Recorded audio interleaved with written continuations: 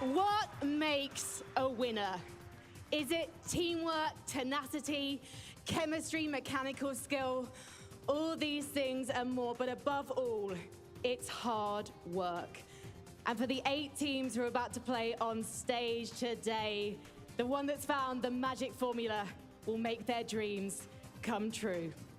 Who will be our champion? Welcome to the final day of the Brawl Stars World Finals 2023.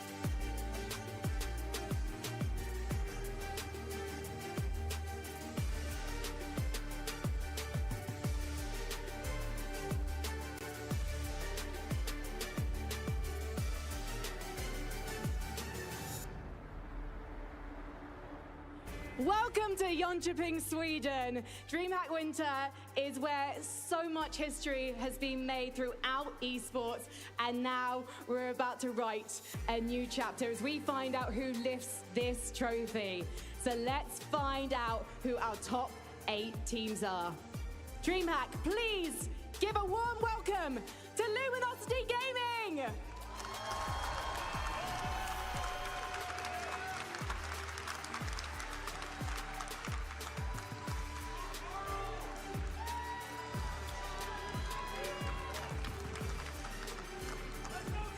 Next up, from Europe, is Zeta Division!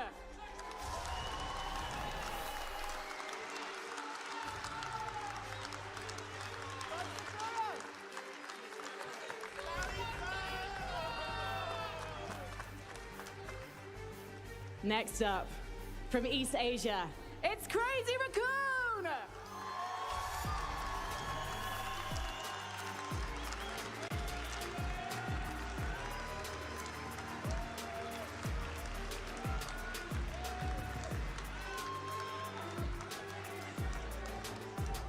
From Europe, it's Reply Totem!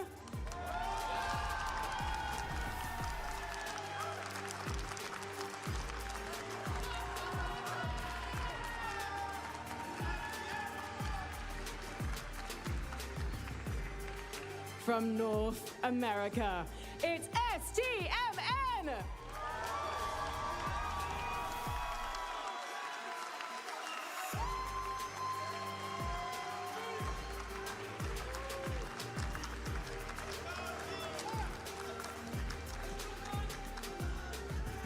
All the way from India, it's Revenant Esports!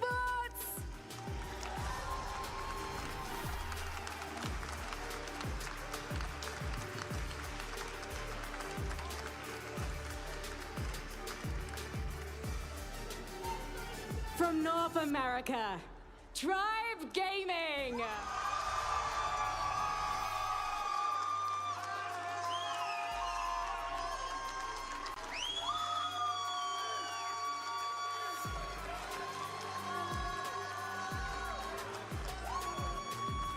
And finally, from Europe, it's SK Gaming!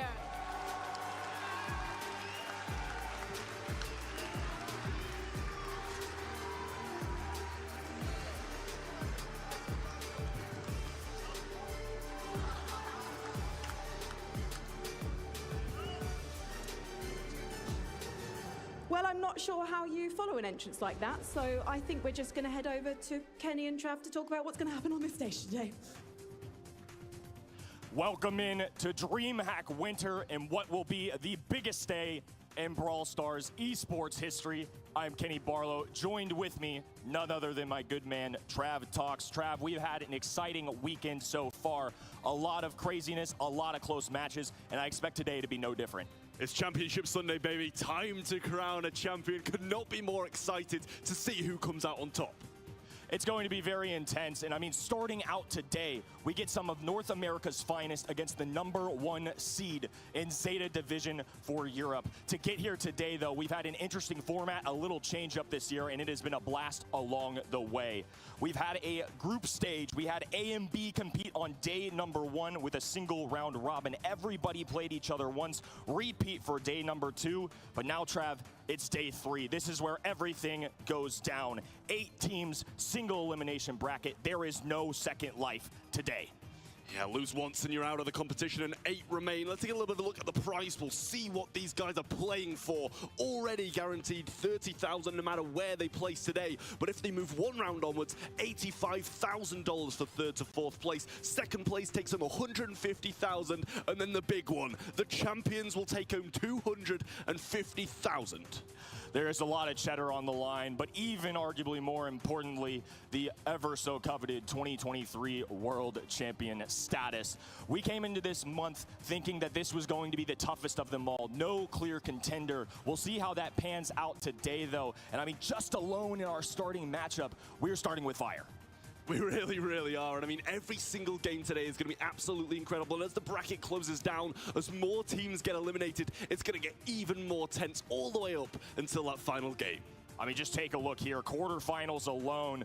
I mean, better than any monthly final I think I could ask for this year, too. We've got Luminosity Gaming kicking us off against Zeta Division. Crazy Raccoon, a 2-time champion on their side, taking on Reply Totem for a little bit of a revenge match. STMN, Revenant, Tribe Gaming, SK, some historical long-time rivalries happening here today. I mean, there's a storyline in nearly every single game, but that last one, Kenny, SK versus Tribe, has a lot of storylines, and SK Gaming already started one of their revenge arcs yesterday, and they're looking to close out another today.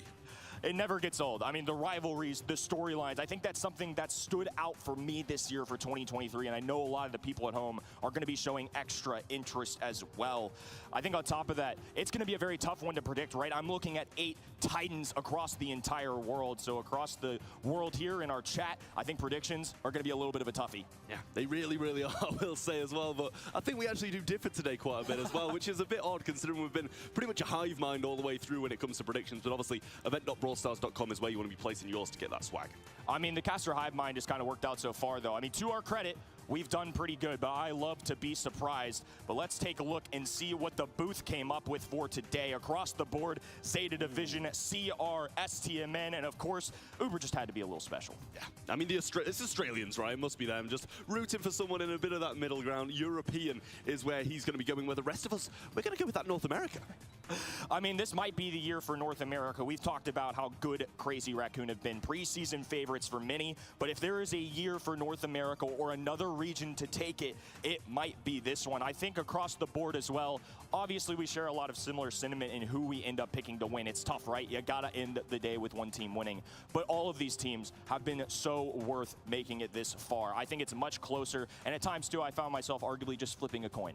Yeah, not arguably as well, you literally did flip a coin, Kenny. Sometimes you literally gotta go with fate. did flip a coin at breakfast this morning. Sue me.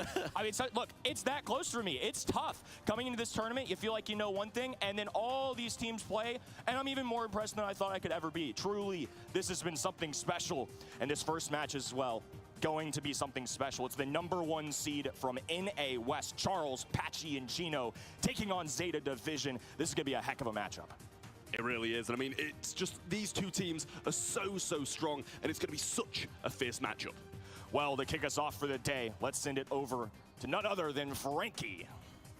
Thank you very much, guys. DreamHack, are you ready for our first game of the day? All right, then. Let's meet our first 2 teams. Our top seed from Group A, North America's Luminosity Gaming! Charles, Patchy, and Chino started the year orgless as the Dog Walkers, but now they could be ending it with a world title.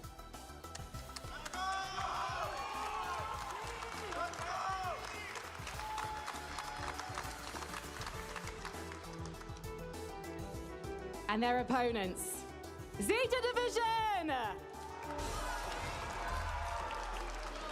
Gero Nori and Meow had a difficult opening game yesterday against STMN. But you wouldn't know it from their follow-up performance against Nouns, making a clean sweep all the way into the quarterfinals.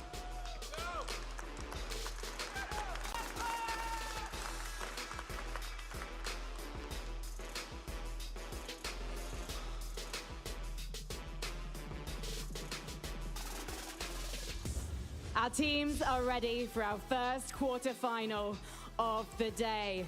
DreamHack, are you ready? Kenny and Trav, are you ready? We are ready, Frankie. Let's get the day underway. Dog Walkers originally started from humble beginnings. This is a young team that have really proven themselves. To many, they weren't expected to come out on top in NA West, just contest. They did more than that, though. They took on some serious teams, improved themselves this year over the likes of teams like Stamina in the online format, and Zeta Division, man, they were nothing but consistent this year. The #1 team from Europe. This is going to be a fun one. Yeah, that's the thing with Zeta Division. They have wavered as of recently, though. Didn't qualify to those SPS Season 4 channels, and that did worry us a bit. You know, they didn't really bring the same form as they have. But yesterday, when they played against STMN, they took it to the last set, and then they took it against Nouns in quite a dominating fashion as well. So they did look very, very good. And the same goes for Luminosity. They looked pretty solid yesterday. They didn't win with flying colors, as we imagined. You know, they did go 2-0, but both of those games were so difficult for them. In Group A especially, we kind of expected Luminosity as a public to come out on top, right? Or at least be one of those top 2 teams, but their rivals proved to be very strong as well. So it's still a little bit of a question mark for these young guys. New to the big stage, the World Finals. I'm really curious to see how they can hang with Zeta Division, who may not have beaten STMN yesterday. They may not have been #1, but they were neck and neck the whole way through. Clearly, this team has proven its strength. And that's the thing, you know, Zeta Division, they've lost against STMN. They lost against them yesterday. And Luminosity have been beating them all year long. That's the thing. That's what makes me worry for Zeta Division. Yes, our predictions, we did side with them because they've been looking pretty solid recently. A bit of a harder group if I do add myself as well for Zeta Division. But Luminosity, they're going to come out swinging. They know Zeta Division are a very solid team, and they need a great start to get in their heads. Well, to kick us off for the day, it is going to be hot potato and a little bit of heist here. In terms of draft compositions as well, Luminosity love to get unique with it. They love to get in your face, be aggressive, and I think that's what this meta caters to. I want to see Luminosity come out swinging, play their game, and see what they can do against a top team like Zeta Division. And they're really going to need to bring everything they have to Hot Potato to start with. Should be getting to draft very, very shortly. See what these players are going to be picking. And we know that Zeta Division so solid at draft. Luminosity here have Alec behind them, looking with quite a meaty notepad. So we've got to hope they bring some of that same energy.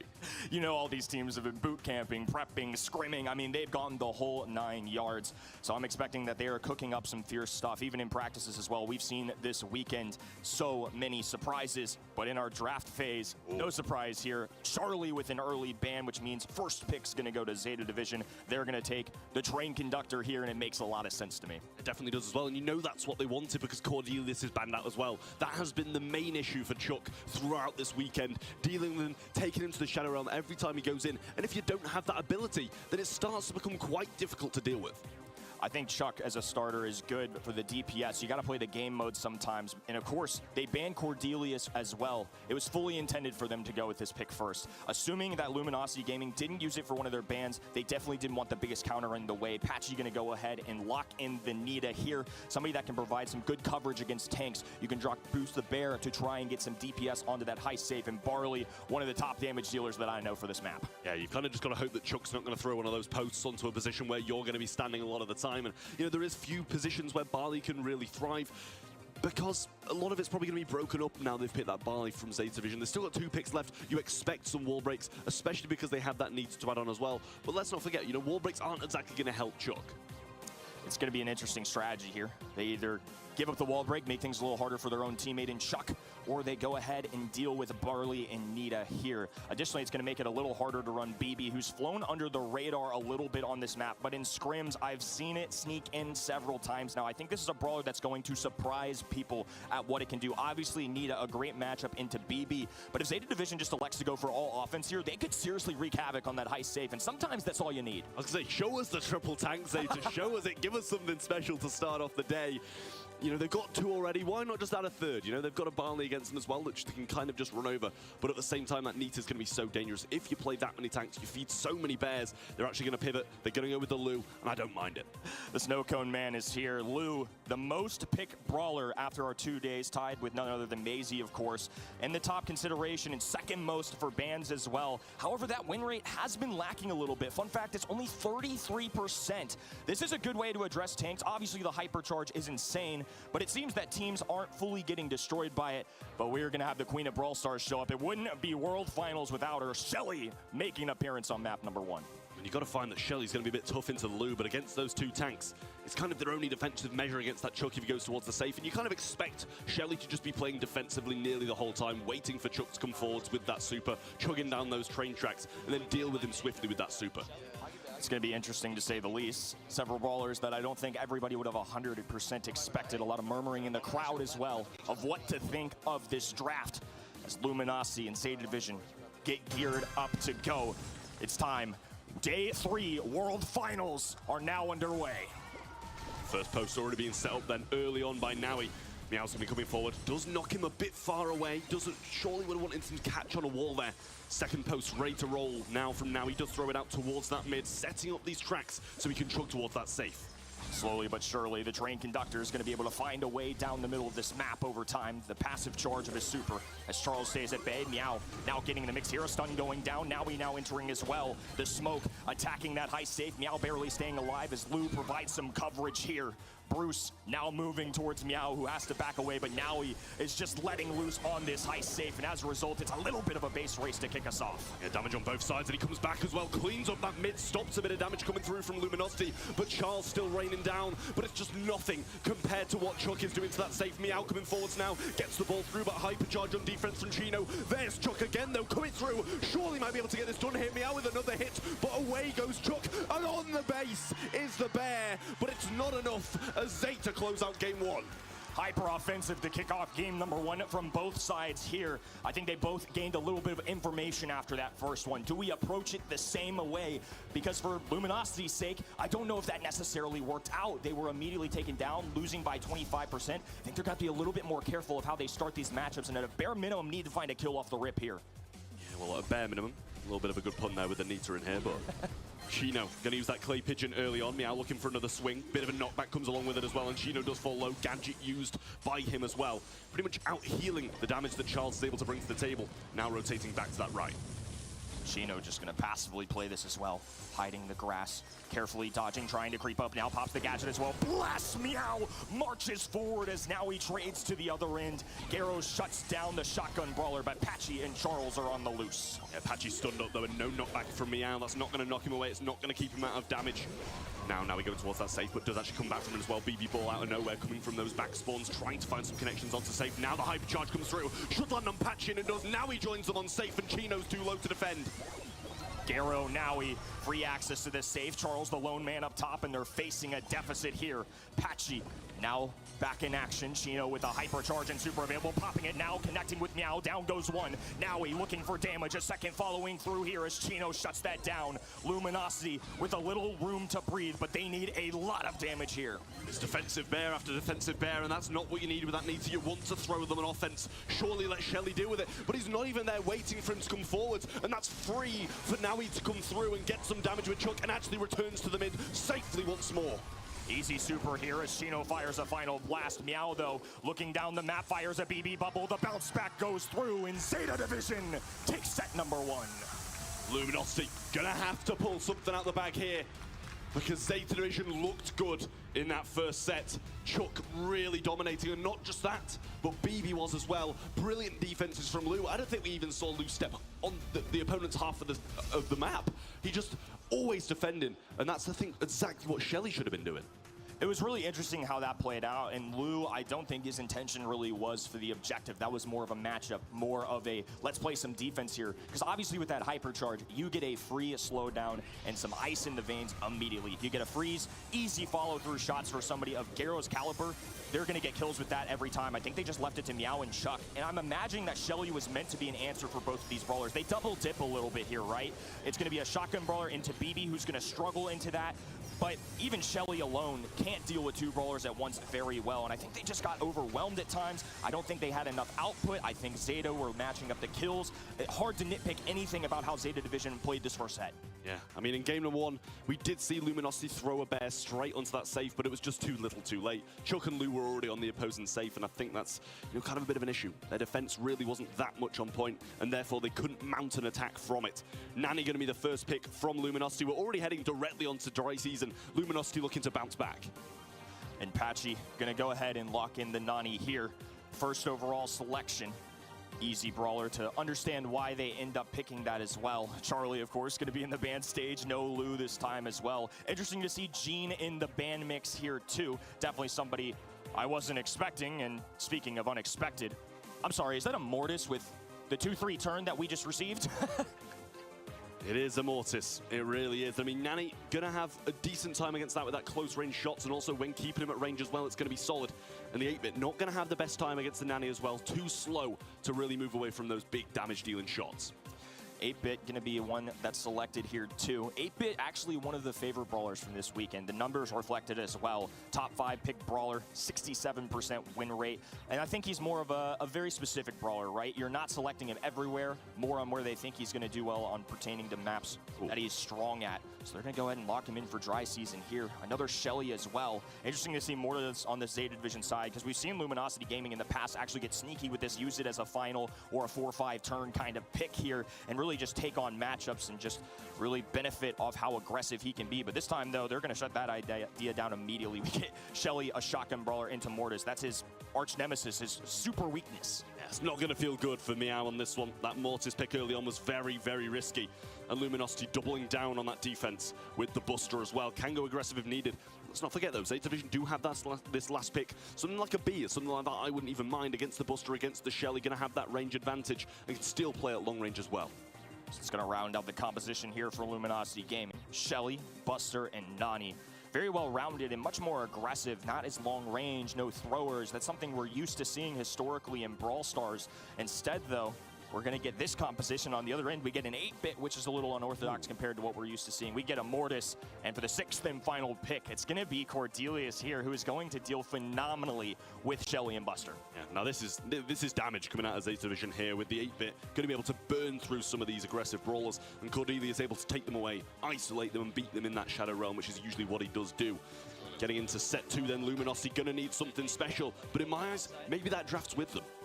I think Zeta Division are really going to have to pop off with Mortis, make sure that he's not just a fallen asset. They're going to have to make sure that he's doing his thing, and if he's getting aggressive, he better be profiting in those interactions. Cordelius, though, a great response into these tanks. We'll see how it plays out here in set number 2. He's bringing that hockey Mortis skin as well. Love to see it from Gero, but he's got a long road to go to be able to win this game. Instant control now from Luminosity, and Mortis on the consistent retreat. Naui, Gero, Meow already on their back heels here. A Shadow Realm being popped immediately, though, as Chino's looking to dodge this. Meow with the big buff in the underworld here, as now he's in hot pursuit of Chino, willing to trade here. Going to pop off right in front of Charles. A bounce away, though, and is going to survive the interaction. And now Gero's getting in the mix here. 5-0, hot start for Zeta Division. A little over-aggressed there from Patchy, trying to redeem something that didn't really need to be redeemed. Could come back to that a little bit later on in the game. But this damage booster now established. That's going to help Cordelius massively while sitting behind these walls. Chino has that super, though, can slow down, but another Shadow Realm, and that's not going to be good for Chino once more. Gero just hanging around too. Naui with this TP as well. We didn't even mention it in the pre-draft really, but that's just an easy way to get out of a scary situation. He's got so many health points as well. 10K resting on his head right now. Patchy, though, trying to walk this forward alongside his teammates. They're all grouping together, playing as one unit. 50 seconds on the clock, plenty of time. Shotgun shots going down as well. Naui hiding and hunkering behind this as Patchy walks it forward. Gero wants to follow through, though, looking for blood, survives, trades. It's going to be Blue Star going right back to Zeta Division, and it's a wash. 4-star lead for Zeta. Well, LG back to the basics now. Got to restart this push, make something good happen. Pete just going to break this wall, try and stop it, but Gero's going straight towards the Buster. Who gets the shot first? It's Gero. He gets the cycle through with the bats as well, gets some healing back from it. And Chino was in that Shadow Realm, couldn't really help Charles, but still, Gero can't secure it, and they are still 3 ahead. 3 on the way. They need that many stars. An easy takedown, though, from Meow. Make it a little more now as Chino's going to get dragged away from the top of the earth. Charles looking for long-distance shots, low HP. Easy tags there as Meow tags another one. 13-15, 2 stars being the difference. 3 on the clock, and they have to hustle here. Charles nowhere in striking distance. Patchy knows the inevitable. It's Zeta Division with another game. Moving another one up now and looking better and better game by game. Zeta Division seeming to run away with this one. Bounty not going Luminosity's way either, and they've got to make a change. They've got to make it now. One more game and Zeta Division are going to be one set away from victory. Luminosity Gaming have to take a stand. They need to see themselves get one. It's not a mistake that they've made it here, but it is certainly a tough opponent on the other end. If Zeta Division get another game here, it's going to be 2-0, and they're going to have to do something unthinkable, make a reverse sweep on the final day of the World Finals. Chino getting some shots through. Now he's falling quite low as well, and Charles in a good position to get the pinch through. But Meow looking for his super, does get it now and going to isolate Charles into this realm, grab some of those mushrooms for some heals along the way. But Patchy, he's trying to aggress Gero. He's got to make something happen, but Meow's actually losing this 1v1 matchup in the realm, comes out of it, and a big hit from Charles will give Luminosity the lead. Luminosity looking alive right now. Blue Star still residing with Gero, though, who's looking to space the floor a little bit alongside his teammates. A little left, right, and center here as the Nani Peep goes in, connects with 8-Bit, who can easily tank that. No harm, no foul. Zeta Division sitting pretty here. It's the first time LG playing the defensive now, and a damage booster put quite high up. Chino's going to use that clay pigeon to get it down. 2 ammo slots went along with it as well, but Gero still choosing not to aggress. Some nice bounce backs from Patchy, and a good drag in there from him as well. Charles cleans up Nowie, and it's 6-1. I see why they started to make this pick here. They go Buster Shelly for the matchups, but also it almost is treated like a Gene pull Shelly combo from the old days. Pull in, shotgun blast. As simple as that there. And Luminosity, much better stuff here. 40 to go, up 6-1. Say goodbye to Meow's super as well. Had to start from square one, but 2 people in his radius here should be able to get it back quite soon. Wants to find these shots, but the Peep does make the connection. Return to sender there as well, but it's not much from that multiple projectile now. Another super from Meow, but Patchy, he uses that gadget to bring him back in and says goodbye to him once more. Zeta gonna have to do something special here. Gero getting something done now. Low HP shut down by Luminosity though. 10-1, 9 stars needed. Smiles coming out from Charles, but don't speak too soon, brother. Patchy picking up 1. Chino's piling along as well. Chino with 5 on his head. Charles with 4, safely away from Gero. It's going to be 1-1 here in set number 2. Finally, a sign of life from Luminosity, making their mark on day 3 of the World Finals. And they needed to do just that. If they lost that, they're 2 sets down, and against Zeta Division, that kind of puts you past the point of no return. Luminosity now 1 game away from even it out. This is make or break. Major moment here for Luminosity Gaming especially. They're a little more fresh to the LAN scene, but they have been phenomenal in the online format all year long, and now they're tasked with taking on Europe's #1. Patchy immediately getting aggressive here. Charles with the chip shots through as well, and they're going to continue to pile this up as Meow has to group up here. Shotgun shots from the distance as Chino fires a buck blast. Gero escaping narrowly, slides to the back alongside his teammates. It's going to be Zeta Division with a 1-star lead. Regrouping once again, the Peep coming through, and they might want to try and use that to get some damage in. They do hit it, but nobody follows through. Patchy going to bounce some shots back as well in the damage booster of Meow and Gero. That's going to be quite difficult. There's the pullback from Patchy with the gadget, but Shadow Realm for Chino as well. Charles pinching round nicely as well. This shouldn't be too bad for him, but Patchy in a really tough position against Gero, but narrowly survives. The fact that Patchy survived that is huge, but unfortunately they lose Chino. They did a great isolation player with Zeta Division. They didn't have the Patchy-Chino combo, and they're paying for it now as Meow takes Chino once again. This is a huge lead now as Nani makes the connection. Again, not enough damage though. Those Peeps do some good chip damage to somebody with 10k HP, but no way to secure a kill. Meow is absolutely on one. Complete land demon, ready to show his worth here against Luminosity. Patchy going to go down, and Gero's going to clean him up nicely. 2-10, and Luminosity have got a long way to go if they want to claw this game back. It's got to start soon. Fantastic adjustment here for Zeta Division. Meow hunkered down in these bushes as well, has a super available, and he's just going to be patient. He knows that they're sitting with the lead. He's going to wait for the right moment towards the end game. He actually misses the shot, though. Now Chino firing blast down the left-hand side. Zeta Division grouped up, and this is a scary position for an in-game here. Yeah, well, Meow's got 4. He's going to be the prime target. Gero with 4 as well, and that can flip the game on its head, especially with the blue star. But there's the realm. Straight onto Patchy now, trying to deal with it. Charles goes down to Gero, but the super from Chino follows through. Patchy trying to make the move, but he's in the realm. Chino gets bats through him, and Gero's winning the 1v1. Gets Shelly down.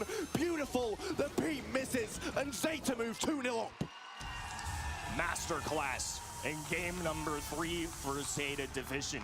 I'm so impressed with that. I mean, game 2, everything seemed to go Luminosity's way. The first signs of real life, the first game that they'd won this entire match. Zeta Division shut any idea of that down. Really great adjustments. I was really impressed with their choice to take Cordelius, drag either Shelly or Buster into the Shadow Realm, and get some isolation plays. They could no longer make the shotgun pull combo that those two had, and I think that was a big reason why they succeeded so much in set number 2. That's a disappointing loss for the side of Luminosity. I don't think they had that much of a bad comp. But there's moments where Gero's beating Shelly in a 1v1, and that should just not be happening whatsoever. A lack of ammo management possibly by them. But look at him, he's really tearing through them, and against this competition, it should be really hard to do that. It's going to be tough, to say the least. Luminosity Gaming now down 2-0. Making a reverse sweep is tough. Making a reverse sweep against a team who's been consistent in Europe all year long, even harder. The bright lights, a packed audience here at DreamHack Winter. Everything is not going the way of Luminosity right now, and they need to find it here in set number 3. Well, still have a lifeline. One more set stands between Zeta Division and the semi-finals of the World Finals. Luminosity don't want to go out in these quarters. Looking at the statistics, 1-4-1 for the side of Luminosity and 2-1-4 for the side of Zeta Division. There really isn't that much difference. One kill made the difference. Absolutely insane. I mean, Luminosity this close, but sometimes that's just how the cookie crumbles, and as a result, they're going to be down another set here. For these fellas, they're going to have to dig deep, take it one at a time, and really have to find a way to do something special. They've done stuff special all year long, but now it's going to come down to Ring of Fire here for them. Hot Zone is the next map for us. Well, it could be the next and last of this series, unless Luminosity pulls something out the bag. Surely Lou's got to be banned. Otherwise, I'm sure that's going to be the first pick. Absolutely deadly on pretty much every single Hot Zone map. And we've already seen Zeta pull it out the bag today in that hot potato, and it worked an absolute treat. So that's something that Luminosity have got to be very, very scared of, and it's something that they've got to ban out. And this is the map that we saw Zeta really do so well against STMN on, but STMN still brought it back. These fellows definitely have some experience in this map, and I'm sure this is going to be a get-right spot for them, if you will.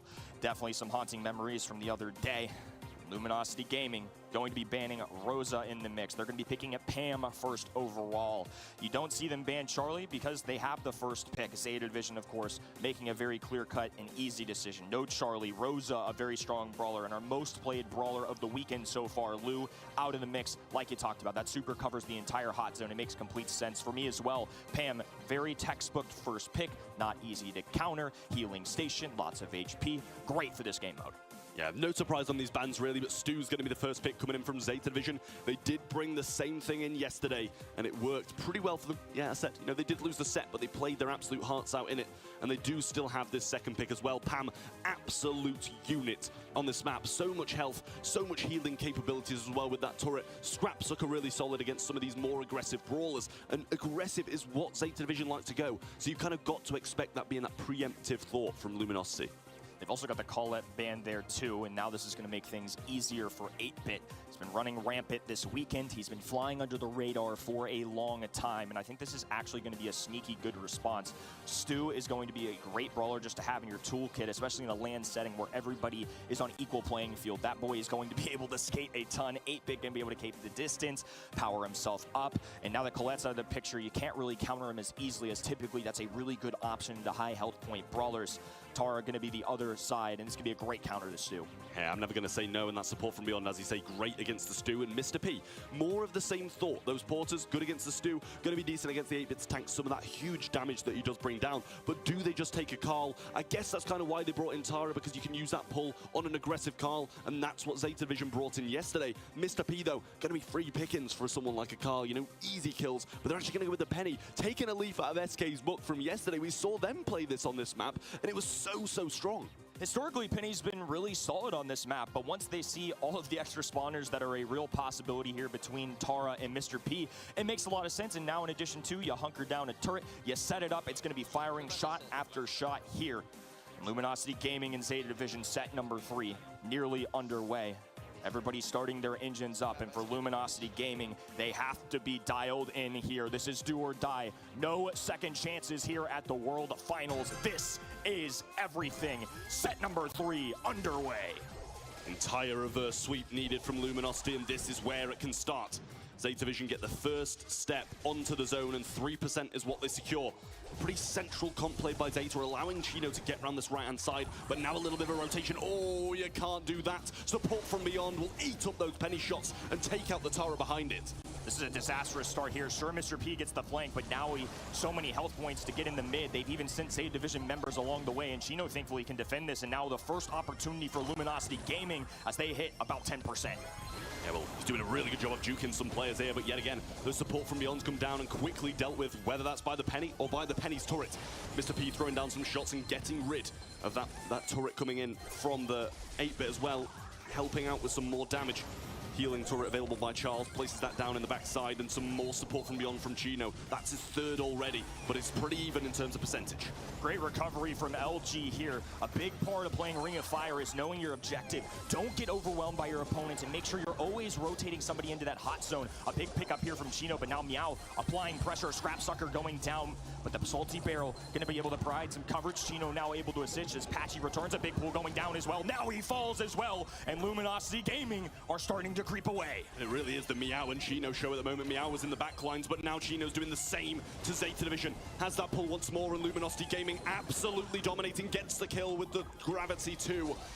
8-bit back in the spawn, and Patchy ensuring that he can't heal up 80% to 40, and LG running away with it. LG just need to hold the line now. Zeta Division with a lot of work to do here. They're even throwing down the Mr. P Porters just to get a different target for the turret here. And Luminosity Gaming pick up the first game here for the first time in any of these sets. But it's what we needed to see. It really is from Luminosity. A great showing to show Zeta that they still have what it takes to reverse sweep this. Zeta might have started looking down at them a little bit when they have destroyed them in 2 sets straight. Now Luminosity Gaming starting to fight back, and they really don't have any more lives, so it needs to be now or never. Luminosity Gaming picking a very pivotal one up here. Last time they had a little bit of a disastrous start as well. Chino falling early resulted in a lot of pressure being applied, but the mechanics and skill of Patchy, Charles, and Chino's, they persevered, held through, and were rewarded for it. 10% now. This time it's going to be Chino going left and immediately eliminated once again. This is where things got a little out of hand last time. Zeta Division now sending a full 3 on the red roster to try and deal with Charles in the mid. Scrap Sucker going down, TP away, and just like that, Patchy and LG are back in the mid. Yeah, establishing control once more then. Damage turret going to be falling as well. But, oh, I mean, Chino needs to manage these better. He's getting his teammates killed. He's getting himself killed with his support from beyond. Another one popped here as well, but able to evade some of those shots from Penny this time. But they are back in the mid, and there's more of them there. A little rotation from Meow to the left-hand side to try to do Apache, but he doesn't even need to, as now he cleans him up.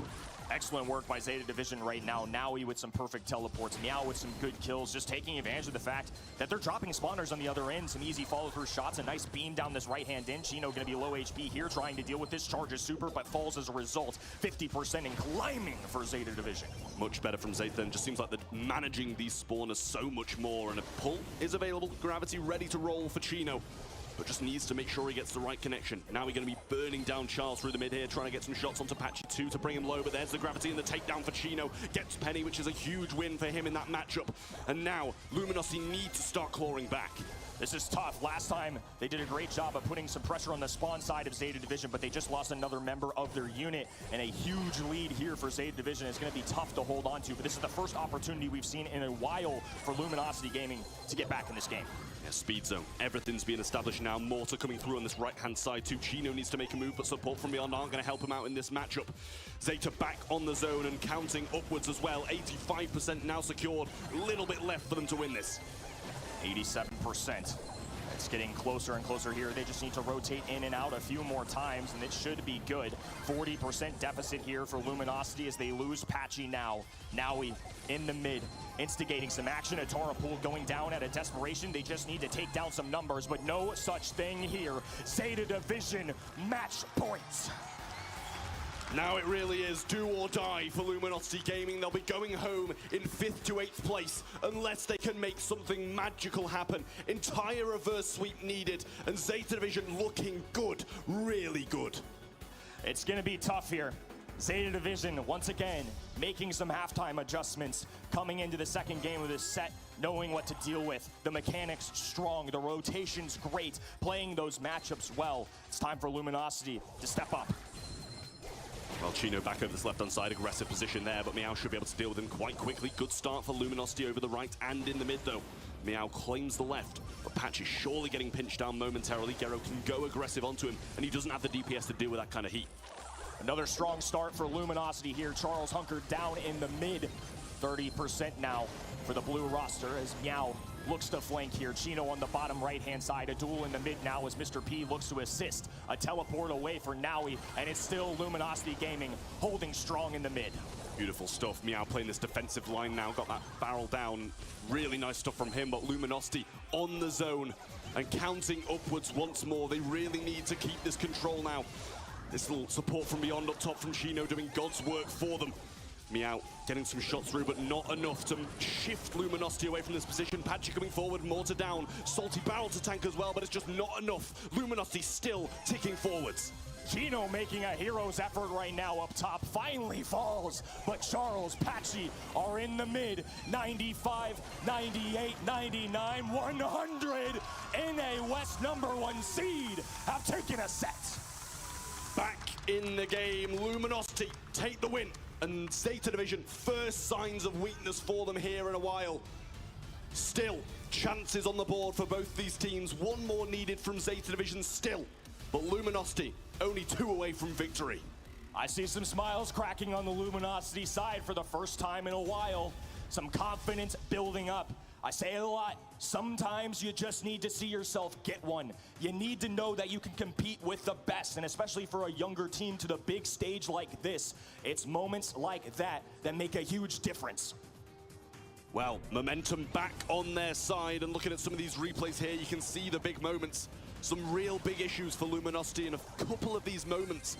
But once they fixed them, they made adjustments, and they were really strong adjustments as well. They knew that these porters, these support from beyond, were going to be a big issue heading into that penny. But they kind of adapted, moved positions, stayed away from them, and it really did work. And then Luminosity came in swinging in game #3. I mean, just ridiculous stuff. And I want to point out Chino, look at this right here. Massive pull. Stays alive somehow. Gero just forced to make a decision. And I mean, look at the scorecard. 3% for Zeta Division at that point, and then they just ran away with it. Luminosity putting a little bit of an exclamation mark on that last game. And although there's still a set down, smiles on the faces, which is a very good sign for a team as momentum-driven as this. 1-4-1, 2-1-4. Not a lot of kills going down in hot zone. But it doesn't really matter. You know, as long as you're on that zone, regardless of how many deaths your team takes, you're going to be going upwards and you're going to be winning games. I think that was something especially Luminosity did very well, especially considering, too, the other side drafted some very good ways to deal with that healing station. A lot of times when teams take Pam in that spot, they're either guarding the healing station, throwing it down the mid, or it's used to block projectiles, and that just simply wasn't an option into Penny, which, again, I think a lot of credit to them. That's a great adjustment, not a popular brawler, but certainly was a solid one. Last stop, Gym Grab, going to be set #4. It's 1-2. Luminosity Gaming really starting to feel themselves here, but still a lot of work ahead. Well, more hopeful for LG now than I was in that previous set, I'll tell you that. Saw the draft, saw that penny come in my head kind of was like, oh, we might be seeing a sweep here, and we do not want to see that in the World Finals, and especially on Championship Sunday. One of these teams will go forwards to the semis. One will be heading home in the quarterfinals. Last stop, possibly the last map, but draft comes in, and just looking at the bands, you know who's got that first pick. The Rosa, the Piper, and the Charlie banned out from Luminosity Gaming. Gale, Shelly, and Maisie banned out from Zeta. They have the first. I love Maisie being banned here. I think it's one of the strongest brawlers right now, boasting a 60% win rate and is tied for first in play rate. The other co-founder of #1 play rate is going to be none other than Lou. Lou, of course, we've harped on it a ton this weekend, but on Championship Sunday, if I'm putting my faith in a brawler, I'm going to put my faith in one that has a hypercharge, is very solid into tanks and an aggressive meta, and can freeze anybody at a moment's notice.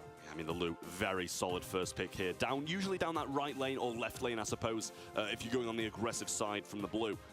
But very good pick, freezing down that mid possibly. And even if there's an 8, you just wait it out and you play that on the super when he TP's back. Sandy rolling in now. That stun's going to be so good. And Max, first, I think that maybe like the third time we've seen it, well, a third team to use this, along with Reply Totem and Crazy Raccoon. We'll see if they're able to bring the same energy with that brawler. Wow. I mean, in terms of teams that I expect to see play the match, or the max, the next match is actually really the only two I've seen mess with it. It's been Reply Totem and Crazy Raccoon. We saw what Crazy Raccoon could do with this brawler yesterday, but to Luminosity Gaming's credit, in the right hands, Max can absolutely pop off. There's also no Gale on the other end. I'm curious if they look to Crow, who's historically been a way to deal with this. Not been as prevalent in the meta, but still decent. But I gotta love a good 8-bit mid here. Zeta Division just kind of riding what's been the norm, and I kind of like it.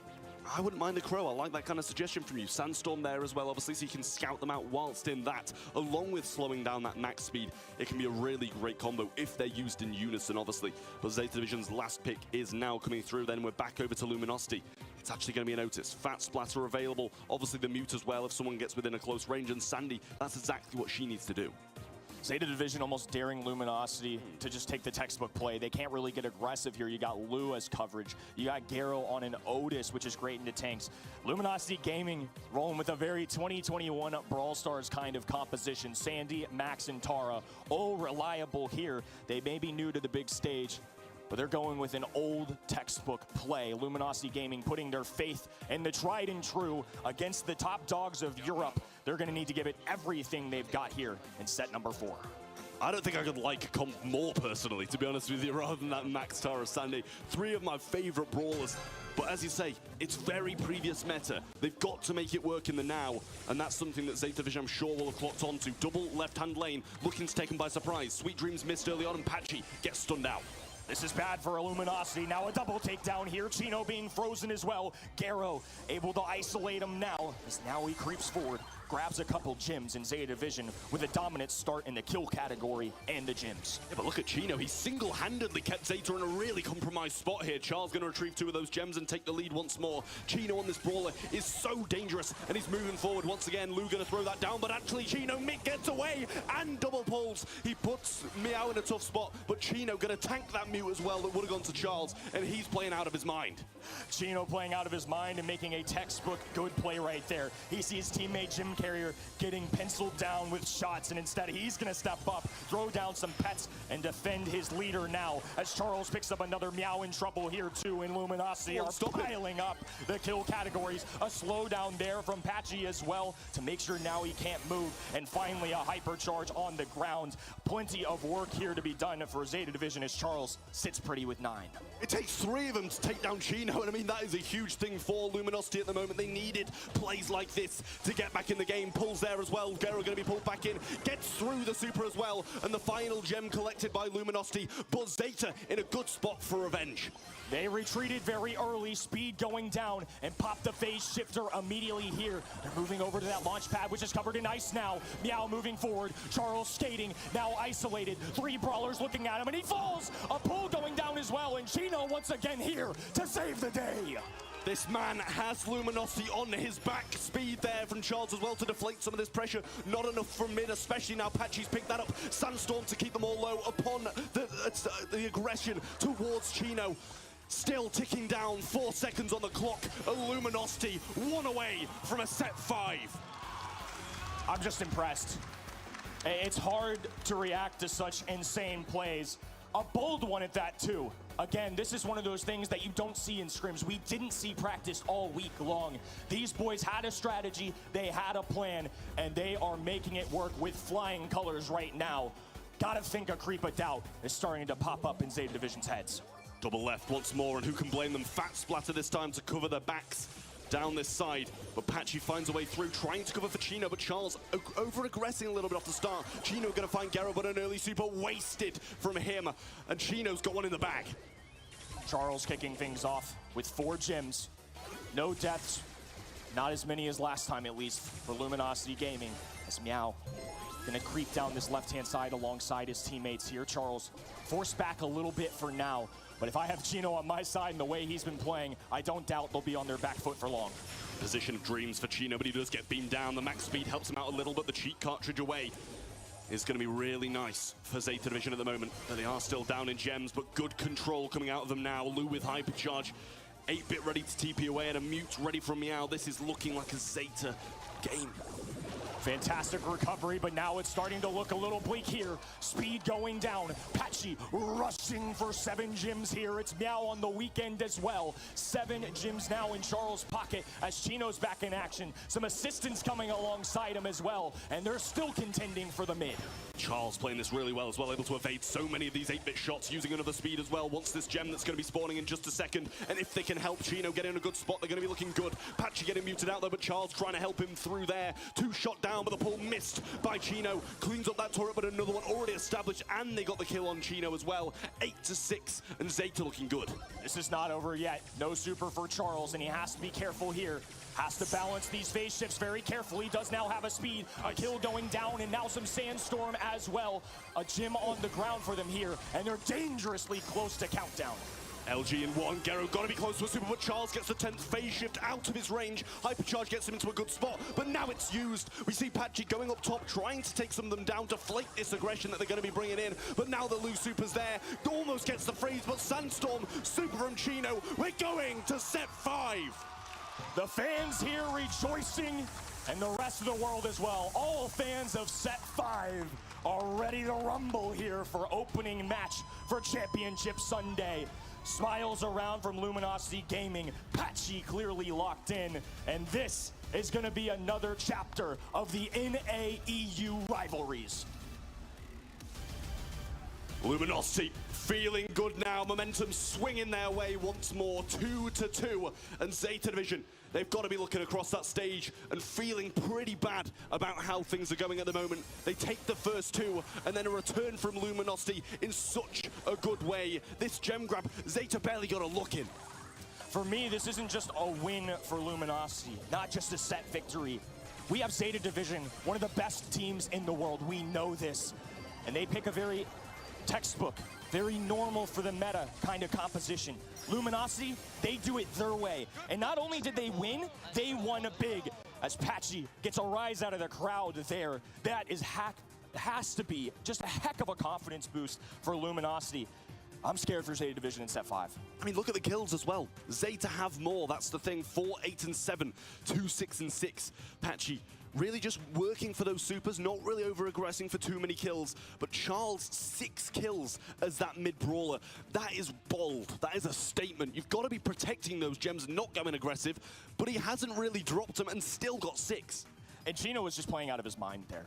The fact that in game number 1 he stayed alive as long as he did, made massive Tara pulls the way he did, was just fragging out, doing everything he possibly can to keep his team alive. And they've done more than that. Now they've put some fear and doubt into the heads of Zeta Division. Super Beach is what it's all going to come down to. The ever so coveted Set 5 draft is underway. Super Beach to decide it. Brawl Ball. Both of these teams will have a pretty big bias towards this mode. Super aggressive on both parts. But at the moment, the momentum lies with Luminosity Gaming. Zeta Division looking to break that and move on to those semi-finals. Send NA West packing, or at least the first team of it. Europe has not been looking too good at the moment throughout this competition. They've taken losses, but NA still 6-0, looking to make it 7. EMEA has not bested North America yet this weekend. This could be the first, or the streak could stay alive here. Zeta Division resting their faith in the Mushroom Man. It's going to be a first overall selection of Cordelius. You notice too, no Sandy this time. They had enough of that chaos last set. Nita, Shelly, great bands, and of course, very normal stuff on the other end and very meta as well. Rosa, Charlie, and Maisie, some of the most relevant brawlers we have. You know, you can see discussing draft up on this side. Charles barking out to his teammates. 5 seconds for their pick, and obviously another one will follow as well. Going with the max again, feeling confident in that brawler after the last one. And who can blame them after the performance they brought out? If it ain't broke, don't fix it. It worked last time.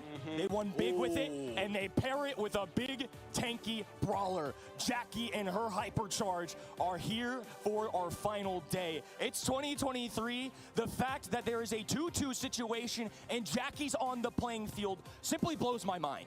It's the same as yesterday. SK put their faith in that brawler in their set 5 and pulled through the reverse sweep with it.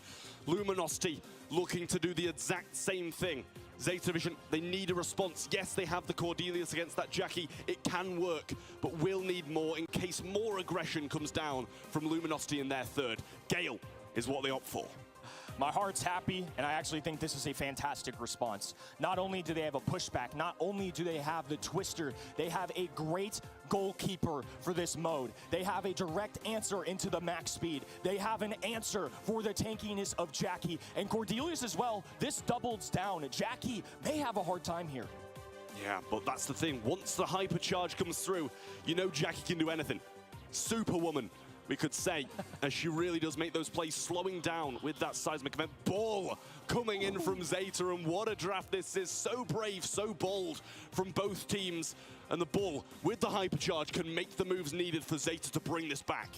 Both sides have just decided, let's make some big plays. They've brought the playmakers out. We've got Bull, who can give a big bang at any given note. He can use that super, go to the other end, and just bully his way to the net. As a response, though, let's bring back the Tara. Curious to see if Chino pilots that brawler once again, because after that last set, it worked. Get on your feet, DreamHack Winter. We've got a set 5 on our hands. It's #1 from North America West, climbing their way back against Zeta Division. I mean, you guys couldn't see it, but I'm turned around, I'm looking at the stage, and Patchy looked confident about this draft, threw up a little peace sign, ready to roll into set number 5 to decide it all.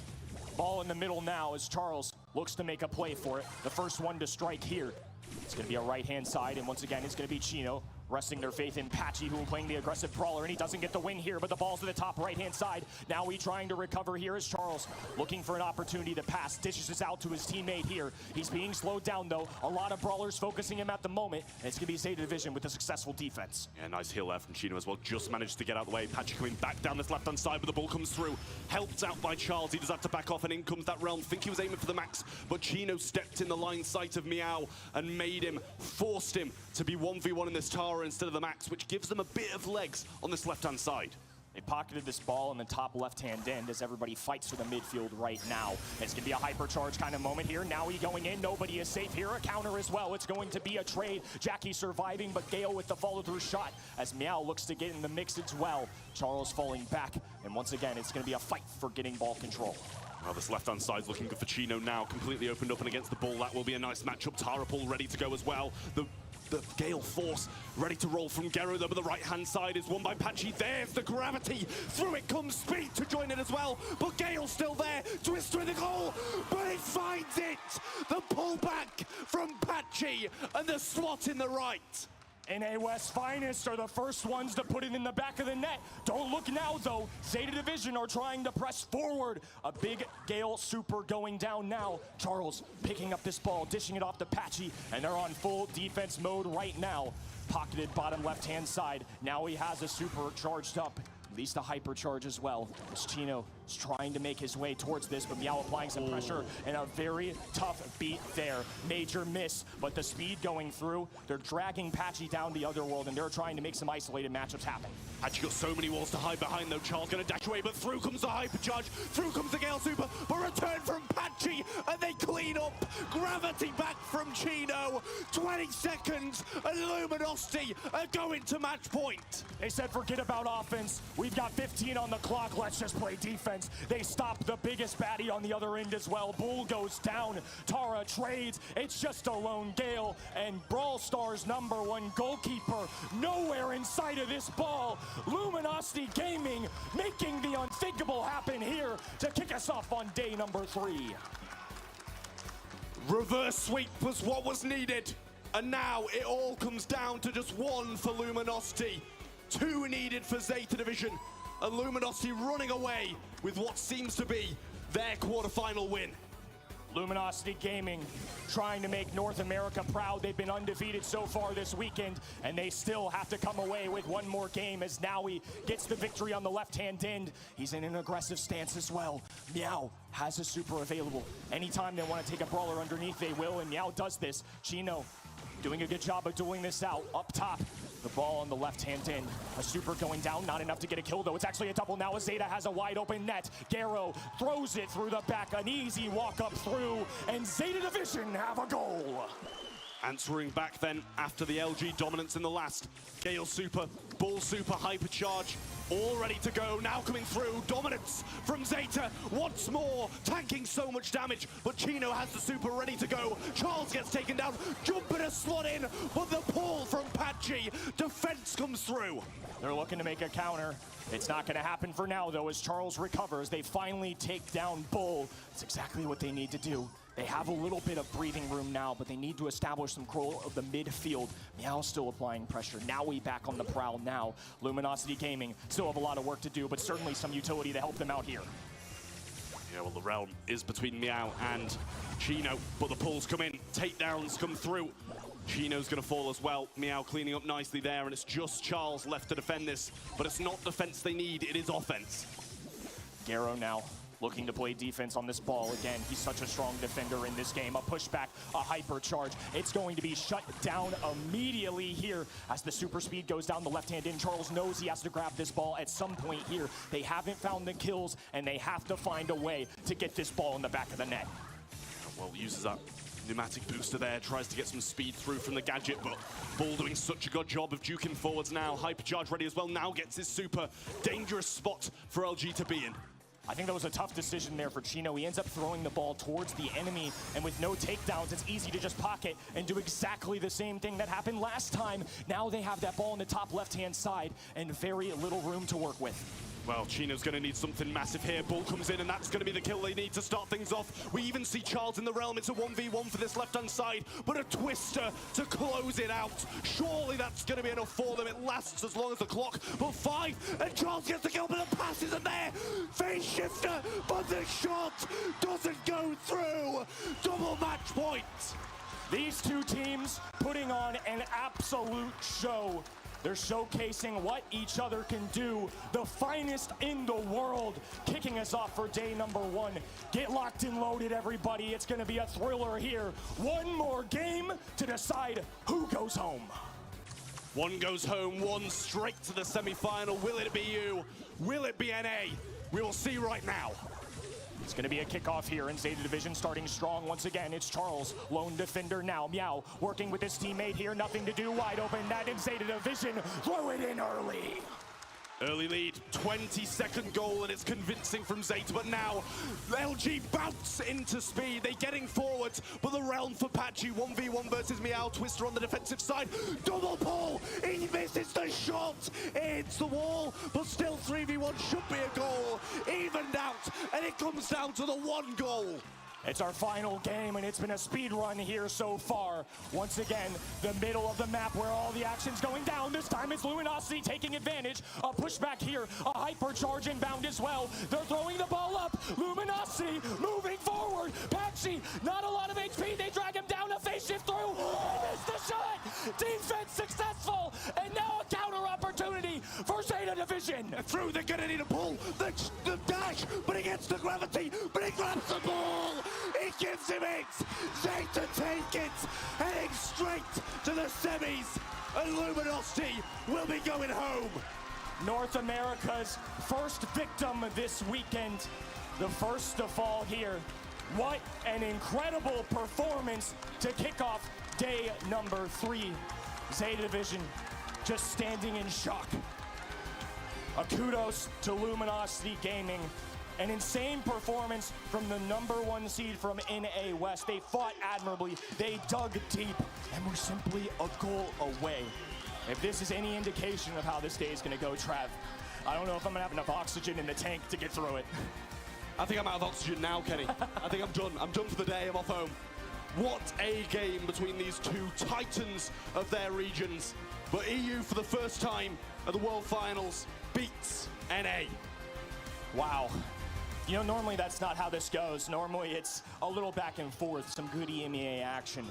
But they sure made it look intense. I'm so dang impressed with both of these teams. I know the casting desk all picked Zeta Division. I expected to be competitive, but nowhere close to what we just got. What an absolute thriller to kick off Championship Sunday. Whew. Oh, I'm officially out of breath. My voice is going to be gone after this game, I'll tell you that right now, but what a banger start of the day. It genuinely was. I don't think we could have asked a better entry into Championship Sunday of the Brawl Stars World Finals. A few replays hitting your screen right now, and Wow, every single one of this was beautiful. Huge pull to get things kicked off for Luminosity, but a good answer back from Zeta Division at some points. Great defense from LG, but in the end, it just wasn't enough. Just incredible performances. A lot of energy from both of these teams. And again, so much respect for Luminosity Gaming here, who made some absolutely insane plays. A great shutdown there in game number 2. But this game number 3 was a heck of a race to see who could score 2 goals first.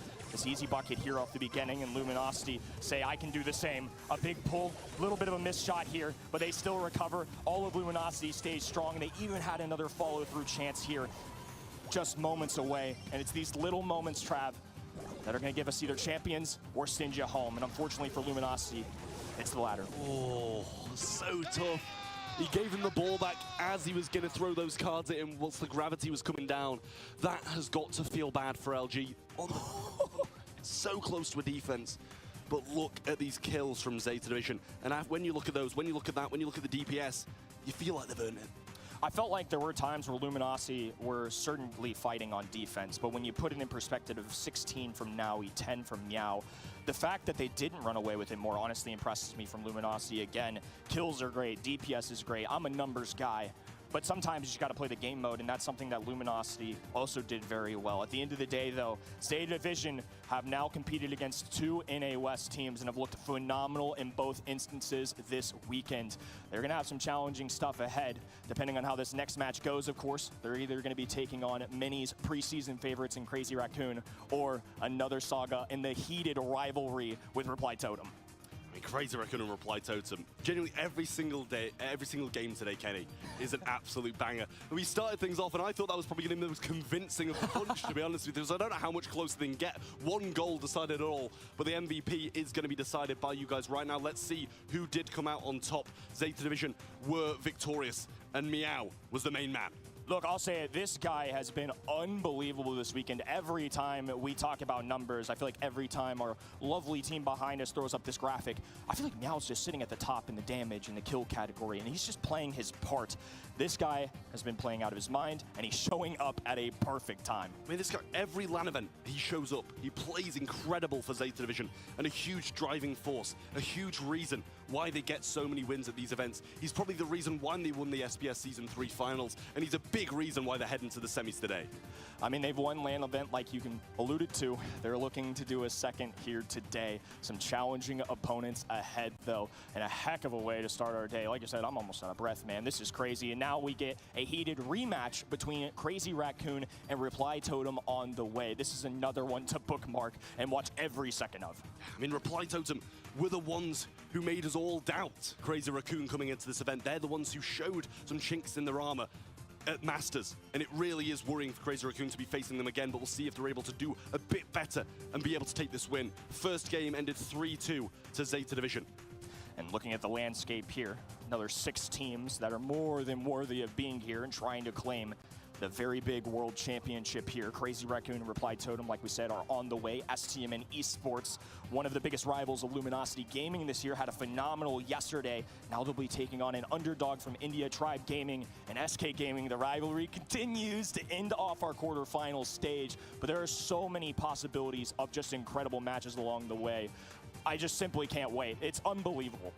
Yeah, well, let's take a little bit of a look at this next matchup then. Focus down on it. Moya, Tensai, Chitampo coming in from that Crazy Raccoon roster. Multiple world champions and a 2-timer in Tensai, looking for his 3rd here today.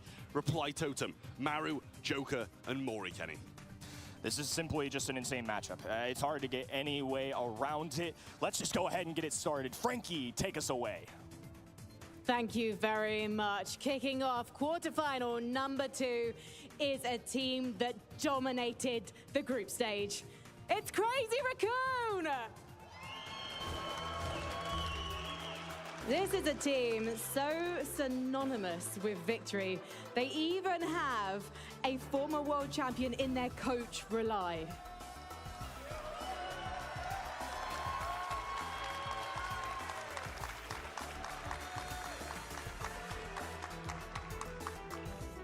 And their opponents from Europe, it's Reply Totem!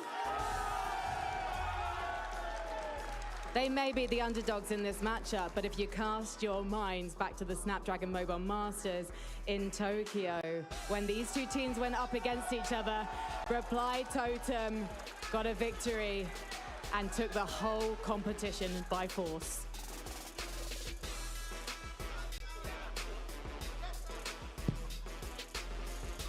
We have got some very nervous teams on stage, and we've got some very nervous fans in the audience. So DreamHack, please give it up for your teams! We're gonna head back over to our casters, Uber and Trav. Thank you very much, Frankie. They say, Trav, time is a flat circle, and we're back here at the Origin. Let's throw back to last year, 2022 World Finals. Reply Totem in that quarterfinal. They go up against a frightening Zeta Division 1. They come off second best. Tensai Stitampo, especially, they're back for more. I mean, exactly, and it's the same thing with Masters as well, right? Back and forth between these teams. World Finals last year, the Japanese team was victorious. At Masters, Reply Totem showed them how it's done, and now it's the decider. It's one of the few weaknesses I think we've really seen from that East Asia region, right? And that was obviously Reply Totem being able to hand them a massive L. This team, I mean, they of late, coming into the World Finals, I mean, they failed to qualify for SBS Challenge Finals, right? They sort of dropped the ball in the last day of play. It's possible their minds are really set on the World Finals here. And, you know, many of us really underestimated them, yes, over the last couple of days. Many of us thought they might not even get out of that group, or at least not many of us predicted them. But they, again, have proven us wrong. They find energy, they dig deep, and they get here. But this is truly going to be their biggest opponent so far. 73% of the public gonna go with Crazy Raccoon, 27 for the side of Reply Totem then as we head into Kaboom Canyon on Heist to kick off game number 2 of day 3 of the Brawl Stars Championship World Finals. It's going to be an absolute banger. You know, I'm siding with the 73% in Crazy Raccoon because of how good they looked yesterday. Reply Totem, yes, they made a mark, they won a game, they got here, but it wasn't convincingly. No, not at all. And I think many of us had predicted Crazy Raccoon to find success yesterday, but it wasn't the fact that they won, Trav. It was the manner in which they did so. Unbelievably clean gameplay in a group that features some extremely fearsome opponents, right? We're talking, you know, like some of the best teams from North America in that group. They just washed them away. This is a team that might just be a cut above. We're going into Kaboom Canyon here. Let's kick off the draft. Of course, you have the Chuck, banned away by Crazy Raccoon, who always like to throw it back with some of their drafts and compositions, right? We see a lot of Max, we see a lot of Mega from them as well. Picking up the Carl here and there. Always scary, and more than happy to pick less meta brawlers. Yeah, well, they do actually ban out the Carl as well as the Jesse, and then the Charlie, the Cordelius, and the Colette, I believe it was, on the side of Reply Totem, going to be banned out. First pick, going to go the Gale. For me, the first pick, maybe not, but at the same time, it's really been showing its face so much on Kaboom Canyon, and just in general at the moment. Are you concerned that it's a little exploitable to take it this early in the draft? Yeah, I think that's probably the case. You know, if they take some range, then they're not really going to have those slowing effects hitting them. They're not really going to be feeling too many of those blustery blows, and they're going to go Griff early on, which does outrange it. It's going to have some good DPS on the safe, as well as that piggy bank to break the mid. I mean, we have 2 DPS machines picked back-to-back here by Reply Totem. They both effectively outrange the Gale here, which means Moye is going to take a face full of coins or shots if he tries to get in range to have any real impact. Again, we've seen teams pick that Gale because they really value the jump pad, getting back into the center of the map as quickly as possible. Having effectively quicker respawn means they can essentially throw themselves at it, and it might indicate perhaps a bit more of an all-in approach from them here, whereas Reply Totem look comfortable to try and keep Crazy Raccoon at arm's reach. They will, though, bring in a sharpshooter of their own. Yeah, I like the Nanny. Obviously, that warp blast straight up to the side, moving to where the peep is, TP towards that safe, and it deals some huge damage when you do. Even if that damage gear is activated, you're going to be blowing like 4.5k onto the safe per shot, and it is really huge to be able to do just that. You know, you were touching on that jump pad, but the thing is, it's a really nice response from Reply Totem. The piggy bank to break open the mid. They don't need that gadget. They don't need to be jumping over. They can just walk straight through. Absolutely. It may not be an issue at all, that terrain here for Reply Totem. We see Shitampo pick up the Tara here. Quite a few options. We see a lot of the more single-shot brawlers here struggle against the help from Beyond. Of course, Psychic Enhancer if you feel like you need that vision on some maps. And we're going to have an Amber here from Reply Totem. So it really, generally pretty long-range setups here for this entire team. Yeah, well, I like that. Burning down some of these bushes, opening it up, allowing 8-bit to have a bit of a more free view of that mid. And at the same time, support from beyond not going to be able to do as much work, because as soon as it's running towards an Amber, it's going to be burned straight through, piercing damage all the way through it. But I'm really looking for this Amber to get rid of those bushes early on. Yeah, and this is Reply Totem, your number 2 seed from the EMEA region, once again, just as they were in 2022, and once again facing juggernauts from the East Asian region in a quarterfinal. They're looking to rewrite history here and maybe run back the performance from Masters. We're diving headfirst into our first set already. Moye in the middle of the map, and classically, of course, that wall taken out. Nice pitch there from Joker to be able to get that vision in the grass, but burn down of the bushes already. Nice stuff from him. Shitambo's going to rotate over to the right-hand side and pick up Moye too. Joker trying to make his pathway down this left, putting some oil down. Should have this mythic gear activated as well, which means slowing value along with it. Joker taking a decent amount of damage here. Moye, despite being outranged by many of these brawlers, is giving as good as he gets, if not better. Maru going to be forced back here. Moye still occupying those bushes, and Tensai lights Maru up from long range. Now Crazy Raccoon can just get incremental damage on that safe. There's no hurry here. Yeah, same really strong stuff from CR coming out early on, but extra credits coming from Moye, burning down the exact same So much damage. That's what Crazy Raccoon have got in a matter of seconds. Maru burning through some of these shots, Gravity ready to go from Shitampo on the right, but he can't move any further than just that. Now, cards ready to be thrown out by Maru, can deal a lot of damage, and the burst straight through everybody as well. Look at Totem's safe though. It's taking damage this entire time because Joker's been having a one-on-one with it here. Trying to get Tensai out of the way, but this Nani with the Warp Blast going to the back corner, and it's like Reply Totem were too slow to respond. Shitampo now from that right-hand side. Yes, they do finally get rid of the Nani, but at what cost? Yeah, just falling apart at the thoughts of it here. Moye coming down this left-hand side, ready to slow down Moye. Gets in range, and Shitampo's going to be dangerous. Well, Super coming down. Joker's caught in it. Support from beyond should finish him off. Now all 3 on the save, and that has got to be it. The piercing should finish this one, surely, but they're backing off and they're playing it slow. So instead he wins the race here. They might have a lot more burst damage Reply Totem, but the consistency is there for Crazy Raccoon. Mari trying to deal with another of those shades. Shitampo knows it's one more shot and job done. Crazy Raccoon don't need it to be a sprint. A marathon is more their style. Played that slow, didn't want to over-aggress, didn't want to overstay their welcome in that aggressive side of the map. So Shitampo just waited out, you know, sitting in that corner, maybe hit a Gravity here and then, but waiting for his team to re-establish themselves in that mid to be able to get that burst damage and get it done. It's such a control-oriented composition. Yeah, Murray can step up and in like one tap do 20% damage to that safe, but Crazy Raccoon don't give up mid. This composition basically says you are not walking into these bushes.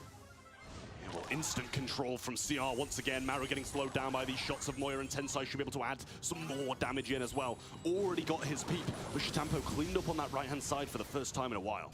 Poke damage from Tensai here. Hasn't popped the peep just yet. Lovely stuff. Lines up Joker, 2 hit by the Gale Force. Here's Moye keeps Maru and Maori at arm's length for now. And again, just a tap here, tap there. Here's the Gravity, sucks Joker in. Maru trying to come to the rescue. And of course, an attacking shade coming out of that dark portal gets a bit of free damage. It's already 25% Trav on that safe. Totem having a real tough time here. Turret now available from Moye, going to have that damage boost, but if he can't get anywhere near to the safe, he's not really going to help. Oh. There's the super coming in from Tensai, and Shitampo follows in too. Support from beyond on the safe as well. Huge damage coming in from that. 41% taken off the Reply Totem, and they're yet to even glance at the Crazy Raccoon safe. Crazy Raccoon absolutely not bothered about that damage amp on that left-hand side. Reply Totem not in a position to set Mari up for success just yet. 41%. They have absolutely battered that safe down. Murray finally able to deal with Shitampo when an opportunity, a window for Reply Totem to step into mid. Well, as soon as they get that window, we see the Warp Blast up top from Tensai, and Moye should be dealing some damage to the safe, getting a slow down. Oh. 4 HP, and he does survive down on that right-hand side, but Maori going to move this turret further up, establish himself higher up the map, and try get some damage down, as they're not even got a percent yet. Reply Totem moved the line of scrimmage finally into enemy territory, but Shitampo does not want to give mid up so easily. Comes on in, gets picked up pretty easily, so this should be an opportunity, but of course in the background, once more, you better believe it, it's Nani, Tensai, putting pressure down and drawing Joker out of mid. Yeah, and getting damage too. He's gonna fall, he comes around the back and he doesn't communicate it. Joker gonna be able to burn Tensai down, but the rest of SCR gonna be joining them up top. 30 seconds, even if Totem get on safe right now, they're gonna need every single shred of damage they can do straight onto that safe, and they're going nowhere. Shitampo locking this down, Moye and Tensai joining them up top too, and this is the set to CR. Absolutely systematic deconstruction of Reply Totem's defense here. Yeah, they can get the kills and damage, but none of it's been on the safe. Tensai steps up once more as Shitampo from the periphery will make sure the job is well and truly done. 100% remains on CR's safe. And it lasted the entire game. 3 seconds was left on that clock, and they did not get a shred of damage on CR's safe. That is got to be worrying, and it begs the question, are CR just too good for the rest of our teams? Tensai with his cheat sheet here. It probably doesn't have too much on it, except just click heads. It was impossible for a Reply Totem to gain map control, right? Up against the Gale, who, yeah, he's outranged. But if you can't see him, you can't really punish him, right? You can't sort of shoot him down from across the map. And as soon as you try and take that mid control, Gale Force is used, Gravity is used. All of a sudden, you have nowhere to go. Even a tanky, durable brawler like that 8-bit cannot move up the map. And then, if there's any risk of Reply Totem going on the aggressive, okay, Warp Blast the peep in the back corner. And both Tensai and Chitampo could not be 1v1 by Reply Totem. It took more than one player each time to get them out of that position. I mean, this is just the pure mechanics, right? The reason Tensai has so many of these TPs available, the supers, the peeps, is because he just hits every single shot, and it's really worrying for Reply Totem at this point. If they're playing this well in a game mode like Heist, if you can't get any damage on safe, what are you going to be able to do in the other modes, where you can't just rush up the map and get damage? There's nothing particularly elaborate about the draft here for a Crazy Raccoon. I think you mentioned it, the mechanics, I think on a fundamental level, there's a gap right now. Reply Totem, we know what they're capable of. We know what they did at Masters. We know they can stand up to a team like Crazy Raccoon, but right now, pound for pound, they are well and truly behind. Well, I'm pretty sure Reply Totem are going to have to rely heavily on winning the drafts to be able to have a say in any of these games. 8-8-7 for the side of Crazy Raccoon, with huge DPS coming out of all three of them. Maru, Joker, and Mori, 5-7-4. Not even the top player on Totem can match the bottom of CR. How do you feel in the end as we throw back real quickly to that Amber pick? Obviously, you want to burn down some of those bushes, but it didn't seem like it was able to make too much of a difference in the end. I mean, it had that Tara matchup all the way through as well, and it just seemed like he was getting super after super after super, and Joker was really quite unaware of it a lot of the time, standing in those bushes, and then there just wasn't the pinch when he kind of established himself further up the map behind those unbreakable walls in the top right-hand side corner. Amber can't do anything there. Because Tensai's always on the left too. Absolutely brutal stuff. We've seen, like, Penny, Amber both picked into Tara to punish her, right? Just destroy their health from beyond, ignore it virtually. Wasn't nearly enough for Reply Totem, so last stop comes up for our second set here in this best of 5. We'll be heading over to Gem Grab, and if you don't ban Max, you sure as hell better pick it. Yeah, well, we saw that Luminosity proved a point that it's not just Crazy Raccoon who can use this brawler, so if you let a player like Tensai get his hands on that, forget about being torn apart. And I mean, they've just done it without some of their comfort picks. With them, what a Totem going to do? Absolutely. We talked about how important it is for Reply Totem to find success in the drafts. If they really want to have a chance, they need to derive some kind of advantage before the game even starts, we feel, to have a chance to stand on even footing with Crazy Raccoon. Righto. No Max ban here. Sandy, though, taken away by Crazy Raccoon. Loon, of course, Charlie has to be removed. Amber taken away. Gale, of course, has really been hotly contested. Reply Totem see the Tara and they say, we want that first. Can't blame them for it either, especially with how well Chitampo played that in the previous one and how well it worked for Luminosity in the previous. Chino had that brawl and he was dominating the opposition. Crazy Raccoon have the next two though, I mean, with Sandy, Lou, Charlie all banned out, and the same on the other side, 6 bans across this map. It doesn't really leave too many options, but mids still need to be grabbed, and if you want a good mid, it's pretty much got to be your first or second here. I feel like Crazy Raccoon, though, a little bit harder to ban out, especially, by the way, if they are picking first, because you only have 2 slots to do it. One of the first squeaks we've seen for this entire tournament. Yeah, I mean, the thing is, you know, support from beyond, it can get cleaned up pretty much by one shot of that squeak. It's all bunched up in the same place. So if you get a connection onto those, you quite often get a connection onto Tara and vice versa as well.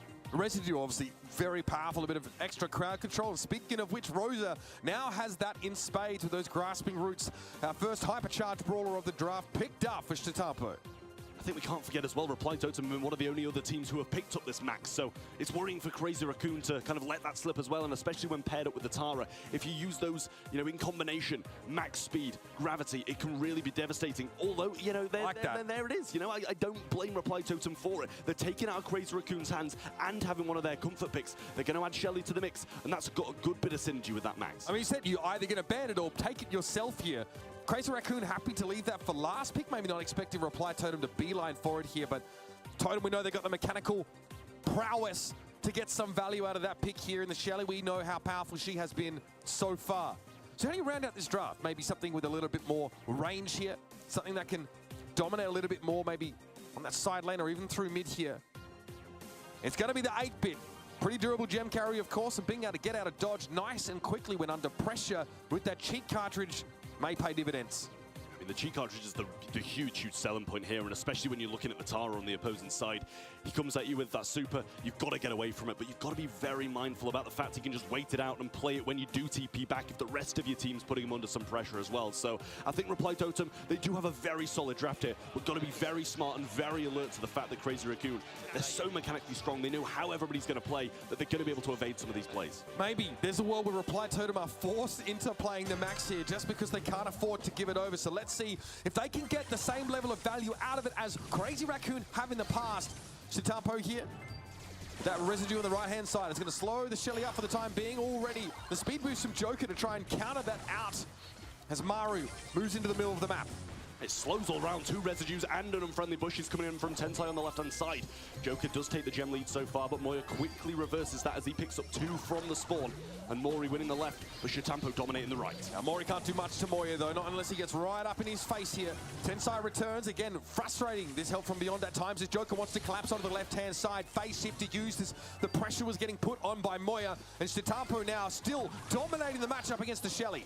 Friendly Bushes resets Joker's health and slows him down too. Mori gonna have this pull, might be better off using it on Tensai here, does get him there. The super comes through from him as well, reverses it back, but still so low, and that's something that Mori can't lose. Yeah, Moya hoping to at least get a trade out of that one, but both Joker and Mori emerge after picking off the Rosa. Now Joker wants to go forward. Let's go pop to another phase shifter for a reposition. They really want to exploit Tensai here and punish him. Another gravity deploy, but Moya is able to find Joker. Now our gems are on the less ideal carrier. I mean, Shitampo, no gadgets left now. Shelly might have a bit more of a say in this matchup, but Joker's going to have to provide speed. Instantly, super going to come out. Believe it might be the slowing value as well.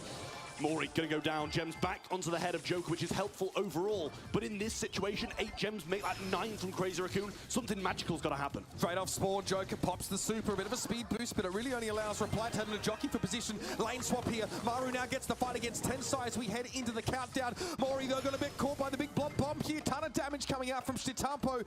And Moya, hard to catch. Now, of course, he can use that cheat cartridge to reposition in a pinch if he needs to, but he won't have to. My goodness, look at that D from Crazy Raccoon. Forcing Reply Totem right back. Picking them off one by one. And if Shelly had that hypercharge but couldn't make use of it, didn't have a super, and when he was so close to getting it, they just cleaned him up before he could really make anything happen. Tough stuff for Reply Totem once more. They had a good start, but Shitampo had that right-hand side locked down, and Tensai even had a say in that Tara matchup on the left. Instead, you're waiting out as the Shelly for those residue gadgets to be used up, but by the time they were, there was too much of an advantage in gems for Moya. They seem to have swapped here. They sent Joker over the left, over the right early on, sorry, and Mori down the mid, but flipped back to how it should be now. Shitampo going to be taken down. Nice phase shift from Joker to get close and tank that damage through. But Tensai in a bit of a tough spot now. Super coming down there from Maru. Gets him slowed, but Moya's going to pick up that mid.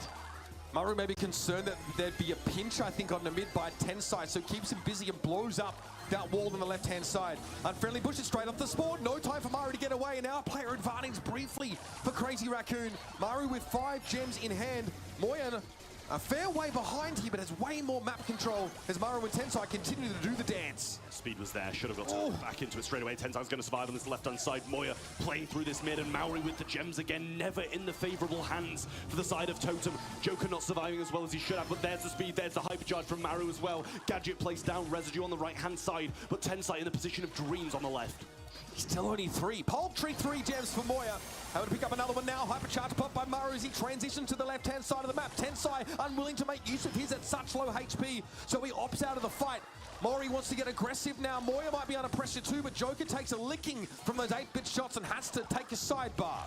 Play pigeon once more from Maru, trying to get some shots through, but Tensai moving over to that right-hand side, and this should be nasty. Following him, but 3 gems dropped there, and that's almost going to get the lead. They might be able to pick him up.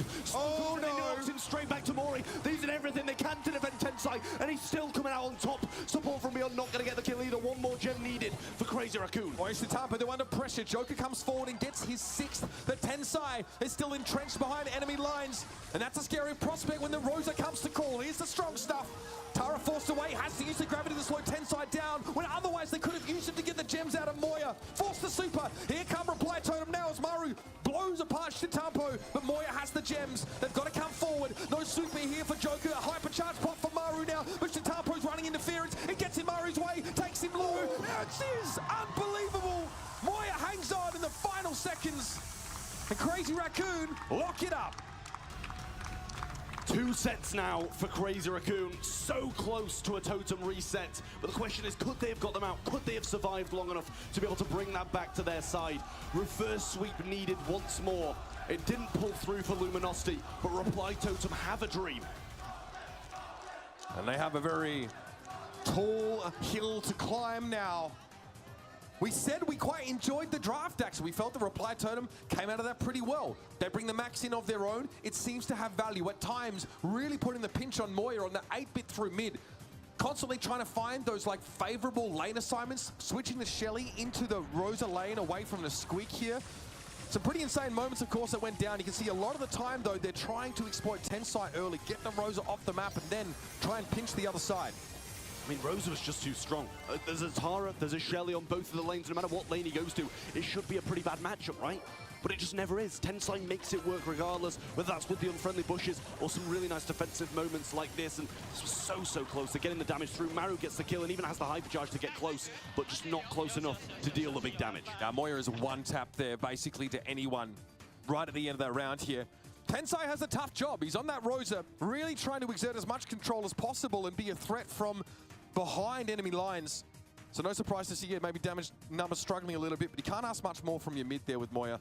325 DPS and 7 takedowns. Scooping up those gems and being very slippery, very hard to catch with that gadget. Well, the same DPS across the way for both of them. It's here, Moya and Joker getting the most out of their teams. But I think the deciding factor was Moya just didn't go down anywhere near as much as Joker. Joker seemed to be dropping those gems quite frequently. Mori had to pick them up, get them on top of a Tara, who needs to be able to aggress, take risks. Yeah, you're the initiator there, right? You need to set up those big gravities. Bounty on deck now for what may be the final set. If Reply Totem can't reverse their fortunes and quick, you don't get any breathing room in a game like this. It's do or die. And Crazy Raccoon, there were whispers coming into this, right? I think a lot of people base their expectations based on that Masters showing. Much has changed since then. This team seems to be back in form, and not even Reply Totem can put a scratch on them thus far. Well, I think if they're going to do it at any point, this might be the point. Sharpshooters, not really what Crazy Raccoon are known for. They're known for that aggression. They're known for the maxes coming in very, in their opponent's faces. RT picked up from Joker, can do both of those things. Can play aggressive, can play defensive, and the hacking gadget, getting the damage down when you need to finish off a kill that's so far away can be so useful. It's a great first pick, right? It's really versatile and gives you modality and plenty of options, especially with how things come to a head at the end of these bounty rounds. Having all-in potential seems pretty good. Piper and Nani taken off the map. I don't think Crazy Raccoon have any interest in contending with that, but they will take a sharpshooter of their own. Well, I like this Carl ban as well from Reply Totem. You know, it not only is it good on this map, but it targets it as well. Through last World Finals, everybody knew CR were going to play. They knew it, but still didn't ban it and still got destroyed by it. Even if they countered it as much as they could, nothing would work for them. Meg's going to come down from Crazy Raccoon. Along with that, Mandy, a bit of aggression to go along with it. I mean, I'm not going to hold back. I really don't like Meg. But, like, people make it work, you know? This is a Chitampo classic pick, right? We often see this one come out hot zone, even gem grab at times here, depending on the kind of map. We know just how powerful it can be. It's a real peak and trough, feast or famine kind of brawler here. The Crazy Raccoons seem very, very good at mitigating that loss of impact that Meg suffers when she gets knocked out of that mech. So look to see them really play around the desuited Meg with more aggression to buy time for her to get back there. Tensai is going to be able to deal consistent damage here. Maru, though, we see a Sprout pick up here for Totem. Yeah, I mean, with Tick banned out by them, it kind of leaves that only logical thrower left as the Sprout. So I really don't mind that. Going to be able to block off a few entryways, especially that mid. You can block off the entirety of it and force someone else into a bit of an unfavorable matchup. I mean, yeah, it's going to be a 2v1, but if you've got someone you can exploit, like a Meg on one of those lanes, then I think it's solid to push him into that 2v1 matchup.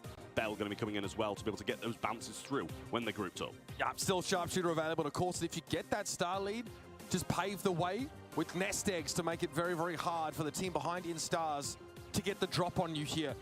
It's both teams with sharpshooters, and yeah, we saw yesterday, I think, just how effective that Sprout could be against any sort of sharpshooter presence, essentially shutting them down for the duration of that hedge and then being able to transplant it away. Very frustrating to try and deal with Feels like a really well-rounded draft here from Reply to a bit of everything. Grom, okay, picked up. You said that maybe Sprout the only logical thrower remaining. Crazy Raccoon, though, got plans of their own. I mean, I think the Grom's pretty good against the Sprout all in all, and in terms of like overall against other brawlers, yes, Sprout might be better, might be good in certain situations, but in that 1v1, Grom does come out on top quite a lot. And in the closing seconds, if you've got a Grom bomb, it's always going to be so useful. Your number 2 seed in EMEA looking down the barrel of another quarterfinal exit from the Brawl Stars World Finals at the hands of some of the same players. They're hoping to subvert the trend and break the cycle of history here, but it's going to have to be in the form of a reverse sweep starting here in Bounty. Well, instantly out of mech now is Moye. Joker can't find the connecting shots to bring him down yet, but already has that wall. Going to throw it on the right-hand side, get rid of some of that bush, so Mandy can't hide as well as she'd like to. I think Moye kind of happy to give up the mech to get the blue star there by the looks of things. He said, okay, oh no, I'm going to get tapped to pieces here, but if we can get an advantage, I'll gladly suffer that indignity. Chitampo here dueling up, see getting marked every now and then by that RT, but not too bothered. A lot of real estate, though, has been ceded by Crazy Raccoon. Joker juking so well. Tensai giving some extra wall here, possibly stopping Moye from pinching onto Joker as well as I'm sure I'd like to. There you go, nice positioning from him. Joker coming forward, finding a few shots. He's juking so well, perfectly. Tensai, you really yet to find a shot. The Sugar Ray just leaving Maru standing, only just. But that does at least give an opportunity here for Crazy Raccoon to get back in the game. Moye back in the mech. It's time to go. And he finds it now. Nice super coming in from the Mandy there. Cleans up the mid of Reply Totem. Mori got to make something happen in this long-range matchup.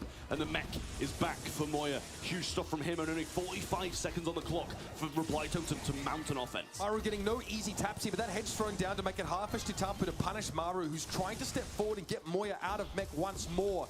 Tensai, of course, a little bit susceptible at these ranges to sharpshooters, but the mark from Maru doesn't connect. Joker, what?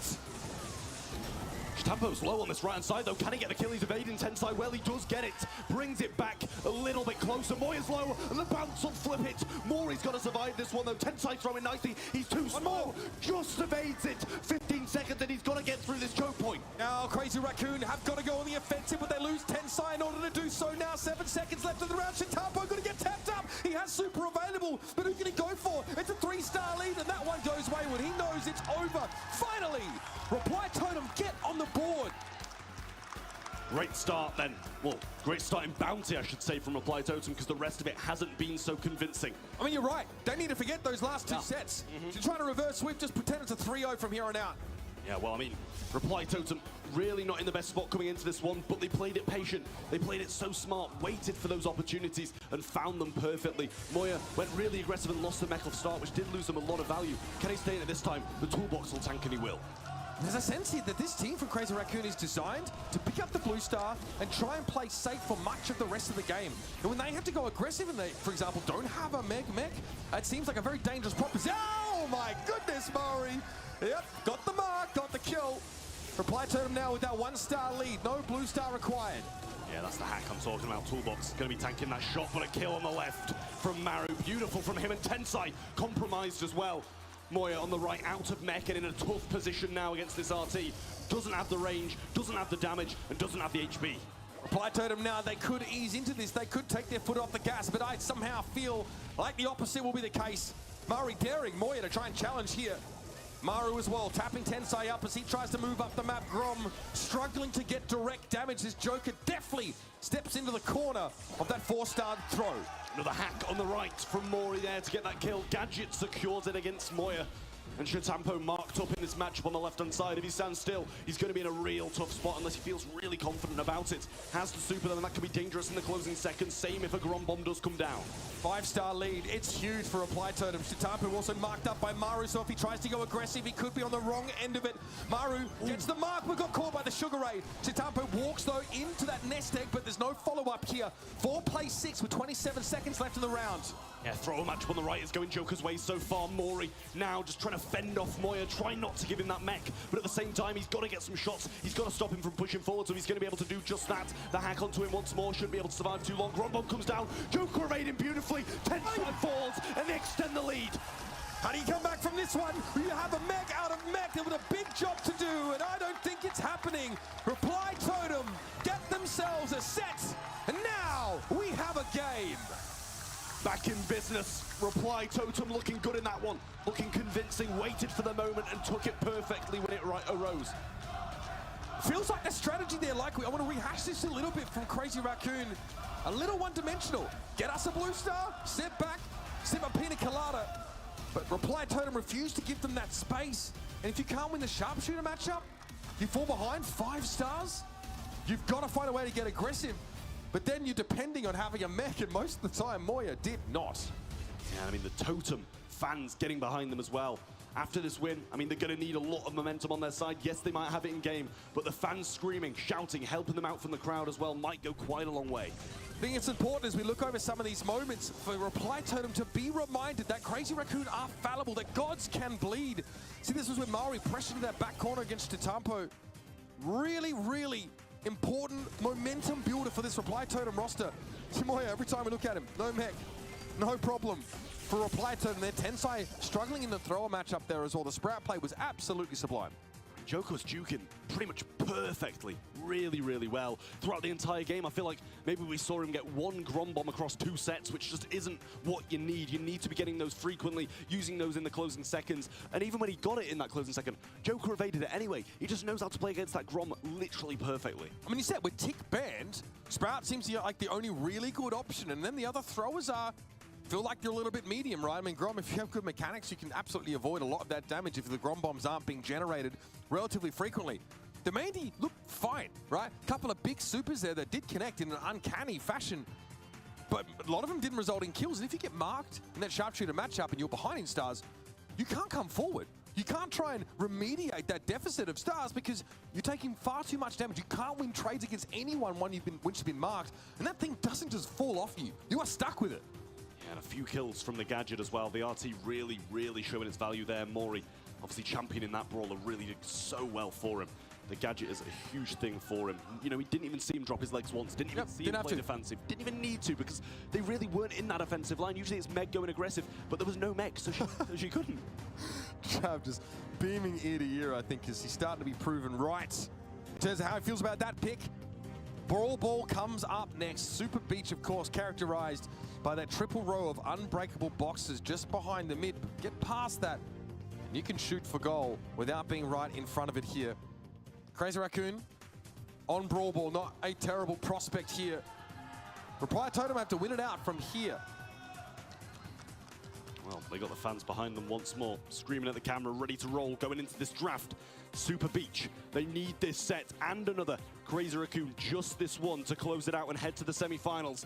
Nita will be the pick and the first one from Reply Totem. First pick, Nita. Is this out of left field for you here? I mean, again, we've seen it can be exploitable. Very powerful if you can start to cycle those bears, though.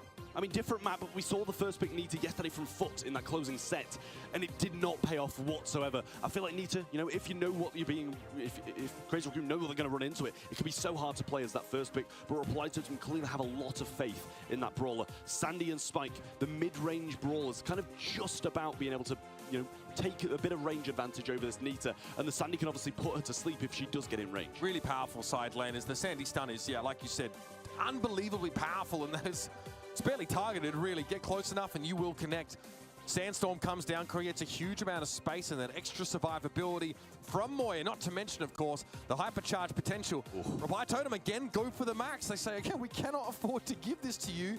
We'll make use of it ourselves. I mean, they see the Sandy, they see the brawler that's got the best goal-scoring capability in the game, and if you pair a max with that, you put her in those positions to do just that, get those goals. So they don't want to provide the max to Crazy Raccoon. They might have not liked it the best themselves. I mean, they're going to pair it with Rose, so clearly they had a game plan going into this one. You can't complain at this Reply Totem comp at all. I'm really liking what I'm seeing. But Crazy Raccoon bringing the Maisie knockback ability for that Rose, and I think it's a solid pick from them too. Again, more hypercharge. It means that, you know, once you pop that shockwave, and of course you can disengage. So you have insane mobility, and you're very serviceable at mid to long range, plus a damage spike in hypercharge when you pop that super.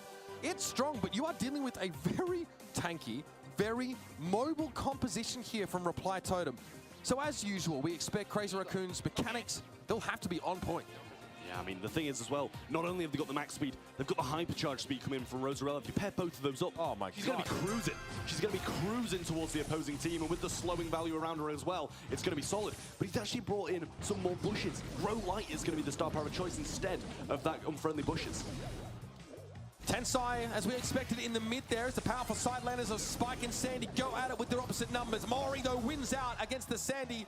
Tensai and Moya look to back away as Joker gets picked up by the Shockwave. Mori will hope to threaten here, lurk on that right-hand side, but Shitampo's back off spawn, and he'll collect that ball. Maru the Bear, though, and Faux Fur used as well to get the shield activated onto it. Moya going to come forward, but not going to find anything against Maru here. The Bear doing so much work. Tensai's got the knock, but he goes down as well. No stun defense, and Reply Totem carry on from the previous set. Drafty's disgusting. We'll talk about how durable this Reply Totem is, and then the Faux Fur Bear on top of that. That's 3 tanky brawlers and a max versus 3. That's gross. Maru here tries to step forward, will be brought down though, as the Sandstorm dissipates a player advantage for CR. Yeah, Joker's going to be able to get that dash with a sweet dance from Shitampo, sends him to sleep and puts him down. Tensai getting forwards with a hypercharge, but Maru's got the defense cycled out, and CR have the answer to the Rosa. 1-1. Not just that, but look at the supers they built in that fight. They are ready to go off the rip once more. Tensai comes in, disengaged, Shockwave combo. Maru, though, gonna pop that hypercharge, and Shitampo can't do anything about it. Only the trade, though, the use of that ability, that's a hefty price to pay, and Joker walks into Tensai now. It's up to Mori to hold the door.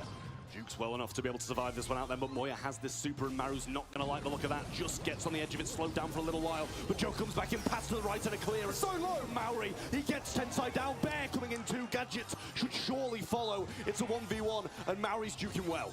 Leave the ball cornered for the time being as Reply Totem not at their full strength for the time being. Shitampo having to expend shots on that Bear. Buys Mori a lot of space on this right-hand side. Spike super available here. With that hypercharge, keep an eye on it here as we head into the last 25. Yeah, I mean, I don't mind this overtime for Totem as well, as long as they've got a speed and as long as Shitampo doesn't have the super. There is that hypercharge super from Moya, but no value. Wasted super, wasted hypercharge, starting from square one, heading into this overtime. Maru taking some fire, though. Doesn't want to feed Shitampo before this clock hits 0. This overtime look for Reply Totem is a bit frightening, I'm not going to lie to you.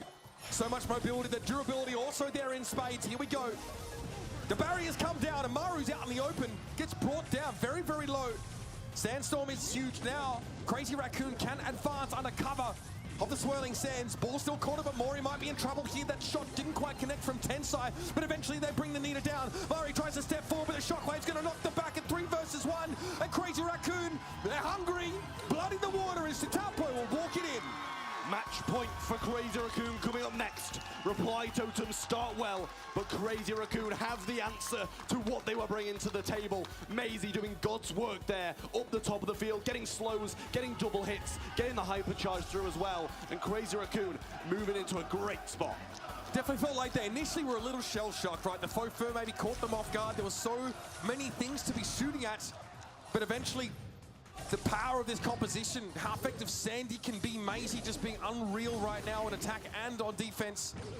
Crazy Raccoon are steps away from a semi-final berth, and once again eliminating Reply Totem from an international tournament. Well, CR in a good spot to deal some damage now, but Totem gets this super. Going to be able to use that, and all the grass being built by Maru is going to be so helpful for them. Mori moving forward in a good position to deal some burst damage.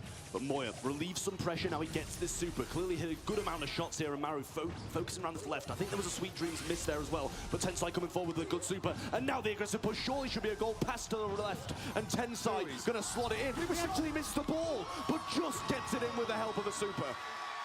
It's unclear what Tensai is trying to very quickly pick the ball up and super shot or use that super.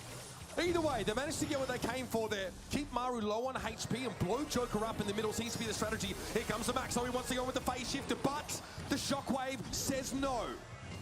Just Mori defending this one out now. 1 goal between Crazy Raccoon in the semi-finals.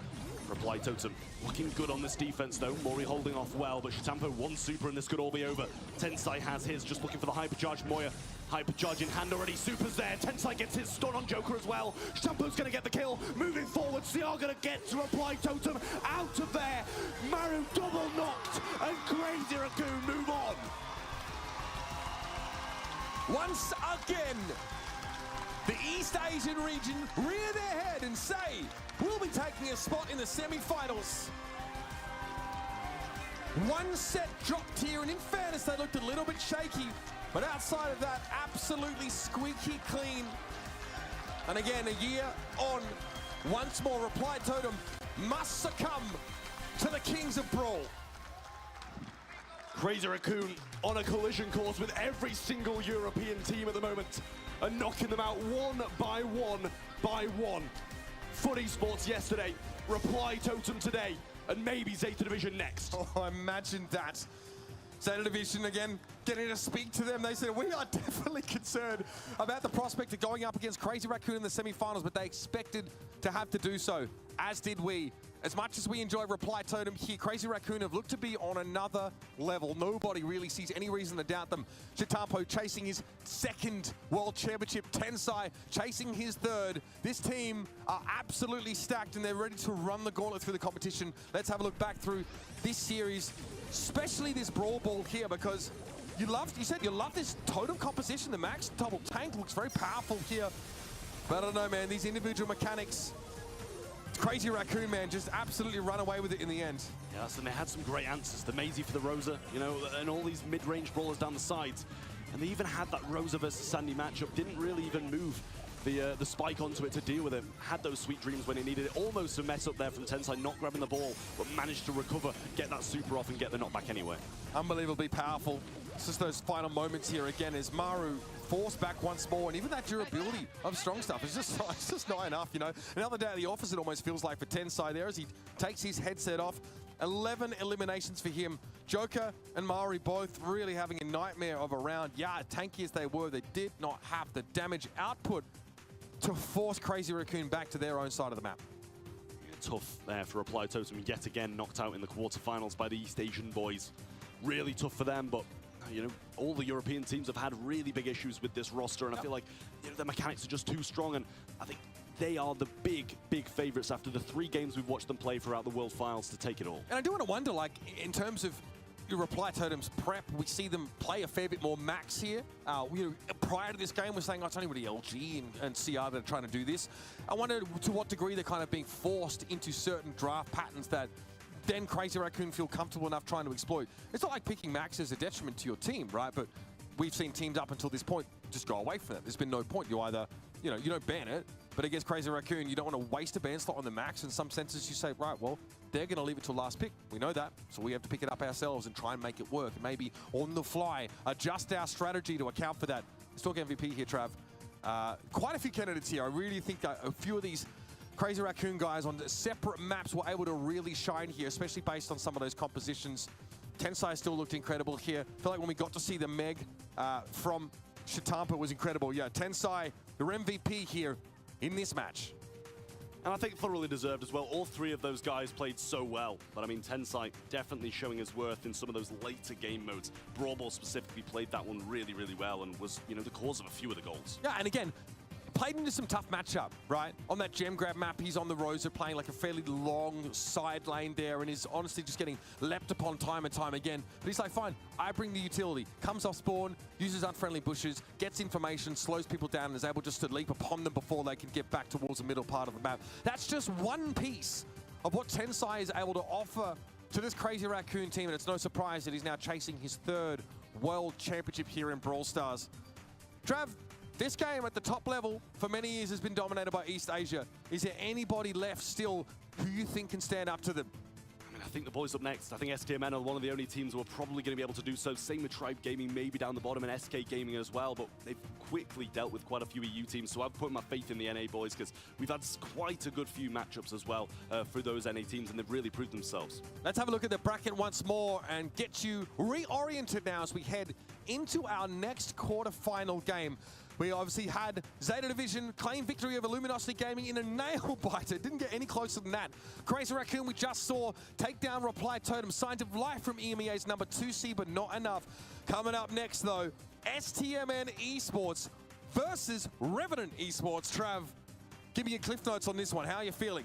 I mean, it is a big, big game. I think we know who the heavy favorites are. STMN Esports played so well yesterday throughout their groups, managed to just really deal some huge damage to those teams that they did face. But Revenant Esports, on the other hand, you know, coming through in that seed number 2, they had some issues. They struggled against Luminosity, and yeah, Luminosity proved themselves today. They went double match point against the Titans of Zeta. But I think at the same time, STMN have got to be the boys to come out on top.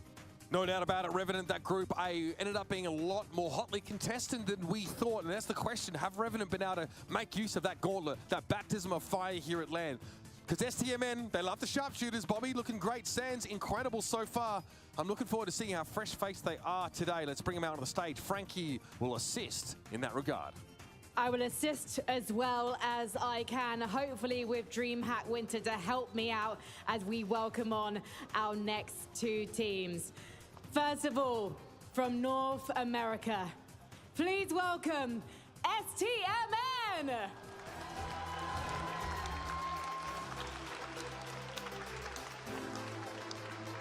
This team battled through tough competition to top Group C, but they have so much experience on their side, and Sans, the newcomer, who looks like he's been doing this the whole time, his whole life.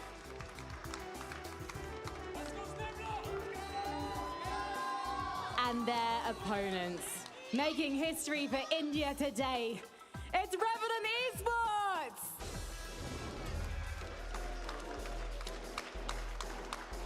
This is a team that breathed a sigh of relief after beating BC Gaming to make it to the playoffs. They grabbed these opportunities by their hands and they did not let go. But will it be enough to get them through to the semi-final?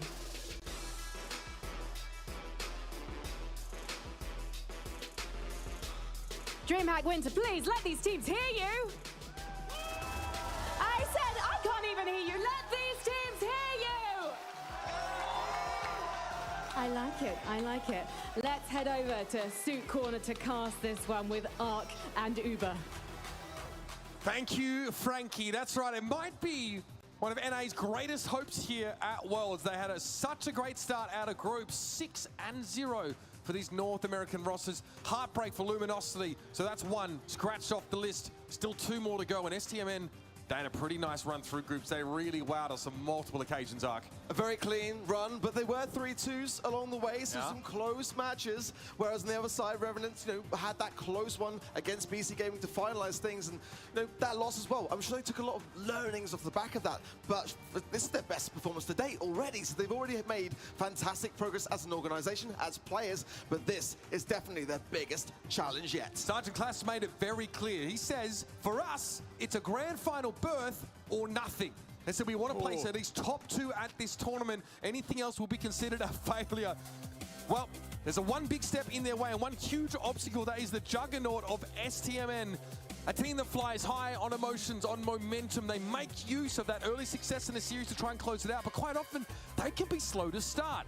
If a team like Revenant can come out the gate swinging, catch them off guard, we might be in another interesting situation, another close series perhaps. And very similar play styles as well. You got Sergeant on that Piper, you got Bobby on that Piper. Both sides are going to be squabbling for the scraps in that regard. And I've got to be honest though, I've put STMN down to take it all today. I am fully with NA hope. I am down with it. A little bit of a teaser there. We sort of covered the lower half of our predictions in that regard, but I've got some very, very high hopes for STMN. But at their very best, I feel like they are the team to lift the gold.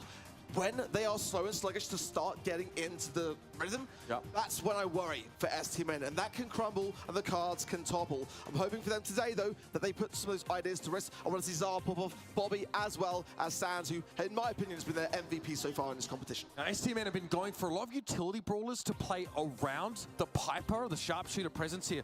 STMN, though, probably based on pick order, say, well, we don't want to give that over to Sergeant. I want to point out the Eve ban here. That's something that we've seen Sands get a lot of value out, as well as Zara. They've been passing that back and forth between them here. Shooting Star is definitely a map where you can find some value, but the Gene, locked away first here for Revenant Esports. Pretty clear what the game plan is here. Oh, Revenant wanted Piper. No doubt in my mind about it. The bans just say it all. They ban the Eve, they ban the Mr. P for the hope that SC Men leave it open, and they don't. So already they're forced to kind of reconsider their drafting process. But that Gene we've seen in time and time again for Revenant can bring home some absolute goods. Meg gonna come in for STMN.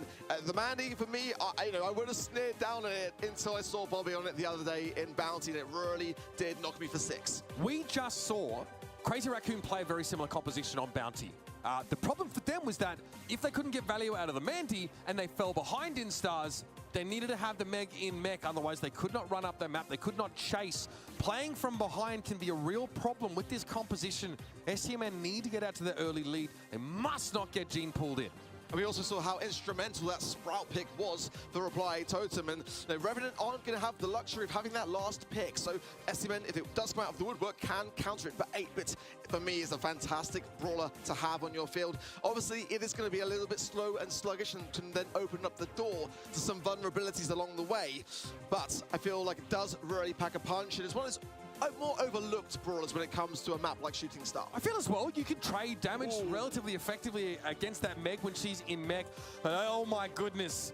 The Grey gets brought in here now. Dimensional Door smacks of all in potential. You have multiple mechanisms for which to create opportunities for picks, right? You have the gene pool, you also have the repositioning. Even the walking cane can give you an opportunity if you're able to line someone up here.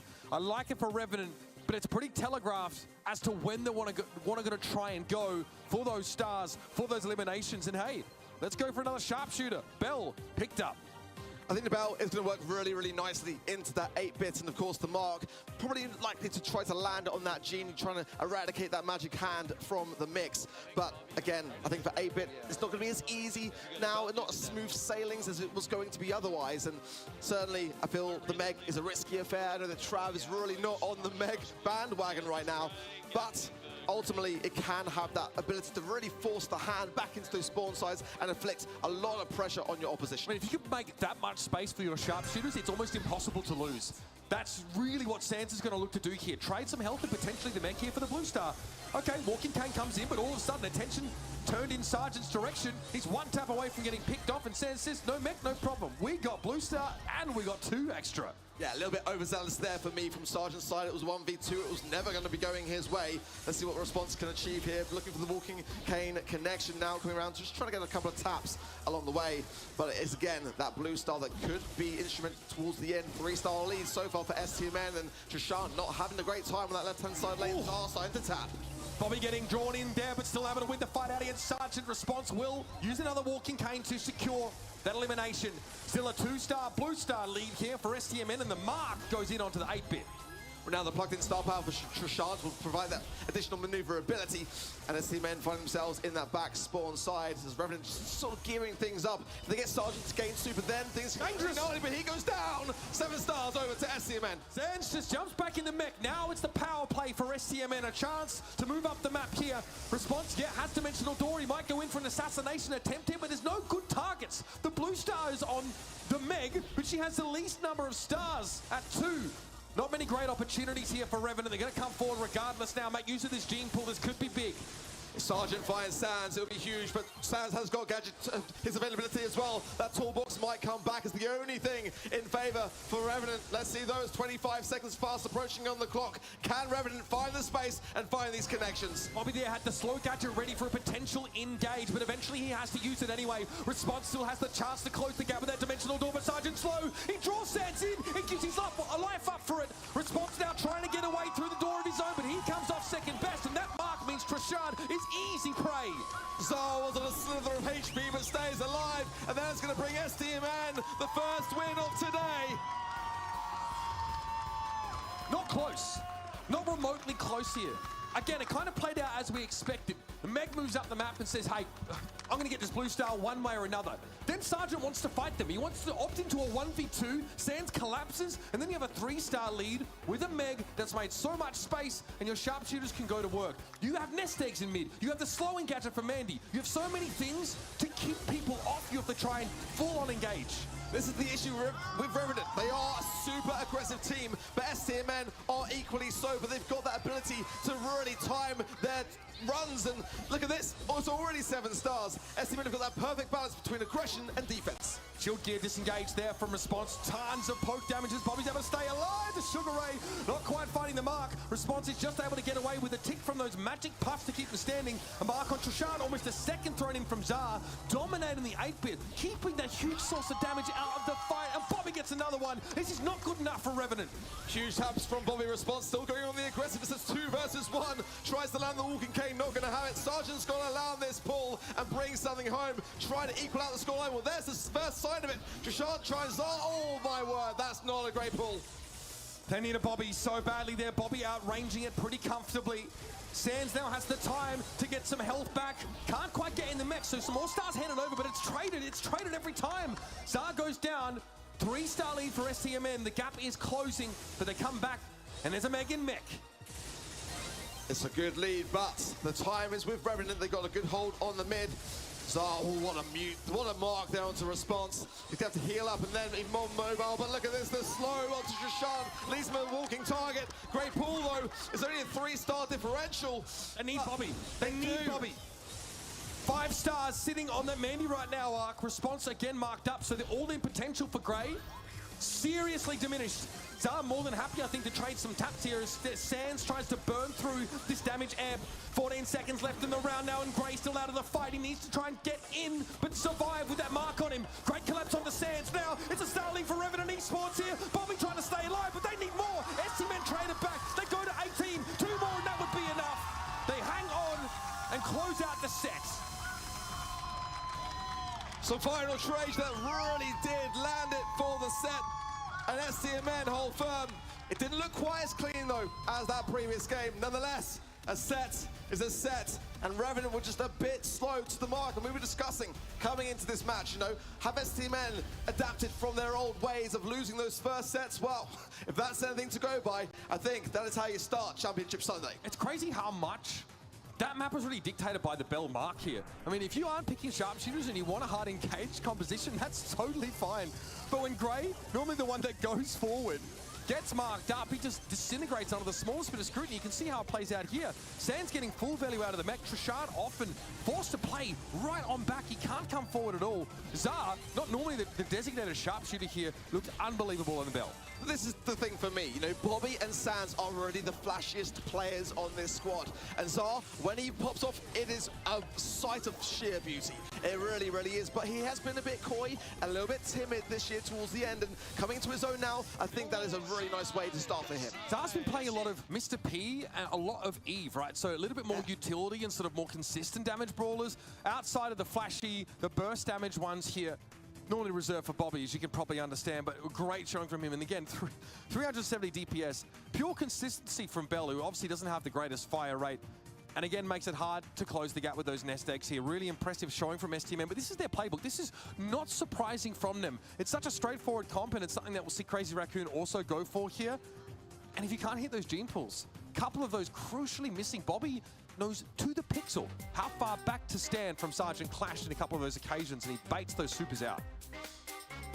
Yeah, for me, Revenant as well. I've got to rethink things just a little bit.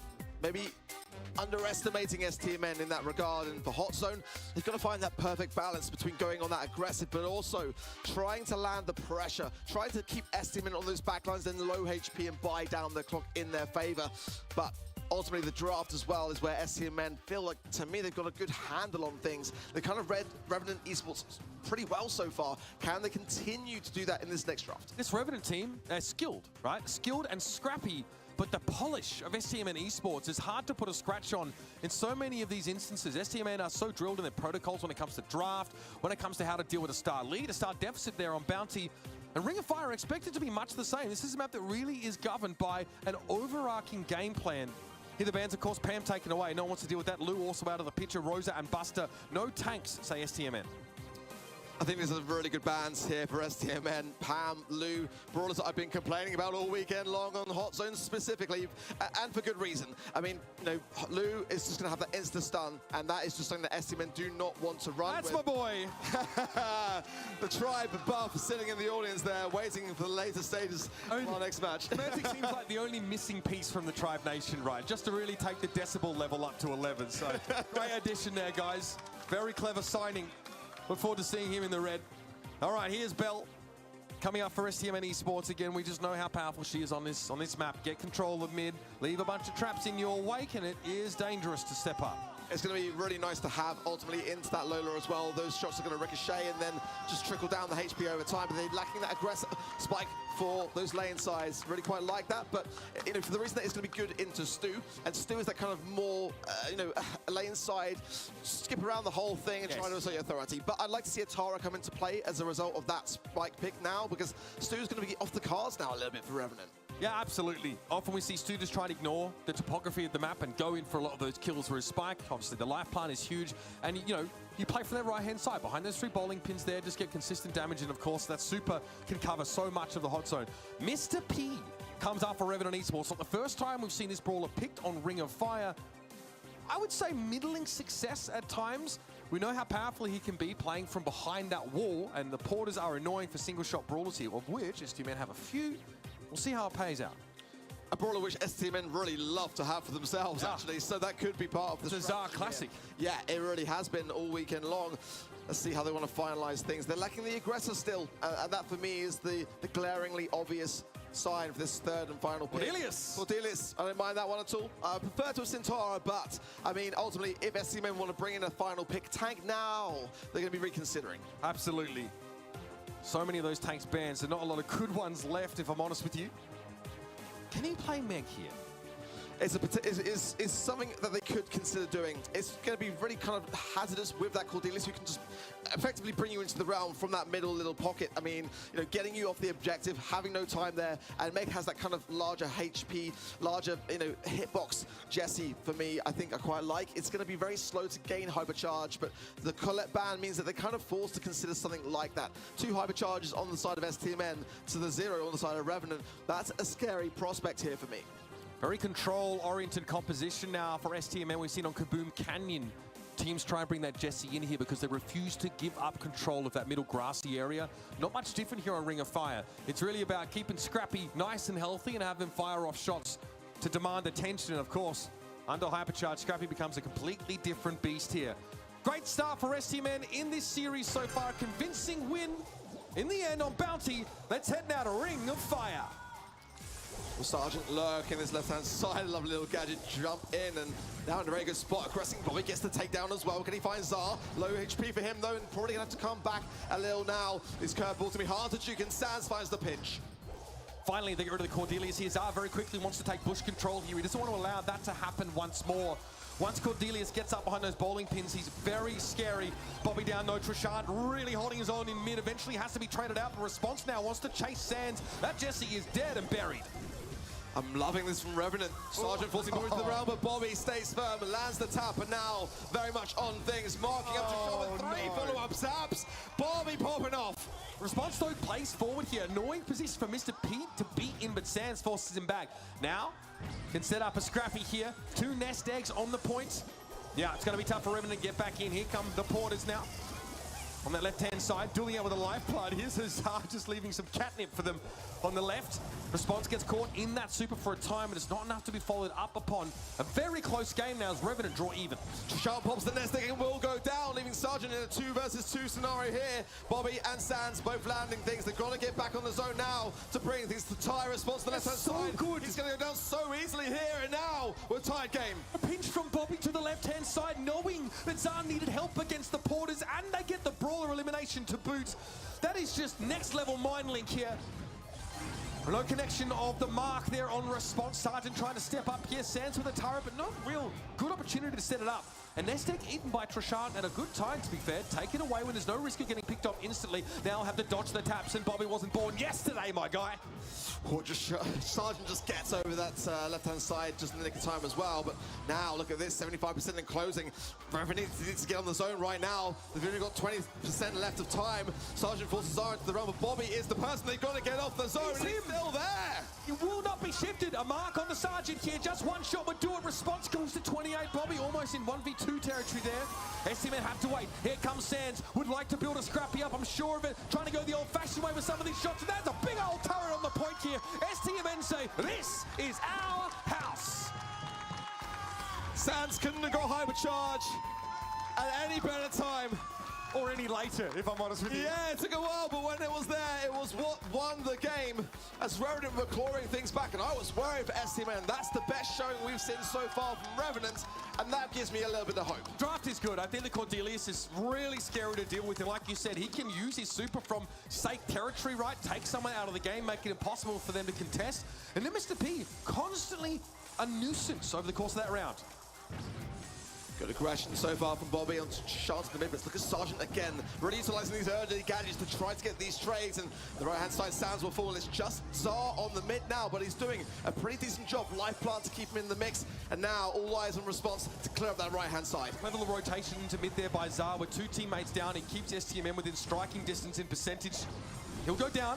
Oh, the trade avoided there by Sergeant Sands. Oh, goodness, that could have been ugly. Sergeant doesn't quite get the 1 versus 2, but STMN are crippled at the moment. Revenant Esports know that the early game really does favour them, and just exacerbating the Cordelius early on is going to be risky in the late game, but very good for them in the early game. There it is again. One more gadget, I believe, available for Sergeant. He might find Bobby. Bobby comes out on top. Lands a tap to Trishant, and now all three members of STMN pushing the zone. Got to convert this, though, into a percentage lead. Revenant have been all over the point for so much of this round. The mark was great for Bobby Sands, easily able to follow up on that damage, but again, Sergeant Clash is such a problem. Bobby lines him up, but again, we're at 69% almost and counting. Revenant Esports have such a healthy lead. But now this is where STMN can really start to thrive. Trishant is marked up, and look at the ricochet in there between Response and Sergeant. Now approaching 40, and STMN are still looking pretty good. Sergeant, though, if he makes a play here to the zone, Bobby forced into the realm here. Zoro as well. Sergeant is just going to go super aggro here. Finds Bobby. Zara on the way out. Hypercharge popped in. Zara still standing. And he's what? A super from Zar. Over to 1v2. The life plant not even required. And from here, STMN can build their comeback. Another mark connecting onto Lola Trishant, a non-factor on that spawn. Sergeant taking a ton of poke damage towards Response, can only look on and play from medium range. STMN know that they cannot take any chances. They brought it back to the head game. Only 20% now remaining. Bobby Lowe, though, forced out of the position. The life plant. Revenant can bring this back. Trishant now wants to move up. Revenant at 85 and counting. STMN behind once more. Sands is going to go with the hypercharge. Throws down the scrappy. Good amount of health here, and they do force Revenant away. Bobby comes out of the Shadow Realm on top, though. Now 2 versus 2 as Trishant is low as he gets 91 and counting. Response was hoping for more, but STMN now get themselves a lead. Sergeant steps up, will have to 1v2, but Sands says no, he's traded. And STMN, that's 2 on the trot. I'd have to see it back, but if Sergeant landed the round there, I think it may have gone the way of Revenant. Very close to call, but nonetheless, STMN put in the work. The insurance policy was there, the set is theirs. We said it already, Revenant are scrappy. They're very skilled players, and their draft, frankly, was excellent. We saw a much more controlling setup from STMN, but when Bobby gets Bell, well, actually, don't let it get to that point. Don't let it get to that point. Incredibly, incredibly effective. The nest eggs yield insta-kill opportunities in so many cases, and Bobby doesn't miss these marks. He just doesn't. Able to cycle his super in some of these occasions onto multiple targets as he brings them down. The extra durability from positive feedback. Bell is an absolute menace in his hands.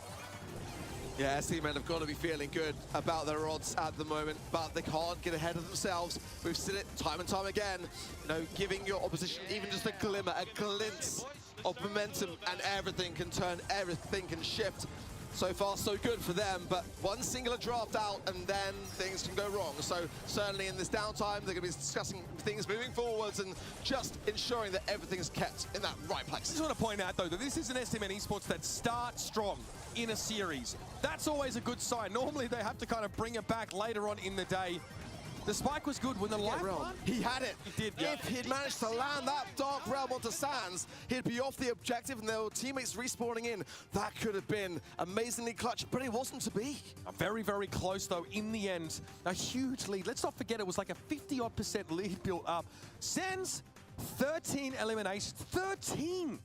Save some for the rest of them, Sands. Come on, you're always stealing the show when it comes to the stats. But nonetheless, I do feel like we are seeing STMN really working well as an overall unit. And that's kind of where things are lacking on the side of Revenant in this next set. They've got to get their comms flowing because their World Finals journey for India, their home region, could be ending here. And Mr. P got picked up there by Revenant. We've seen it be effective in some cases, but those spawners not great against Bell.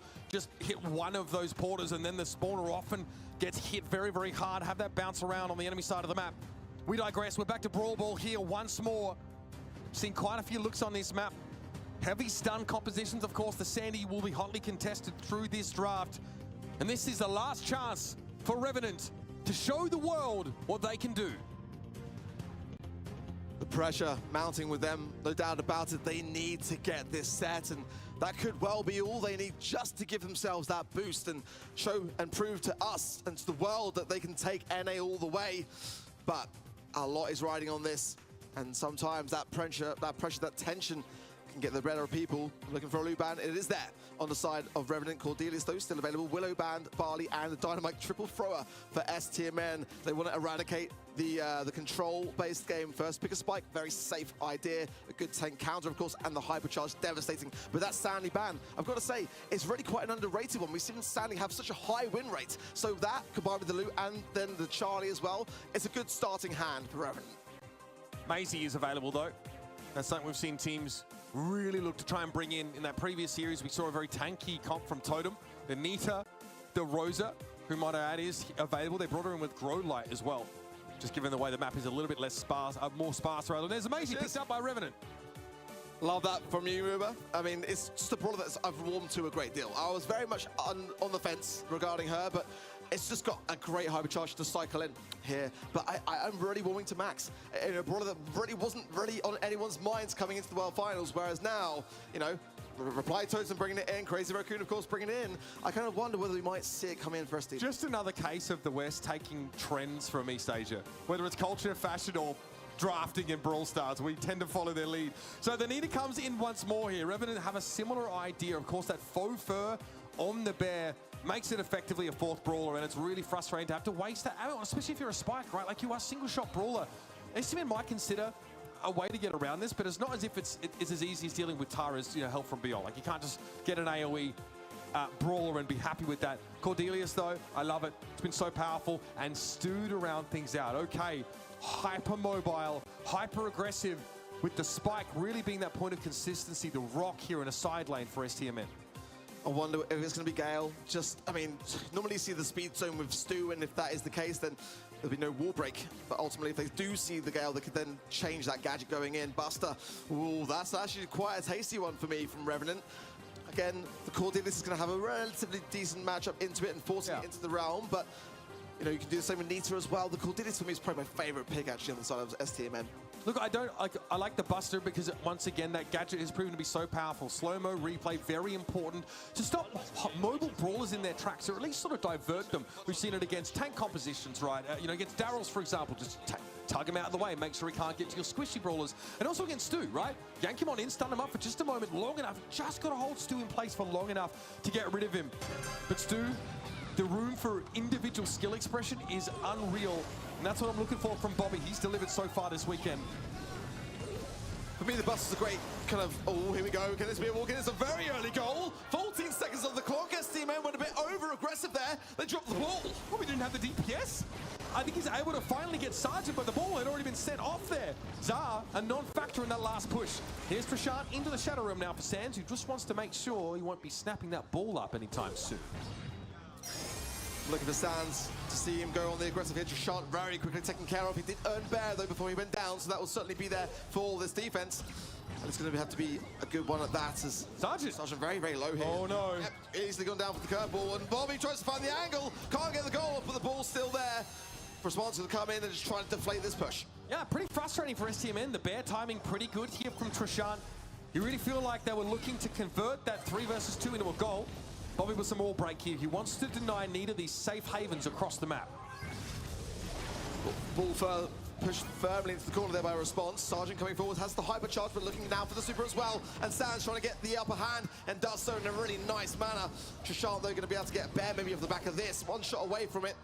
Response is the last man standing, but that ball there just firmly in the corner of Response, and Revenant just all playing defense. It's really in a safe spot here for Revenant right now. They'd have to suffer a crippling team wipe in their own territory to be under great threat. But here it comes, this might be it.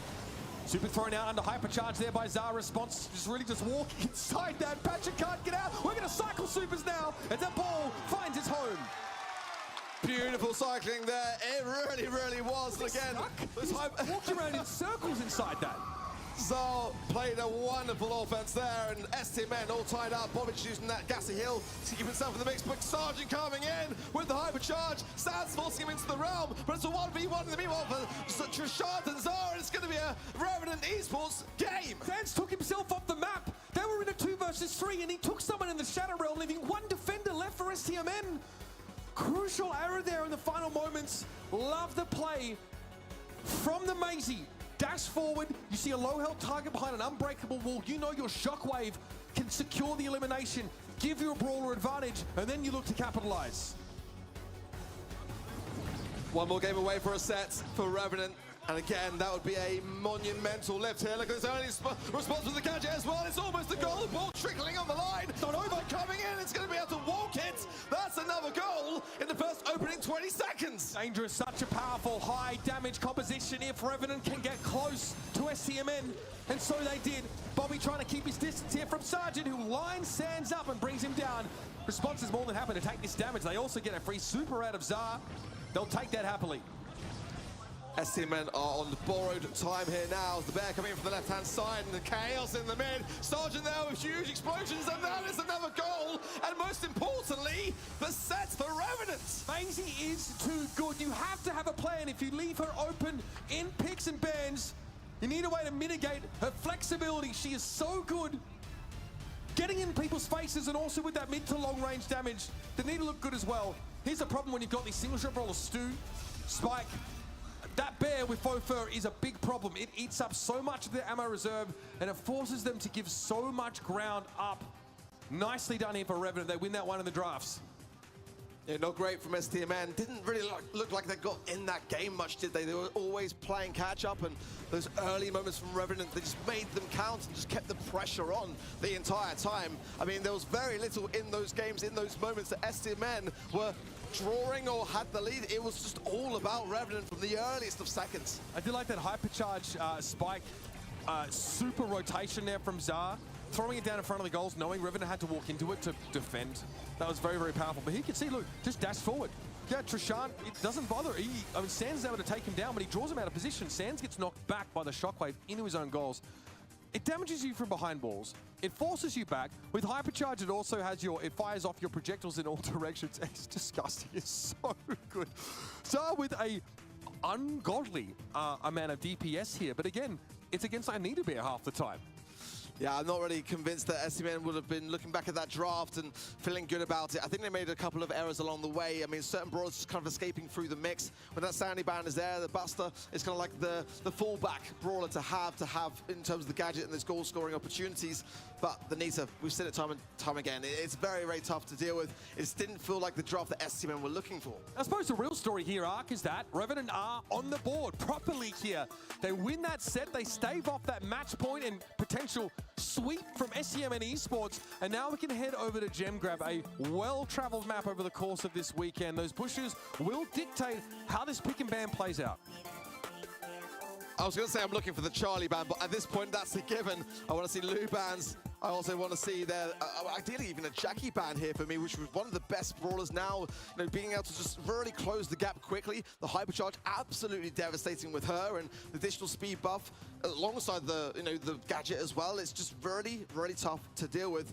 A great map for Rosa, for Cordelius. I mean, the list really does go on and on. Yeah, absolutely. So great bans on both sides. The Squeak, the Maisie as well for STMN. For Revenant Esports, the Grey as well as the Rosa. Really solid bans from both sides. And Sans looks like he's feeling good about this. I think they really wants to have that Sandy first pick. I'm okay with it here. I think it's been very important. On double switch, though, depending on how the terrain is removed, sometimes Sandy can get caught in awkward positions where she doesn't have the cover she needs to close the gap with consistency. Both teams get her into Grey. We've seen that all-in setup from Grey. It's very frightening. STMN, because they don't want to first pick Maisie, realize they have to ban her. Yeah, liking what I'm seeing so far. But again, big brawlers like Shelly, are still available. Amber's going to be the choice for Revenant. I mean, it's certainly going to be that brawler to just get rid of those bushes early on. But for me, Shelly's definitely still there for Buster. And I think if STMN want to pick it up, now's the time to do so. Hey, I'm there. A fantastic content creator, a good friend of mine, trying to encourage the local tourism. Get me to Brazil. I'm ready. I think I've been told to come to Brazil enough times over the course of my esports career that it's time to finally acquiesce. Damn, Revenant Esports, they've added a bunch more players recently. Got a jersey change as well. Loving that. That tribe front row still getting loud as the NA loyal make sure their voices are heard. Oh my goodness. You got Sandy and Lou? Is this a dream? I mean, I said, let's see when we're looking happy about something. I mean, if it's not banned, you can bet your bottom dollar it's going to get picked. And now STMN, got to be feeling good about this draft. But the Buster was the thorn in their side in Brawl Ball. So that does still leave me with some reservations. But I would love to see a Tara to come in. Otis, though, again, just to have that tank counter. They're kind of betting that Revenant going to open up the bush to the extent that they want. And I don't necessarily mind it. It's not my favorite pick, though. I'm much more enjoying the sounding in the loop. We are looking at very powerful brawlers, especially individually, right? In terms of how they combine, I wouldn't necessarily say there's a super cohesive strategy or like a protocol they're all trying to fit in, but all on their own, they can stand on their own 2 feet. They're all, I mean, at least Otis and Lou are very viable gem carriers here. Sergeant Class, it's a classic. It's going to be the Gene picked up here. Seen that a couple of times. Of course, it can really turn the tides, but it's definitely a less common pick on gem grab. So crucial, though, getting vision of those bushes. Your sort of auto attack really lights those up for you. Yeah, vision gear absolutely going to be giving a lot of value over to Revenant. It's certainly like a bit of a previous meta pick for me. Yeah. It was always very, very good on double swoosh, but I'm not too sure whether I'm liking it. But what I do know is that Revenant do land the mark with those pulls time and time again. So I think for what is their champion brawler to bring it in now makes a lot of sense. They've got to keep these sets alive. Take it all the way to the 5th. Shashank coming in, finds one with the gems being dropped. Sansa will come in as well. Take one for himself. That's okay for STMN, but not the greatest of starts. I think you're going to see Zar play very aggressively here. Gene is a safe mid, but not a powerful one. And if Zar can close the gap here, especially if he can find a mute, Gene will never win in that head-to-head. Sergeant, yeah, playing very cannily behind those indestructible boxes here. His response is setting up an oil trail on the left. Yeah, trying to earn a super back over time and then just add more oil to the mix, just keep everything fully exposed. And when that happens, there's going to be little that STMN can do to hide here. Shashank trying to connect the gadget there. Sans staying alive though, and the help of Zar. It should be okay, but the pull comes in, and as quickly as that, eradicated. Yeah, Sergeant Class, nicely done there. Again, the pull not really being able to be used on Bobby to secure those gems, but it really quiets STMN down on that left-hand side. Sergeant opts out of it. All of a sudden, he's like, Response is really contributing to deforestation right now. We need to do something about that, but these pulls are coming in thick and fast, and Sands falls once more. So I'm going to pop on the left-hand side there, the slow, the stun on Shashank, but nonetheless, the gems are still much more with Revenant. STMN, they've got one in the mid, they'll take it to 6. They get another one as well. We are all tied game. Sergeant needs to re-earn the magic hand as well. Bobby gonna get the stun on the gem carrier. Sands though, low HP, can't contest it. Shashank is still, the mute from Zara is huge, and that just might have bought some time. The gems! STMN, the countdown though, is going to be hard to reset.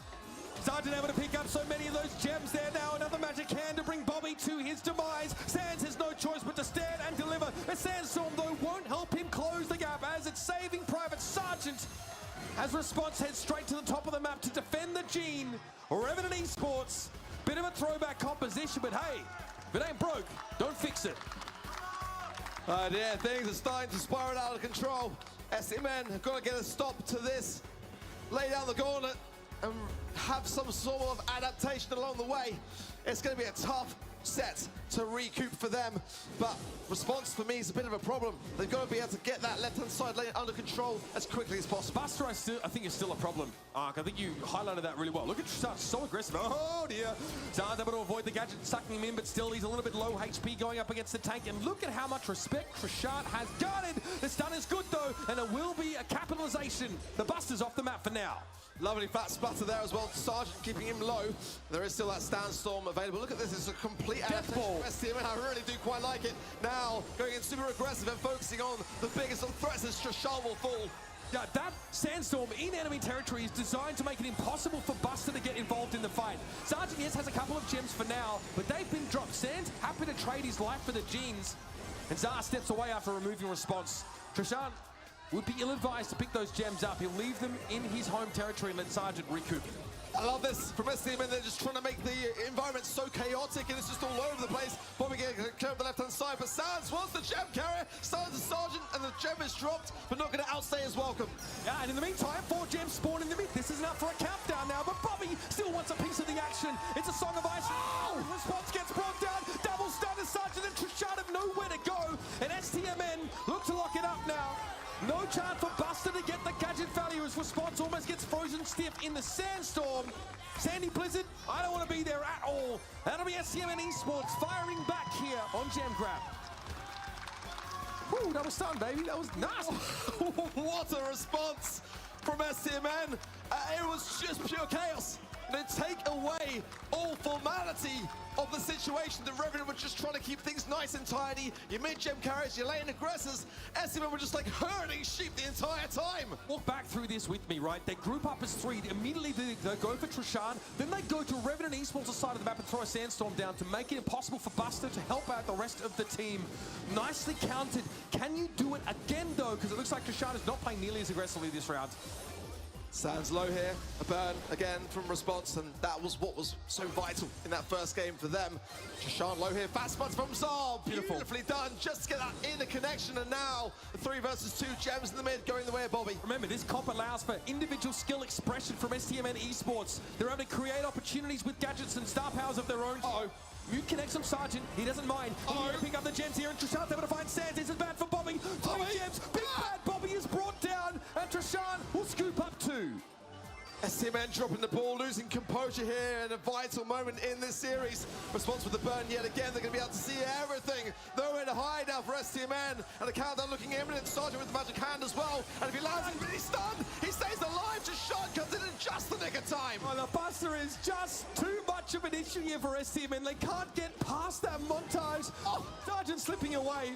Guys, you get a lotto ticket right now. He is absolutely subverting expectations. Trishard's stunned, but there's not enough damage there for Sands. Bobby has to now get involved, but guess what? Another super's in his way. He can't bring the Buster down. He's low, but he's able to get a couple gems away. Now, with gems spilled everywhere, gives it up. Zara's able to come in and snap them all up for himself. This could be the dying breaths of Revenant Esports.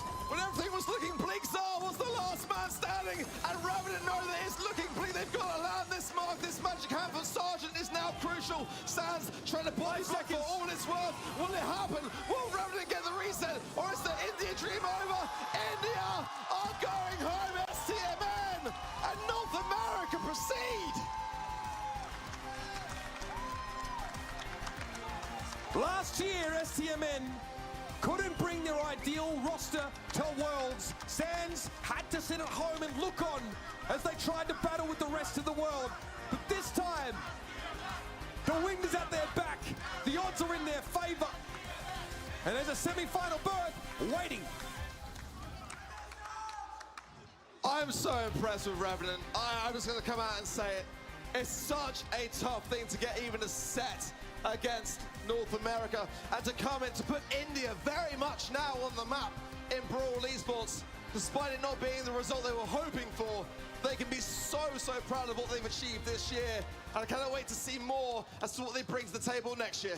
Coming out of that Group A, which we may as well dub the Group of Death, because well, you know, that's how it turned out with the amount of close matches that occurred. Revenant had to fight tooth and claw to get to this semi-final, only to have to face STMN, who look like one of the most polished teams in the world right now. It's a tough ask, and they almost got there. That gem grab was awfully close. They know they can rely on that buster pick in many occasions here, and no matter how powerful these individual brawlers that STMN drafted were, the buster can shut them all down with that montage. Trishan was trying to find his flow. Do I play aggressive on that right side, or do I try and play back a little bit and be more supportive? Unfortunately, it took him too late to find the right answer. I mean, this just was a set that could have gone either way for me. I mean, that second game where STMN just knew they had to make some form of change was when things started to get much, much more interesting, because prior to that, for me, it was as good as Schultz onto the fifth. There was that beautiful double stun from Bobby, and honestly, that was somewhat of a saving grace considering where things were leading. The pressure they just maintained against Revenant. I mean, this moment here, look at this from Zar. He did so well to be the man, to stay in the moment. Man, just dirty, absolutely filthy. And that's what I mean about individual skill expression. That's why you pick this comp. That can be feast or famine, I guess. You know, if you're not connecting a lot of those shots. But now this team are going to go further than before. I can feel it. Than ever before. STMN. Oh my God, son. My goodness, 496 DPS. That is... It's messed up, man. It's actually messed up. Yeah, and a full team effort. Everyone on the same scoreline in terms of the takedowns. But you know, Sergeant Clash on 5 had a really, really good game there as well for me. I mean, the Gene pick did have a lot of moments. The Amber was really smart. I think in terms of a draft, I mean, it was really, really smart. They had everything going for them. It was just that persistence from STMN that prevailed in the end. So, one North American roster has managed to advance to the semi-finals. There is another waiting in the rings, the legendary Tribe Gaming. But in order to make it there, they have to overcome a rival as old as the BSC. That's right. Once again, we are running it back. Tribe Gaming, SK Gaming, a rivalry that's really bubbled, fomented over the years here, of course. In the past, Tribe have managed to get the edge, but SK Gaming are a different team. They've got a different look, and I think they might just be a different beast this year.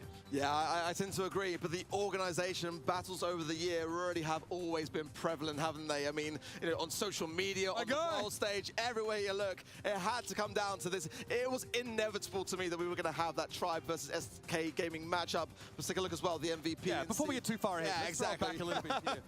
I don't know, man. Bobby deserved it yesterday, I think, on both occasions. And there it is. It's your boy, Big B. Fantastic player. Didn't have to be sharpshooters all the time for this guy to show what he was made of. Really impressed with how this team has come together. We've never seen an STMN look nearly this ferocious, man. I think it's their time. For me, STMN have got the whole package. You know, they got the charisma, they got the skill, they got abilities to be able to go on the aggressive, but also play defense. I just love what they bring to the competitions. We now take a look back and glance through the bracket and how today has fared. Yeah, and look, close games all the way through. I love this. This is the peak of Brawl Stars esports, I'll be honest. Tribe Gaming versus SK Gaming again. SK Gaming go from one acrimony-filled rivalry to another, man. So many words exchanged over the years, so many back and forth results. And the winner goes on to take on STMN. So we either get a Tribe STMN, a regional clash, or SK against STMN. Unbelievable. And on the other side, we have two of the biggest East Asian orgs in the world. It's Zeta Division, who now want to prove that they made the right decision, dropping those two East Asian teams and picking up Chasmat Gaming EU up against Shitampo, Tensai, Moye in the other semi-final. There's no place you want to be right now. You want to see the very best in Brawl esports? Don't leave your seat. We'll be back after a short break. Sí, es todo difficult. Brock.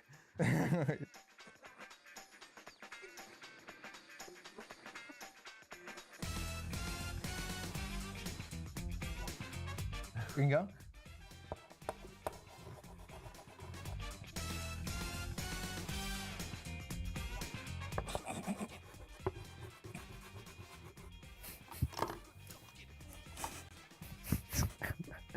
This is horrible. Worst drawing ever? Worst. And I'm trying.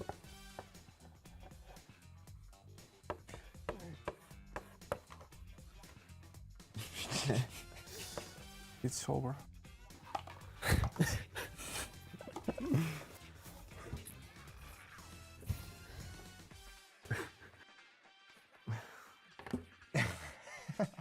Fuck.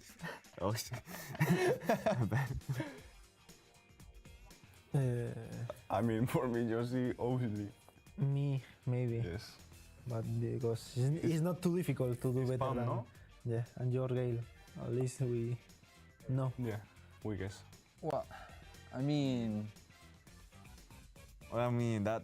you does know, not with look, this- huh? That does not look like Edgar. scarf, like, I guess Czar, but Pretty good art, bro. he's got good art. Nah. I think my memory's better.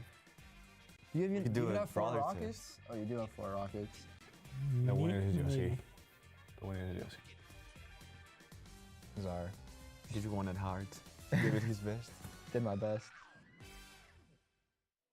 Next up at the Brawl Stars World Finals, we have a matchup that really we love to see. This is 2 orgs that love to hate on each other, love to play at each other, and a matchup that we just want to cheer on and see out. So, without further ado, please welcome your first team in this final quarter-final.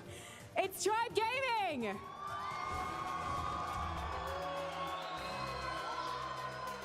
Tribe Gaming looked incredibly confident, crushing their Group B competition, but they do not have a world title to their name. Can they maintain this momentum into the semi-finals and potentially the grand final as well?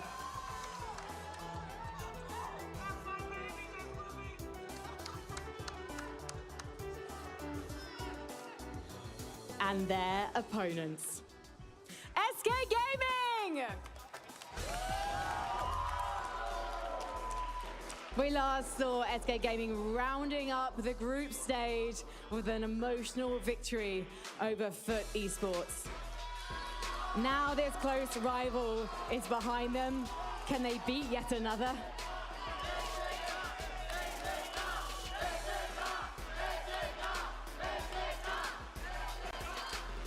I'm seeing front rows of fans of both of these teams, so before we get into the game, SK, let me hear you! I think we can definitely be louder than that. Tribe, let me hear you! Okay, Yeonjin, let me hear you. 1, 2, 3! We can definitely be louder than that, but that's okay. Because this quarterfinal is going to be so intense and everyone is going to be on their feet in mere moments. So let's head over to Kenny and ready for all the action. It's time for our 4th quarterfinal of the day. Wow, listen to the energy of that crowd. This is going to be an absolute banger of a 4th quarterfinal. We couldn't be more blessed with storylines this year. We get another iteration and chapter of Tribe Gaming and SK. It's been a little quiet. Obviously, social media, they stay chattering at each other. But in terms of matches played this year, this is a first for them. And not even matches played just this year, but going back in history, this is such a historical matchup, especially going back to 2021. If you want to call it a grudge match org-wise, then go for it. But this is still going to be such a furious showdown. Especially in 2021 as well. I mean, SK Gaming as an organization at the time were heavily regarded as a contender for the World Championship, and the #1 seed from North America, Tribe Gaming, a lot of familiar faces up on that stage right now, rose to the occasion, defeated those guys in 2022, did it all over again. Well, let's talk about the recent performance too, because we saw Tribe get an amazing performance in their group, going 2-0. On the other hand, SK, not so confident, but however, they were facing Crazy Raccoons, so it is very difficult to make some performance there. We're going to get it all started on field goal between these 2 teams. 80-20. While the caster booth mostly picked Tribe Gaming, I think this is a little disrespectful towards SK, if I'm being quite honest. As one of the people that picked Tribe Gaming, I don't think it's nearly that much of a blowout. Look, when push comes to shove, it's hard to argue against North America East #1 seed, but SK Gaming put on a heck of a performance yesterday. Well, as a fellow vestige of the caster hive mind, I absolutely can't disagree, but there are lots of arguments to be made for the strength of SK, and we'll be seeing those reveal themselves as we get into the draft for this very first set. Going ahead and getting into this draft, first pick already going over to the way of SK, and the typical bans appearing on the side of Tribe Gaming. Maisie tied for first in amount of times played this weekend coming into the day. Of course, going to be receiving a ban as well. I think in Brawl Ball especially, she has been nothing but dominant, win rate high. Sandy, a powerful brawler. Clearly, though, SK Gaming, since they have the first pick, they can get more unique with it. They triple ban throwers and pick the guy who loves to not see those. Without a doubt. I mean, it's going to be difficult to deal with Spike without any kind of thrower. There are still options. I don't expect them really to return here, but Tribe Gaming, the value of that last pick is going to be severely diminished, especially with an initial tank counter pick and all those thrower bans. Spike with a hypercharge as well, a very powerful foe. So Tribe Gaming have some serious decision making. SK Gaming have already selected a lane option for themselves, and now Tribe, with seconds to go, are going to select another powerhouse of a brawler. It's going to be the boxing botanist Rosa. We were wrong to doubt this one in the days prior. Even though it is a fairly early pick of Rosa, she has that hypercharge, and she's still a very strong brawler in her own. And in certain matchups, she can be quite difficult to take down, even if you are a fellow tank. I'm curious if they try and grab something that actually counters tanks as a way to kind of prevent SK Gaming from grabbing a way to take care of Rosa on their own. Rosa is very powerful right now, top 3 in ban rate. This is going to be a Stu selection though, so a little versatility. I'm curious to see how they play this as well in terms of lane matchups, because historically, Spike actually does a really good job into Stu with the life plant. Precisely what I was thinking, especially if you're running that gear to get a 4th gadget, it can be immensely useful, but there are a lot of good gear options for Spike, so that'll be a big consideration for SK as they finish up their draft with a couple of more picks. One more coming in with those thrower bans still looming for SK Gaming. Have to be considering B now, so maybe they're going for some wall break. Colonel Ruffs could be making an appearance to help deal with the Stu. Cordelius is their selection. I think they are really isolating Rosa here. All 3 of these brawlers actually do a phenomenal job. Obviously, Rosa with a shield, even somebody like Spike, can have a hard time dealing with that, but Cordelius obviously going to be a way to deal with this too. Dragging somebody in the Shadow Realm that especially has to be up close in your face and throwing punches. IKS, assuming he plays this brawler, can kind of just keep the distance and really select those matchups very carefully with the super. You get great 1v1 matchups. You are also able to use that jump to get over some of the walls. Squeak, final selection. This is the lockdown control brawler. Have to wonder how much this is going to control the pace of the game for Tribe Gaming. They really want to play this control, it looks like. This is a specialty brawler for them too, as Livy is something special on the Squeak. In terms of matchups as well, it goes really well in that life plant, so a little pushing around here in our draft phase, and the crowd already getting amped up. We're about to get started here in set number 1. A furious showdown for the ages. A grudge match, once more replayed, incoming as the final selections of gadgets and gears are made for this draft. Let's get it started. It's set number 1. As Livy already dropping a gadget on the left-hand end. Yashi, of course, playing the B, going to be in mid here as Rosa is having a tall task of dealing with IKS on the Spike Tyrant, still with no super. A piercing blow there from Yashi, and already a rattled Hive going out as well. It's SK on the defensive early. Tyrant makes a big push in. He has that super. Trying to get this around the left side is Livy, continuing to deal damage versus Ope. There's the kill. It's a clean open goal. Yoshi can't make it in time, and already 1 goal for Tribe Gaming. Early bucket from Tribe Gaming. A little bit of mistake there, I think, on the defensive front from SK Gaming. They had to space the floor a little more. No goalkeeper in sight as Livy makes the easy one with low HP. As once again, it's going to be in contention for the mid. This time, though, they're going to be rotating OPE in there. And Zulon is getting dragged to the Shadow Realm. Tyrant still trying to hold this mid matchup. Early takedown of IKS on the right lane. Slivy's not quite healthy enough to push forward, but Zulon certainly is. We're on the left side, completely slowed down, a kill, and Zulon looks to convert. Here comes the hypercharge super down from IKS. Conversion onto his Livy, and another one onto Ope. Zulon continues the push forward. He has the hypercharge and the super combo. This has got to be it. The walk in, the pass forward, and the back off the wall. Tribe Gaming close out game number 1. Tribe Gaming firing on all cylinders there in game number 1. There was never really a situation where SK Gaming had a chance to touch the ball. Tribe Gaming held strong to their mechanics, used their composition well, and just kept on dealing with SK. The health of Rosa was really the biggest thing that SK Gaming had trouble dealing with. The curious thing is, how are they going to deal with that? Zulon once more rotates over to the right side. Even though Spike is on this lane, he's able to fare against it fairly well, as Livy's also lining up these shots so reliably. It forces Yoshi to retreat severely. Ball around the right side, more unfriendly bushes. IKS remains alive, and Zulon's ready to receive a pass if he gets a lane victory over here. Ope, though, punches through the defenses. Almost a takedown onto Tyrant, but he's just 1 shot short with a super to match as he respawns, but still no value. What a response there. Great duel there in the mid is now. It's going to be as Livy trying to bring this ball off. IKS once again on the back heels. Tyrant in the mid with no super, going into a sharpshooter. Or Ope with a super is not an easy task at all. Zulon just gonna hunker down. First opportunity now for an SK offensive. Chaos now pushing in. He could really use a super here to lock things down. Ope's gonna go for it, jumping in, getting one kill, almost going down himself. The final punch from Zulon to send him packing. Chaos now in with the hypercharge super, but it's still just a 2v2. Tyrant's able to pass this one over to the left side, and it's a clean defense for Tribe Gaming. Tyrant still without a super, though. He needs to get going here. He leads the offensive charge with cycling his supers, and now he finally has one dashing forward now, taking on OP with flying colors, dashing all the way up the map. Another takedown on the left-hand end as well. But Zulon, the only one in offensive positioning now, so Chaos and Yashi are going to rush to defend this. Quite overextended here, but it does afford some time for Tribe Gaming to push up to the metaphorical line of scrimmage. It's just as Livy and Tyrant defending, though, with the ball locked firmly in the back left corner. SK Gaming continued their push forward. They could really use a hypercharge here, especially a super. Chaos, he's all out of gadgets, but he does have the hypercharge and the super. Opts not to use it. Instead, maybe going for a three-man push. Is Livy and Tyrant the sole defenders on the left side, but SK Gaming continue to lock down control at mid. As Livy playing a brawler that's normally known for area control, but he's using it on offense. And now Yashi is forced to deal with this. A pinch coming in as well. It's a double. They're going to have only Zulon remaining at the moment. A big tag. They're going to take him down to the Shadow Realm as well. Tyrant forced to play defense now. Not the easiest task for a close quarters stew.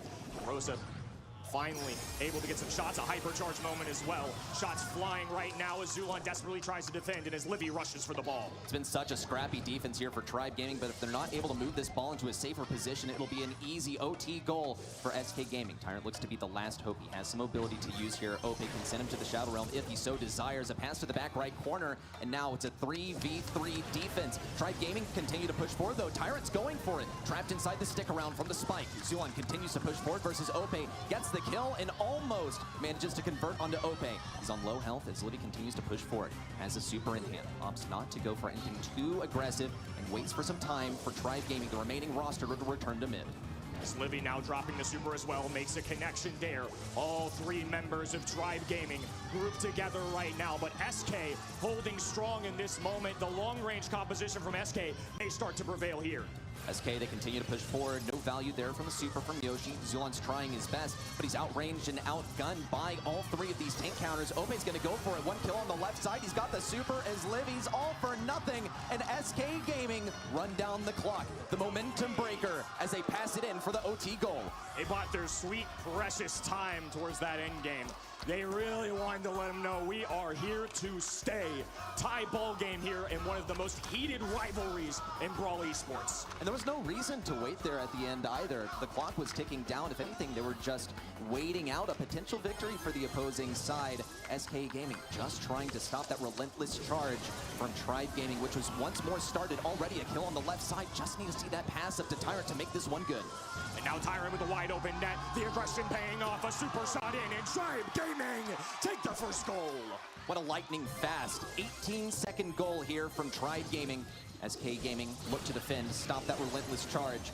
Tyrant is looking for a super, more importantly than anything. He's got to contest Yoshi at mid. At the moment, he and Chaos are bullying Zulon. Already a takedown there. Ope with a solo lane victory, a double kill, and a clean one here for Ope just to pass it right down the middle.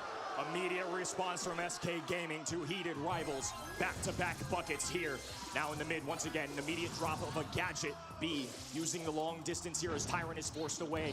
Chaos holding on to a super as well. Yashi, ball control. A kick over to the right-hand side. Now a hypercharge inbound as well. Bottom right-hand corner. Shots are going down, being landed. It's a pickup here. The rattled hive inbound as well. Another spike super. A wide open net. Tribe Gaming can't move a muscle.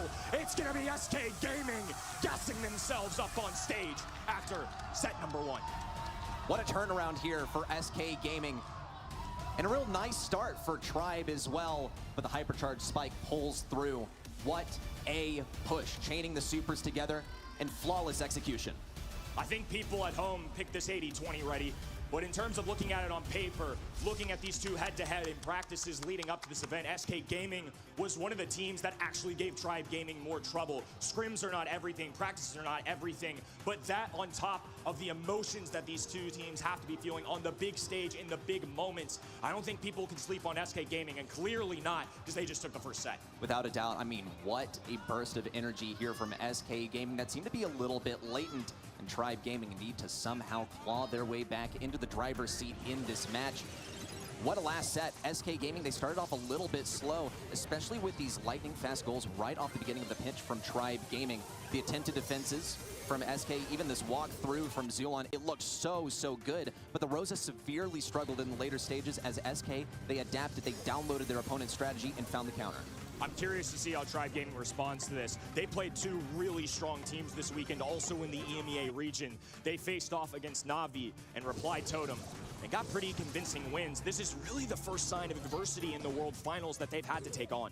This is without a doubt. I mean, Tribe Gaming, they've looked so clean so far, even within a very difficult group. And SK Gaming are going to be the ones to hand it to them. To some, seeming like an unlikely opponent, but very much a real possibility of Tribe Gaming going down here. Of course, it is just set number 1, but look at these stats. What a dominant way to start things off. Set number 1, and iChaos with a little glare towards the other end, gassing himself up. And along with it, numbers to show for it. You can talk trash when you're performing like the best out there, ready? SK Gaming, I mean, they've been the subject of psychological warfare for long enough. It's time to inflict it upon their own opponents and for once find themselves in the driver's seat of this kind of tactic.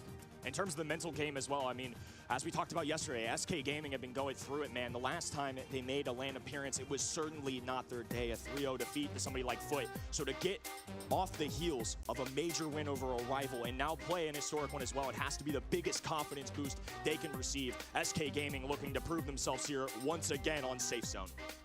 It is Safe Zone, a brand new map for both of these teams. We haven't seen them play it here at the World Finals on the big stage just yet. So some new things to emerge, possibly for each of these teams. We'll just have to wait with bated breath and check out those bands as they roll in. Love the artwork here and the nice design of our map as well. A packed house here, waiting anxiously to see this band stage as well. SK dialed in, Tribe Gaming looking rearing to go. 3 sharpshooters eliminated for Tribe Gaming, and of course, if you see Charlie in the band stage, you know who has the first pick, Tribe Gaming with the first decision here.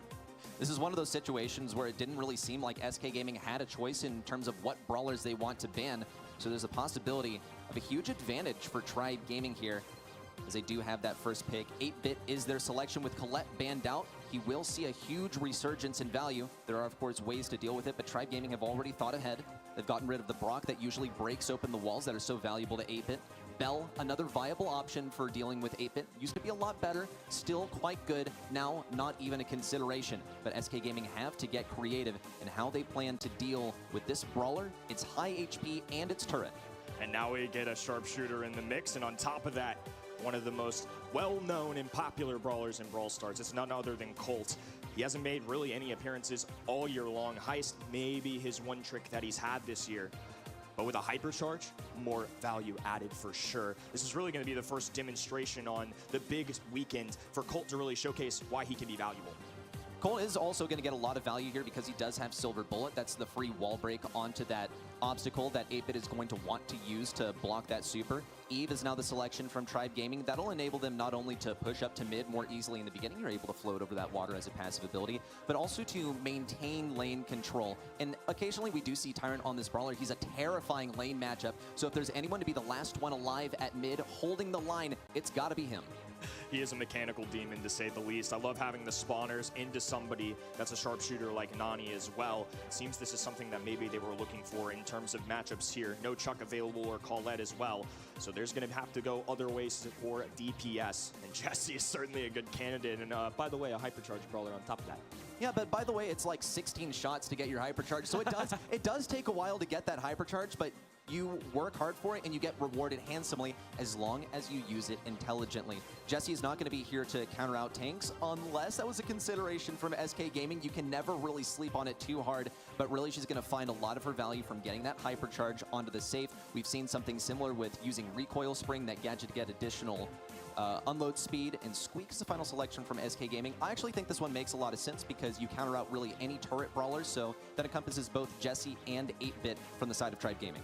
Great point there, and on top of that as well, when you see the Eve on the 4th pick and then on the 5th, they pick up Jesse. This is a combination that they probably want here, as Jesse can take on the spawners and the turrets really well. It also does high DPS. You don't want to hand that off to SK, so it makes a lot of sense here to go that direction. Players loading in, selecting their gadgets and gears. and everything else before loading into this match. Who gets the win on the first pitch? The initial control will be immense. If 8-Bit can set up at mid, that's very important, but more importantly for 8-Bit, if he can get just one push on the enemy safe, it will be drastic. And the consequences will be immense for SK Gaming. The same exact case goes for Tribe Gaming. If they allow Colt onto their safe just once, it can be devastating. The crowd powering up here alongside our players. And we're going to be starting off with a little bit of a stalemate. Sometimes that's how the long-range map goes, but iChaos dropping his gadget on the left-hand end. It's forcing his Livy away. One of his Olivia's specialty brawlers is the one he's going to have to play. A little familiarity there is now Yashi, a shot at the safe, 3,200. And SK are the first to strike. It looks pretty miserable here for Zulon. He does finally have that turret. Is he using plugged in? No, it's just going to be the boosted booster. And Tyrant's going to be the one powered up. He is the one on that Eve to end up, and a good kill onto Ope allows him to propel himself forward. The hatchling's already ready to emerge very soon here. And we'll count how many that is for. He is using the gear. iChaos also caught in a massive pinch. And now it's time for Tribe Gaming to move in. Opportunity for Tribe Gaming. It's going to be a movement up the middle of the map, but SK respond at a great time, and now a Nani peep inbound as well. Zulon likely looking to take this. It's actually a teleport, though. Yashi with the elimination. Some free shots and a few piercing blows from Eve here, too. Scary moment, but successful defense for Tribe. 13% already knocked off of Tribe safe, and while they have seemed to have control for a good bit of this game, they have not managed to push in on that safe. But ladies and gentlemen, they only really need one. If Zulon can get in on the safe with a boosted booster, his team at his side, that's all they really need. Here comes the peek. Do we see the teleport in? Already making its way behind the safe. A gadget yet to come. Lots of damage, and Tyrant is forced to defend. Now we get a little split view of what's going down here. Yashi creeping on the bottom left-hand side. Tribe forced to deal with a little bit of a pinch here. A back step, and they're going to get this elimination as well. Three blue brawlers now standing tall. 65-93. As Livy and Zulon are once more going for this pinch, but iChaos is positioning himself a little bit precariously, ends up paying the price for it as well. And a little bit of chip damage there on Yoshi. As we head into the final 25 seconds of the match, Tribe Gaming have no response to SK Gaming's constant aggression. Ope in with the hypercharge and the super. A kill to show for it. And iChaos continues to push in. Yoshi still getting taps on the safe. Wonderful connection here from the super from iChaos. With 10 seconds remaining, all hope is lost seemingly for Tribe Gaming. On to the next one, Tribe Gaming. A lot to recover from. Set number one certainly started out in their favor, but to kick off set number two, it is all SK Gaming. One set victory already, another game in their back pocket as well, in such a dominant fashion. We have to see some more emergent counterplay here from Tribe Gaming. It just didn't seem like they had more in their back pocket than pinching that left lane. It's looking quite difficult. They have another game to make this happen. SK Gaming up 1-0 within the set. Pedro pacing as well, coaching the boys up. They are one game away from a dominant lead against NA East's finest. Livy once again going to be kicking off the left-hand side. Tyrant traversing over the water here as Ope looks to break open this map. Once again, it's going to be all about who can pick up that first kill and have an opportunity to hit that high safe first. SK are placing a large priority on denying the turret to Zulon. Tyrant, once he was boosted up, was dealing so much damage. A kill onto Zulon looks massive, and Yoshi was able to fire all the way down mid. Nice kill there from Tyrant onto Ope, but it doesn't enable a push-up just yet. He still has to recover some health. Some nice dodges will be key. iChaos continues to push forward here, wants to position himself behind these obstacles as Livy is continuing to defend. Zulon gets a kill on the left side. It's looking good, but Yoshi is a next step in getting closer to the safe. Three blue brawlers now in the middle of the map. SK forced to play some defense, some bounce shots going through for his Livy, and the tank already taken down. That poor rubber duck eliminated immediately. They fire some shots as well, and now a 10% lead as the Nani peep goes towards the Tribe Gaming side. A couple of shots in, both connect from Yoshi. A 2% advantage emerges for SK Gaming. Ope taking a lot of damage, still trying to back away from Tyrant, who might be the sole brawler to advance on the enemy safe. As long as the defense is good on the back left, then Tribe Gaming can afford to extend this far. But Tyrant did make it all the way to the enemy safe. No, not yet. He does have a super, though, that can enable him better control versus Yoshi. Ope also has that hypercharge ready to go, as we did below a minute left on the clock, and a lead for SK Gaming. Tyrant did his best to dodge there, but it wasn't quite enough. Multiple SK brawlers focusing him down. Back in action now with a super available here too. It's a narrow lead, but Tribe Gaming really need to find an opportunity to get up on the SK Gaming safe. They haven't really had that chance in these two games. We're gonna have to force it through. Zulon was forced to use his super to block damage. 30 seconds remain. A connection onto Zulon looks great from iChaos, and he's fully slowed down. A kill there from Yoshi to match. And here comes the hypercharge from Ope, targeting Tyrant in his sights. No kill just yet as Livy also avoiding the damage. The teleport forward from Yoshi looks dangerous. 15-second countdown active. Tribe Gaming, they're only barely behind. Tyrant has to get some damage on the safe. There's a takedown onto Ope. Now it's time for Zulon to move in as Livy with the hypercharge. Here comes the turret as well. They're melting it down. Tribe Gaming take the game win. Tribe Gaming making them feel their presence here. Laying down the fire towards the end game. Once again, ready. We've got a 1-1 on our hands. This is anybody's game for this set, but this is a huge moment here for Tribe Gaming, and I'll argue the biggest of their weekend so far. They haven't been down in a set number 1 yet. They're playing a huge rival historically as an organization. They need this one. Right back into the thick of it. SK Gaming still break open these walls. Perhaps another wall break soon versus Zulon. Could be coming in. Ope's gonna go for it. Perfect connection there. Tyrant has to defend this right lane solo. Zulon's taking so much damage.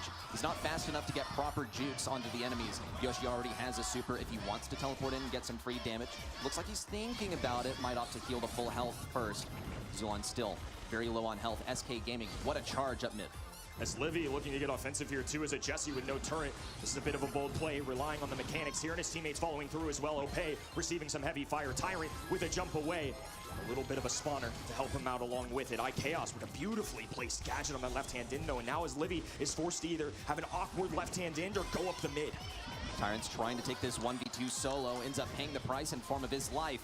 And Zulon is left to defend this nanny peep as it weaves its way in as Livy around the left side still looking for this kill versus iChaos, who refuses to let this go. A kill onto Ope.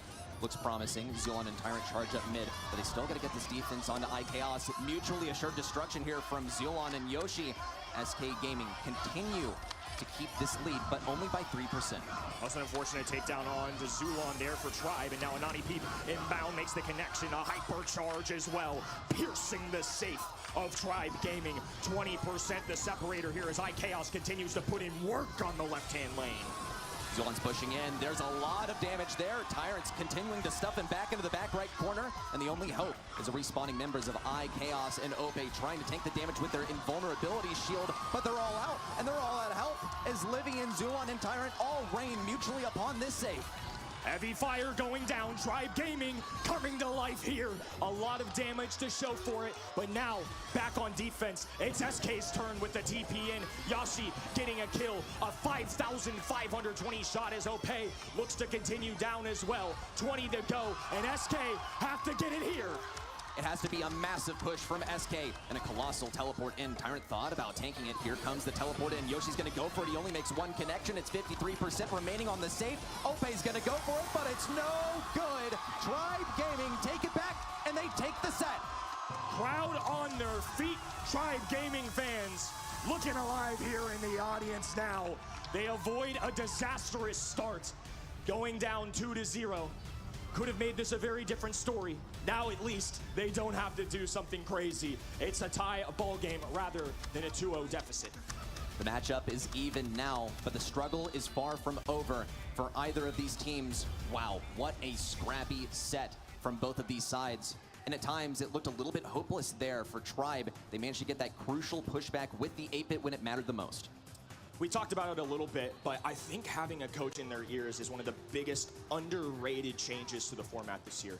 I talked a little with Corey about it towards the Masters time, and it's something that helps them a ton. They can give live time feedback rather than just be with them through the draft. They can make those quote-unquote halftime adjustments, and you saw it there in the set as well. Game number 1, SK Gaming piling up some damage. I mean, look at that scoreline. Game number 2, though, Tribe Gaming neck and neck the whole way through, but with 5 seconds to go, they melted that high safe. Some serious game changers here, as Livy had a lot of struggles on that left lane, and so did Zulon, both versus a Squeak. I really see Tyrant as the breakthrough player. He's moving up that right lane with no real opposition in terms of geography. He's able to float right over that water. In terms of enemies, certainly so, but he was able to dispose of them when it mattered the most. Here taking down Ope and keeping up that defense. Wow, stellar play when it matters the most. Let's take a look at the numbers as well. My goodness, Tyrant really putting on a show for us here. 198. The kill category certainly favoring Tribe Gaming there. Well, he's racking up kills here. Of course, that's not the objective, but the real objective is to enable your teammates to push up, and it's precisely what he did. Taking a look back at that set too. It was really a strong showing at the beginning for SK Gaming. I mean, they certainly looked powerful there. Still standing tall, but certainly no longer as loud as they were. Maybe a shake in the confidence, maybe not. I'm not going to question it after the big, bad reverse sweep they had yesterday. Well, as we head into set 3 and we get prepared for some Gold Arm Gulch, how are you feeling about the momentum? It went from a fairly fast Brawl Ball set into a bit slower of a high set. Now into Gold Arm Gulch knockout, it tends to play out fairly slowly too. Yeah, this is a very passive-aggressive game mode, as I like to call it. Sometimes we'll see some teams surprise us. Yesterday we had a few surprises as well, kicking off things very aggressively in knockout. But when you have one life, you really have to make it count every single round. Charging supers, very important. So getting some early shots in, even if it's not a takedown, when the fog's starting to close in, when the pressure is high, when the quarters are close, it makes a huge difference having extra utility in your back pocket. Pressure is high, but the support is nigh here from the audience for Tribe Gaming. The same goes for SK. Sitting in different areas, obviously, you got to keep the two separated. For sure. Looks like they're getting some assistance up front as well.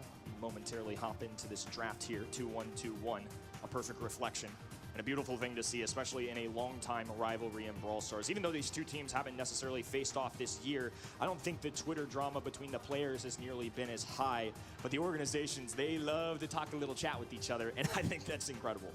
It's a phenomenal storyline here, but I think that Tribe Gaming and SK Gaming, at least as players, have some mutual respect for each other, at least in terms of being phenomenal players, which has already revealed itself to be incredibly evident. We'll be getting into this draft momentarily to see what the players are getting up to. In terms of Gold Arm Gulch, we expect to see some long-range brawlers. We expect to see some throwers maybe make their entrance too. Yeah, it's been interesting to kind of see the meta develop, especially when watching scrims in the leading weeks and all these practices. I feel like we've developed strategies for maps, and then we figured out ways to counter them. And then these guys are so darn good at the game that they figured out ways to counter that strategy. And it's just been an ever-evolving cycle of brawlers. You know, Tick was an insta-ban here a lot of the time. Maybe he shows up today, but we've really strayed away from that. We've found instances of brawlers like Chuck, who are newer, being really good assets towards the ends game. I mean, all of these new changes, all of these new hypercharges, the players have adjusted beautifully. So I'm curious to see who they put their faith in this draft. It is a Brawl Stars draft arms race of sorts, and I'll put my money on some creative things emerging today, some things that have been hidden in the previous days as things really start to ramp up here in the final day of competition. Love that little Yashi pin from the crowd as well. Makes my heart a little happy for him. Some SK fans present, some Tribe fans present, but a lot of Brawl Stars fans from around the world watching in person at DreamHack Winter or online. Momentum riding with Tribe right now. Everybody kind of recouping, dialing back in, keeping themselves centered. The emotions are high, but you gotta find a way to control that on the field. That's been really a pain point for these two teams, is keeping that mental under control. We'll see how it develops within the game. We're getting into Gold Arm Gulch, and already the bans are in from SK. Some of the typical stuff. We expected to see the Charlie ban, of course. The Shelly makes a whole lot of sense, and so does that Meg. Tribe Gaming to get rid of the Mr. P, the Buster, and the Meg as well. Buster, once more, makes sense, especially as a last pick. We see the Mr. P emerge, though, and I think that's quite indicative of what Tribe Gaming want to run themselves. Sharpshooter time. It's going to be Nani. It makes sense, right? I think Nani has an argument to be the strongest, at least in those one-on-one matchups against fellow rivals. Somebody like Piper and Bell with the return to Cinder, with the insanely high DPS, with the Nani Peep. Tribe Gaming are going to have so much equipment to kind of work with here. So now SK Gaming, they may not get the fierce sharpshooter, but they'll go the other direction. Typically, when you see these sharpshooters, is you're going to go towards a thrower, and they're going to grab what pros consider, I think, to be the most annoying one out of all of them. It's going to be Tick. And you made this prediction, too, that we might see Tick emerge here, but usually he's a first pick, and we see that last pick forced to be yet another thrower. I don't see a Grom ban anywhere, and that tends to be a fairly popular pick here. Sprout also a very viable option. SK Gaming are getting themselves prepared for something like this, of course, and Tribe Gaming have to weigh their options carefully, because if they commit to the thrower, they also have to make sure that they don't get interrupted by anything that's able to pull it. Another interesting way they could go is Pam here, somebody that shows up a decent bit on this map, but when I see somebody like RT who can kind of put his foot into the ground and drop some static, you don't really want to go too squishy with it, so I think they need to tread lightly about this next decision. It's going to be Gene, not as popular as he used to be, but still, that pull is so dynamic, so strong, so if they can really get their hands on a massive in-game play, it can go really well for Tribe Gaming. A pull on to Tick would be incredibly valuable. Now SK Gaming have to be weighing their options in terms of what kind of spawnables can we get in here to block out that pull. But Tribe Gaming, they were certainly planning on this. I think it was pretty evident from the draft that from that Mr. P ban, they had Gene at least as one of their options that they were considering. Final pick. It's going to be Brock for the side of Tribe Gaming, an iconic brawler in Brawl Stars, and especially on this map. He's capable of big plays. But like I said, they have RT towards those in-games. They have an option to be squishy, but I think Tribe Gaming really wanted some wall break choices. They have the Nani Peep, which normally you're trying to make a tag with that, but at least it's a choice. We have the Gene pull, which can do that. And in fact, they're going to choose Piper, who does well in the Brock, but historically, Gene a very well-known counter into that Piper pick. This is very, very true. It really comes down to when that wall break emerges. And I believe that Tribe Gaming could even find some emergent strategy in choosing to not break open the walls. It does make that Nanny matchup more difficult, but typically the Nanny is quite good into the Piper. So it's something that we can expect to see in the upcoming game as players get ready. Everybody queuing up here. Coaches making last-second call-outs. It's 1-1 overall. It's one of the biggest rivalries in Brawl Stars, and it's arguably the biggest set. Set number 3 on the way. Push up the left lane for both Tribe Gaming and SK Gaming. Usually, this map sort of favors an east versus west strategy, as Livy dangerously low on health at the hands of both Ope and Yoshi, traveling as a single unified unit, doing their best. Now splitting up, dividing and conquering, looking for some value here. Ideally, iChaos would get a super to enable a push in, but so far no major taps just yet. An east-west matchup, one of the unique features about this map. iChaos on the low end is the two sharpshooters for SK. Take to the skies up north. Tyrant is Livy, bound together as well. And you'll notice too, nobody really stepping up too quickly. A return to Cinder as well. Ope, very low HP, a close call, and now Tribe are starting to put their foot on the gas pedal. Zulon's gonna make it happen. Here comes a super versus iChaos and versus Ope, but no kill confirmation. Yoshi also has a lot of help to work with, and Zulon needs to tee up these shots. Just a couple more connections would send him packing. Zulon's looking for it. No connection just yet. Ope forced to super straight up into the poison too, taking devastating damage from Tyrant, who looks to close it out. An emergency gadget from iChaos, and as Livy has to hit these shots versus iChaos in close range. One connection and almost a clutch. Ooh, I really thought that Tick might clutch that up. That would have been unbelievable. Nani can deal so much damage. And a little angry emo coming out there as the peep goes in early. A connection on the Piper. Low HP. Tribe seeking the blood. They want this full kill. But they're going to group up together here in the grass. Use the unknown to their advantage. Low HP again. And no connections there. Somehow SK are staying alive.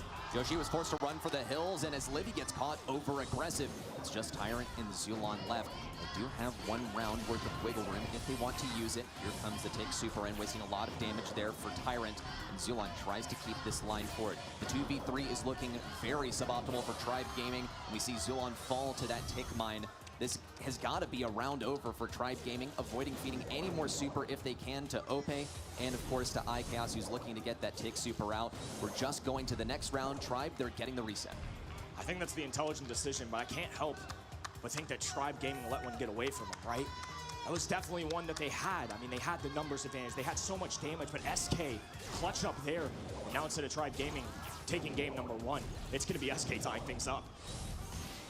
SK continue to occupy this right side with a lot of their bushes diminished. Tyrant is going to be able to locate them even more easily as Livy especially can tee up these shots. There's a return to Cinder, but he ends up falling himself. Zulon almost taken down from the homemade recipe. And the 2v2 ensues once more. The same two members of Tribe Gaming trying to hold their own. In the 2v3, it's looking quite dangerous as SK Gaming are armed and ready for a colossal clobbering of these two brawlers.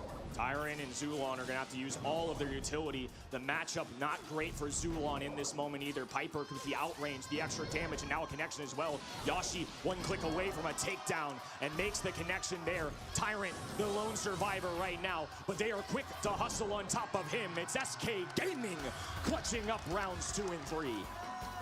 What a roundup from SK. What a way to bring things back. But arguably, mistakes on the side of Tribe Gaming. We saw early takedowns from some unlikely situations. In game number 1, Tribe Gaming just barely averted early left lane takedowns. Then heading into the later rounds, going down to things like tick mines, just not the kind of KOs that you expect to see, the ones that are guaranteed to confirm in knockout. They need to reflect on these mistakes and rectify them lest they let this set go to SK Gaming. You see the decision to immediately open up these walls. They want space to work with. They want their long-range options, and they also want more opportunities to dodge those tick mines. Open space is their strongest ally right now, as iChaos in the opening is a sitting duck at times. Long-distance shots going down for both ends. Nobody wanting to give an inch. Everybody just looking for supers. Ope's playing this very cautiously. He's ready to pounce on a target with Yoshi. They have a lot of guaranteed damage in form of both of their gadgets, just waiting for Tribe Gaming to get over aggressive and play into their hand, or for iChaos to get that initial push forward with the use of his super. He's got to be getting close. No serious damage just yet, but the crowd is chanting and they're cheering. Tyrant's taking so much damage on this left lane, and as the poison closes things in, it's looking dangerous. Return to Cinder from his Livy, but another response from the side of SK. It's Tyrant and Zulon versus iChaos, and the first round goes to Tribe. Tribe Gaming back on top for round number 1 here. To come into round number 2, the only extra utility they will have in their hands is a gene pull, but it's arguably one of the most valuous as Livy needs to be careful here. Tick inbound, disrupting a little bit of the grass, and they also get a kill on top of it. SK Gaming strike early. An absolute tragedy here from Tribe Gaming as once more they lose a member early, and SK Gaming had the odds immensely in their favor. Another one onto his Livy, and Tyrant just has this super to hang on to for the final round. It would be a total waste to use it now. Just has to deny the super to iChaos and go down in the poison. Yoshi might be able to kill confirm here. iChaos got his super. Everyone on SK Gaming armed with their supercharged. Something about these round number 2, man. Tribe has to find it here, though, if they want to continue on with the set. They're going to be winding up this Nani peep. A right-hand turn, and might be a right hook as well, but a connection onto the shield. iChaos tanking that so well. Tyrant and Zulon taking some hefty damage to boot. iChaos, Yoshi, and Ope all armed and ready with their supers. At the drop of a pin, they can be ready to push in with a tick super. They choose not to, though, perhaps waiting for this poison to close in first. In the time being, Tribe Gaming can get a super of their own as Livy and Zulon ideally would get theirs. They have so much open space to make this happen, but SK refuse to engage. The SK chants already roaring in our crowd here as the fog is going to start coming in soon. East-West matchup here. North America versus EMEA. And Tribe Gaming need to take a stand. We have to see a pull here from Tyrant, but every member of SK has some way to disengage. iChaos is looking quite vulnerable now without the super. Tyrant wants to rotate over here, but he's forced to take on Yoshi on the right lane. iChaos with yet another gadget. He has another one to spare. Big pull, but it's only onto the RT base, and everyone from Tribe Gaming falls like a house of cards. SK Gaming.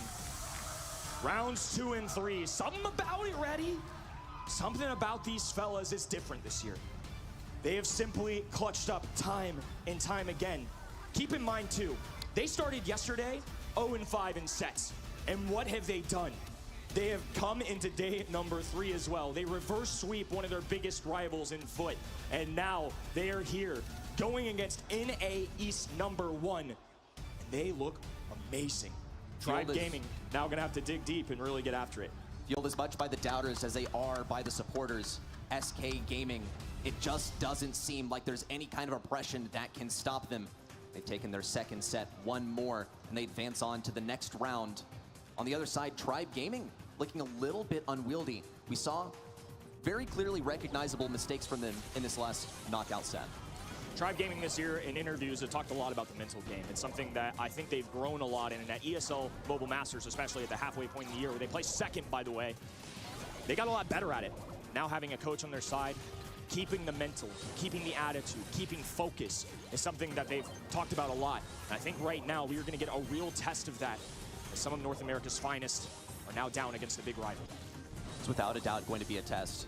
And what an avenue for that to happen too, versus SK Gaming, down one set, at the mercy of this next map, should they want to continue in this competition. And a bit of an unwieldy set for them as well. Phenomenal for SK Gaming, managing to convert on kills with a brawler such as Tick. Here's iChaos with 8 kills to his name. Oh man, he's putting on an absolute clinic. This is several sets now that he's been a top performer. He's been SK's strongest figure here today, boasting a high DPS, high kill numbers. Tribe across the board, 2 apiece. Every single member of SK, we're outdueling them there. The 2 apiece, I mean, everyone's really doing their part from Tribe Gaming. Equally, though, suffering and needing to get this mental back on track as we head into double swoosh. Perhaps the final destination for Tribe Gaming, unless they can make a major turnaround. This is a difficult map as well. In terms of momentum, it is certainly one of ups and downs. A lot of grass in the mix as well. It's not easy to go about. We have Lou, common ban. Charlie, of course, goes without saying. Maisie is a surprise pick sometimes on this map as well.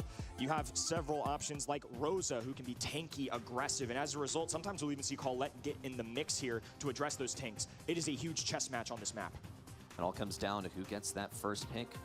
Who is forced to ban out Charlie? There she is on the side of SK Gaming, a clear indicator for Tribe Gaming that they have free reign over some of their brawler bans. And a first pick to boot. Rosa banned out. Same goes for Tara and Gray. All very viable options here. The Gray Jackie is a very strong strategy here. Lou, the first overall selection. Makes a lot of sense to me. We've iterated it a lot. But having a free icicle is so good. Dropping the ice rink with the hypercharge, you can line up the easy shots. Heck, if you catch a gym carrier in that, you can turn around an entire game. And the response to that is going to be SK Gaming dropping the Stu, who I imagine will be a mid here, and along with this Buster, who is one of the more top popular tank options here on this map.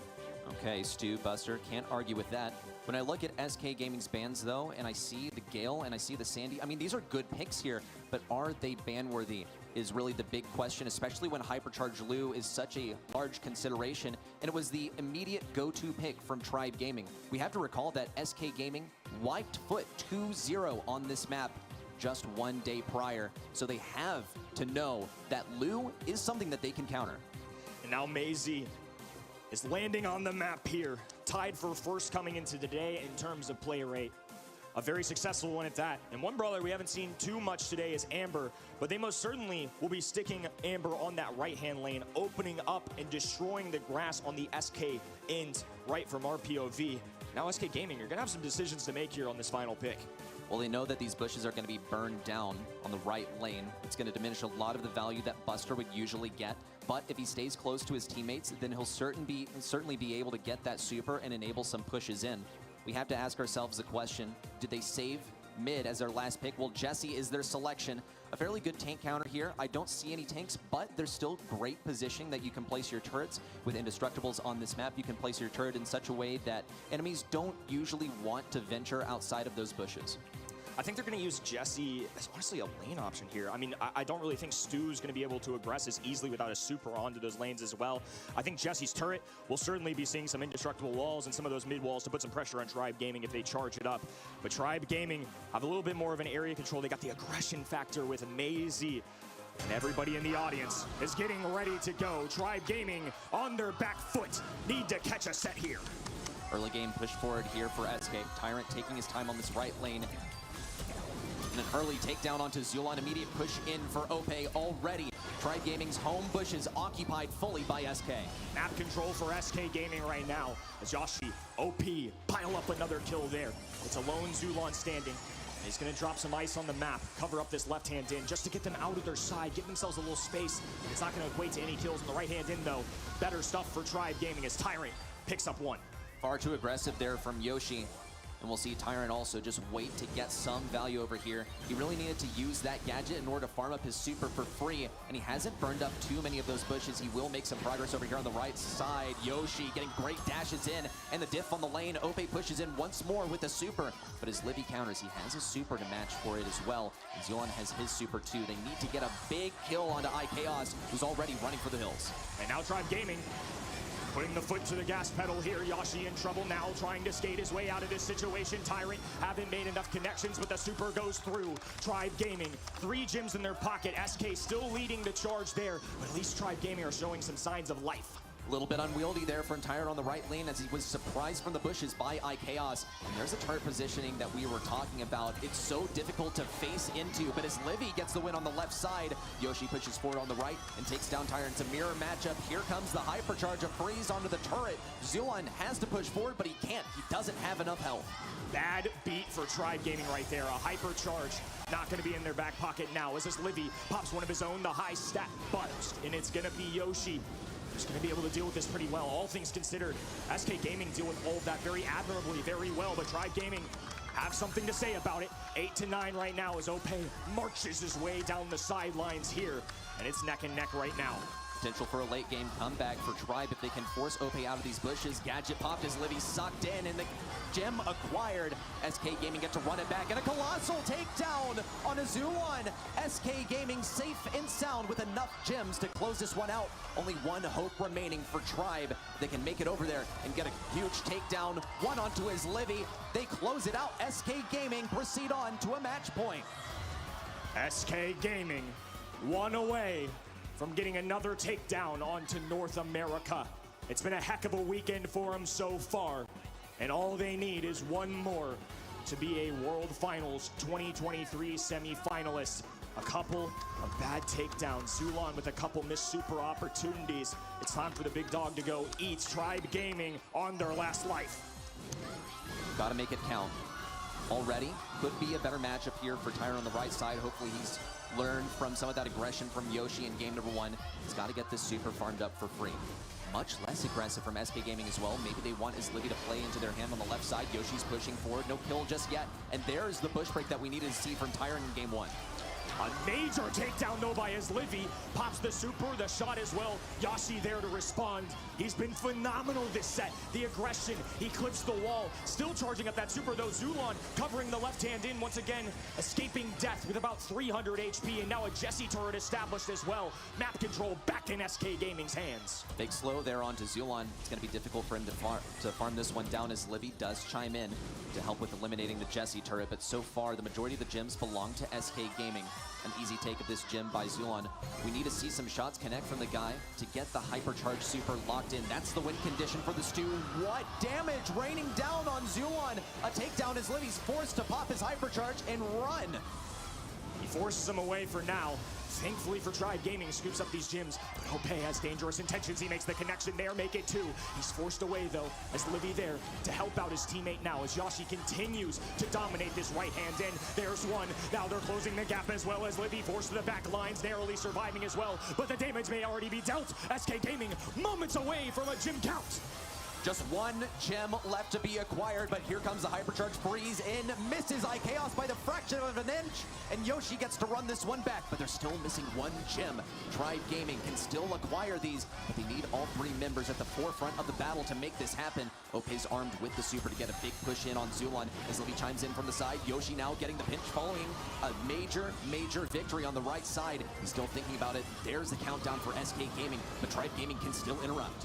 As Livy with low HP as well, they need to be careful about how they approach it. They've got one in the mid, but they can't afford a loss here. They have to grab these gems or get a takedown here. 5 on the clock to go. They're extending for it. They tie it up, but the takedown inevitable. Ope there to strike. Another countdown, but this time it's SK Gaming running away with it, piling up body after body. Zulon falls. They're down to their final life, and EMEA strikes again. SK Gaming moving forward.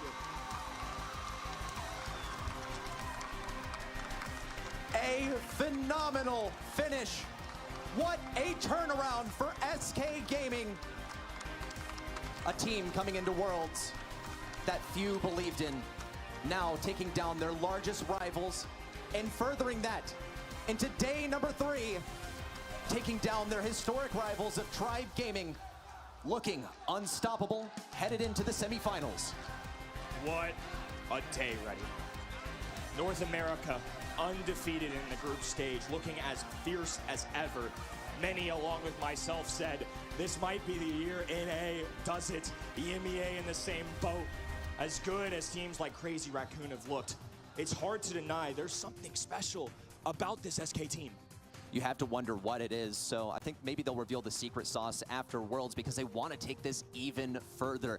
What a comeback, going through LCQ, making it all the way to Worlds, and now making it on to the semifinals. What most would consider a very unlikely outcome, now manifesting before your very eyes. Let's get a replay of SK Gaming and their dominance throughout this last set. But Tribe Gaming did have some good taps in here. We saw early game victories, though, by SK on lanes that Tribe Gaming really needed to win. More importantly, we saw Tyrant on the Amber fail to execute on really the one purpose of Amber, which is to burn down those bushes in game number 1. I think Yashi just made his life really difficult, right? I mean, to be honest with you, he played a phenomenal set. It's hard to argue against any of these SK guys, but I think that, combined with a few missed supers there from Zulon, really made a difference. Those hypercharge moments are the ones that you have to cash in on, and look at that. Stu putting on a show. 10 kills, 363 DPS, and on the other end, the kill count just not matching. Disgusting, absolutely disgusting here from SK.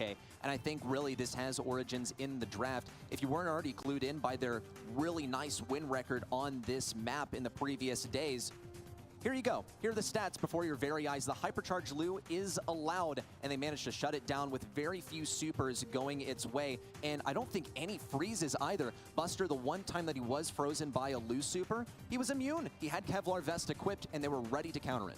You know, coming into the day, Lu's win rate was actually fairly low, I would say, way less than 50%. Today, obviously, haven't done the mental math, but when I see instances like that, it looks like he's not necessarily undefeated, you know? We talk about his utility, how strong he can be, but truly, with these pro players, they're clearly finding ways around that. And this sort of stuff is now starting to emerge. The secrets now unearthed as we head into the later stages of the competition. We have to crown an MVP of this match, though, and we asked you guys on event.brawlstars.com, who was the MVP? It is Chaos. I think a phenomenal selection there, too. We talked about it a lot, especially earlier on in the match, right? I believe it was sets 1 and 3. He was just a star player. He's always been a face for this organization, and in a year like this year, where it's been a very bumpy road, I mean, to be honest with you, early on, they missed the first 2 monthly finals, and now they are here on the world stage, and they're a top 4 team. It has been such a comeback here for SK, but their journey is not finished yet because the semifinals await them. The second semifinal of the day will see SK have a showdown. It's going to be a heck of a matchup. I mean, both of these semifinals we have on the way, not necessarily ones I fully predicted, but I am more than happy to see it. It's going to be absolutely insane. We have some EMEA action coming in, one last for North America and also East Asia, of course, who are looking for some of them a 3rd straight World Finals. Wow, I mean, the last hope for NA, a lot of hope here for EMEA, and Crazy Raccoon also once more looking to stake their claim on the World Finals title, Tensai potentially becoming a 3-time World Finals champion. There's so many different possibilities here. Let's take a look at the bracket so we can really iron these things out and look at all of the possibilities as we head into the last 3 matches of the day. Zeta Division will go to battle with Crazy Raccoon. Crazy Raccoon now facing against their former org, but still looking to establish the same dominance. I can't help but laugh. I mean, the storylines just write themselves, man. Whoever did the script writing for Brawl Stars this year, great work, man. I mean, Zeta Division and Crazy Raccoon beat 2 tough opponents. We got to see Luminosity Gaming nearly topple Zeta Division. Crazy Raccoon had an intense matchup with Totem, STMN, taking care of business, and of course, SK Gaming shocked the world. 80% of people at home, I might add, picked Tribe Gaming. I get it. But SK Gaming, man, we need to take them seriously. SK Gaming just such a surprising, what a lot of people would call underdog, now staking their claim and becoming one of the more terrifying opponents here in the competition. I think a lot of people expected to see Crazy Raccoon and Zeta Division make it into the later stages of the competition, though can't really speak for the caster Hive Mind, at least in the earlier stages of the competition. But now things are sort of starting to go according to plan. The script, okay, maybe we were a little bit off in the reading, but we found ourselves now in the semifinals, getting ready for some excellent matches. Hey, shout out to Uber as well. One man that stood away from the caster Hive Mind, and along with the 20% of you all at home, and he got a nice W for it. I'm sure on event.brawlstars.com he's going to be appreciating that one. I think these next two matches, though, already are going to be way tougher to predict. Yeah, and I think some people had some trouble predicting the fact that these matches would take place in the first place. Some unlikely competitors here that are now looking absolutely scary headed into especially that second semifinal. I mean, back-to-back just bangers. We got a couple EMEA teams in the mix. But coming up next, we've got Zeta Division taking on Crazy Raccoon, like you mentioned as well. There is a little bit of a matchup here in terms of Crazy Raccoon playing their previous organization. And these guys on the other end that are now playing for Zeta Division were actually eliminated last year by a couple of the guys on the other side. This one is going to be something special. Wow, I mean, do they really need that much of an introduction? They have absolutely stolen our attention. It's time to welcome them to the stage for an amazing first semifinal. Thank you, guys. Yes, just 3 matches remain before we see one of our teams lift this trophy. So let's welcome on the first of our semi-finalists. It is Zeta Division! This is a team that looked like they get a clean victory over Luminosity Gaming in that quarterfinal. However, we were kept on the edge of our seats as it went down to the wire, but luckily for Zeta Division, they managed to recover. Hopefully, they maintain their composure and their focus is on the prize again. But their opponents are going to be a very tough one to beat. It's Crazy Raccoon!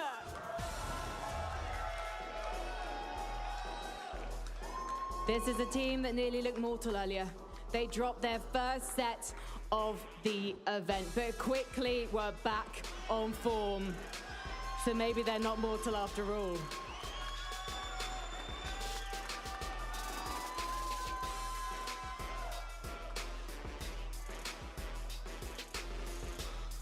DreamHack Winter, please give it up for your semi-finalists! As we head over to Reddy and Kenny.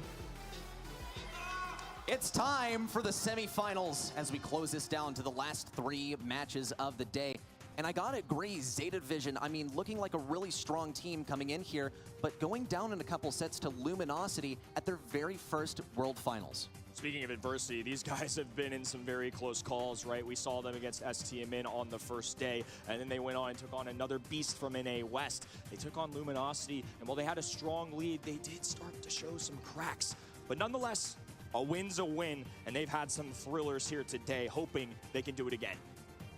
Some close matches, but certainly some discoveries of strategies that don't work that can enable them in this upcoming match versus Crazy Raccoon, boasting a flawless record except for a single set loss versus Reply Totem, now heading into pinhole punt, and a whopping 83% prediction for Crazy Raccoon. This is one of the highest of the weekend, and I think given yesterday, I start to see it. People are going to have that recency bias, and not to mention, too, these guys have won, 3 combined world championships. So, you know, pretty good, I get it. But they're taking on their formal organization that is also very good at scouting talent. They put up a heck of a fight against several of the men from this roster last year. Once again, I'm going to call it out like I said last time. I'm picking CR to win this one, but Zeta Division certainly deserve more respect than that. Without a doubt, I really do see an outcome where we go all the way to set number 5 in this one. But it's going to be a real challenge for Zeta Division. Crazy Raccoon, they've said that don't expect to win drafts versus us anymore. And their drafting style, while not super unpredictable, seems to be indomitable, if nothing else. Crazy Raccoon have taken what seems to be their favorite brawler in Max, a longtime brawler for East Asia, and one that recently in the meta has really fallen off. There aren't a lot of teams that use it. Their former opponent, Reply Totem, really one of the only ones that practice it or use it in their regular gameplay, but Crazy Raccoon are really doing something special here with this brawler. So I'm curious for Zeta Division, and part of the strategy you have to keep in mind with these guys, they're so mechanically talented, and yesterday and earlier today have really proven that they can win with some off-meta picks. So the question being, do you ban what they love to play, or do you ban what's meta? And either way, I think that ends up being a win in the draft for Crazy Raccoon. No doubt. I really think that what Crazy Raccoon have hammered out here is not only do they have brawlers in their repertoire that are sometimes not worth being banned out, that they're very able to execute on, they're also the extremely meta brawlers that they are 100% capable of playing as well. So they've really eliminated both avenues of attack for an enemy drafting team. Yeah, it's what makes them special. They have multiple options, a lot more options than a lot of these teams here.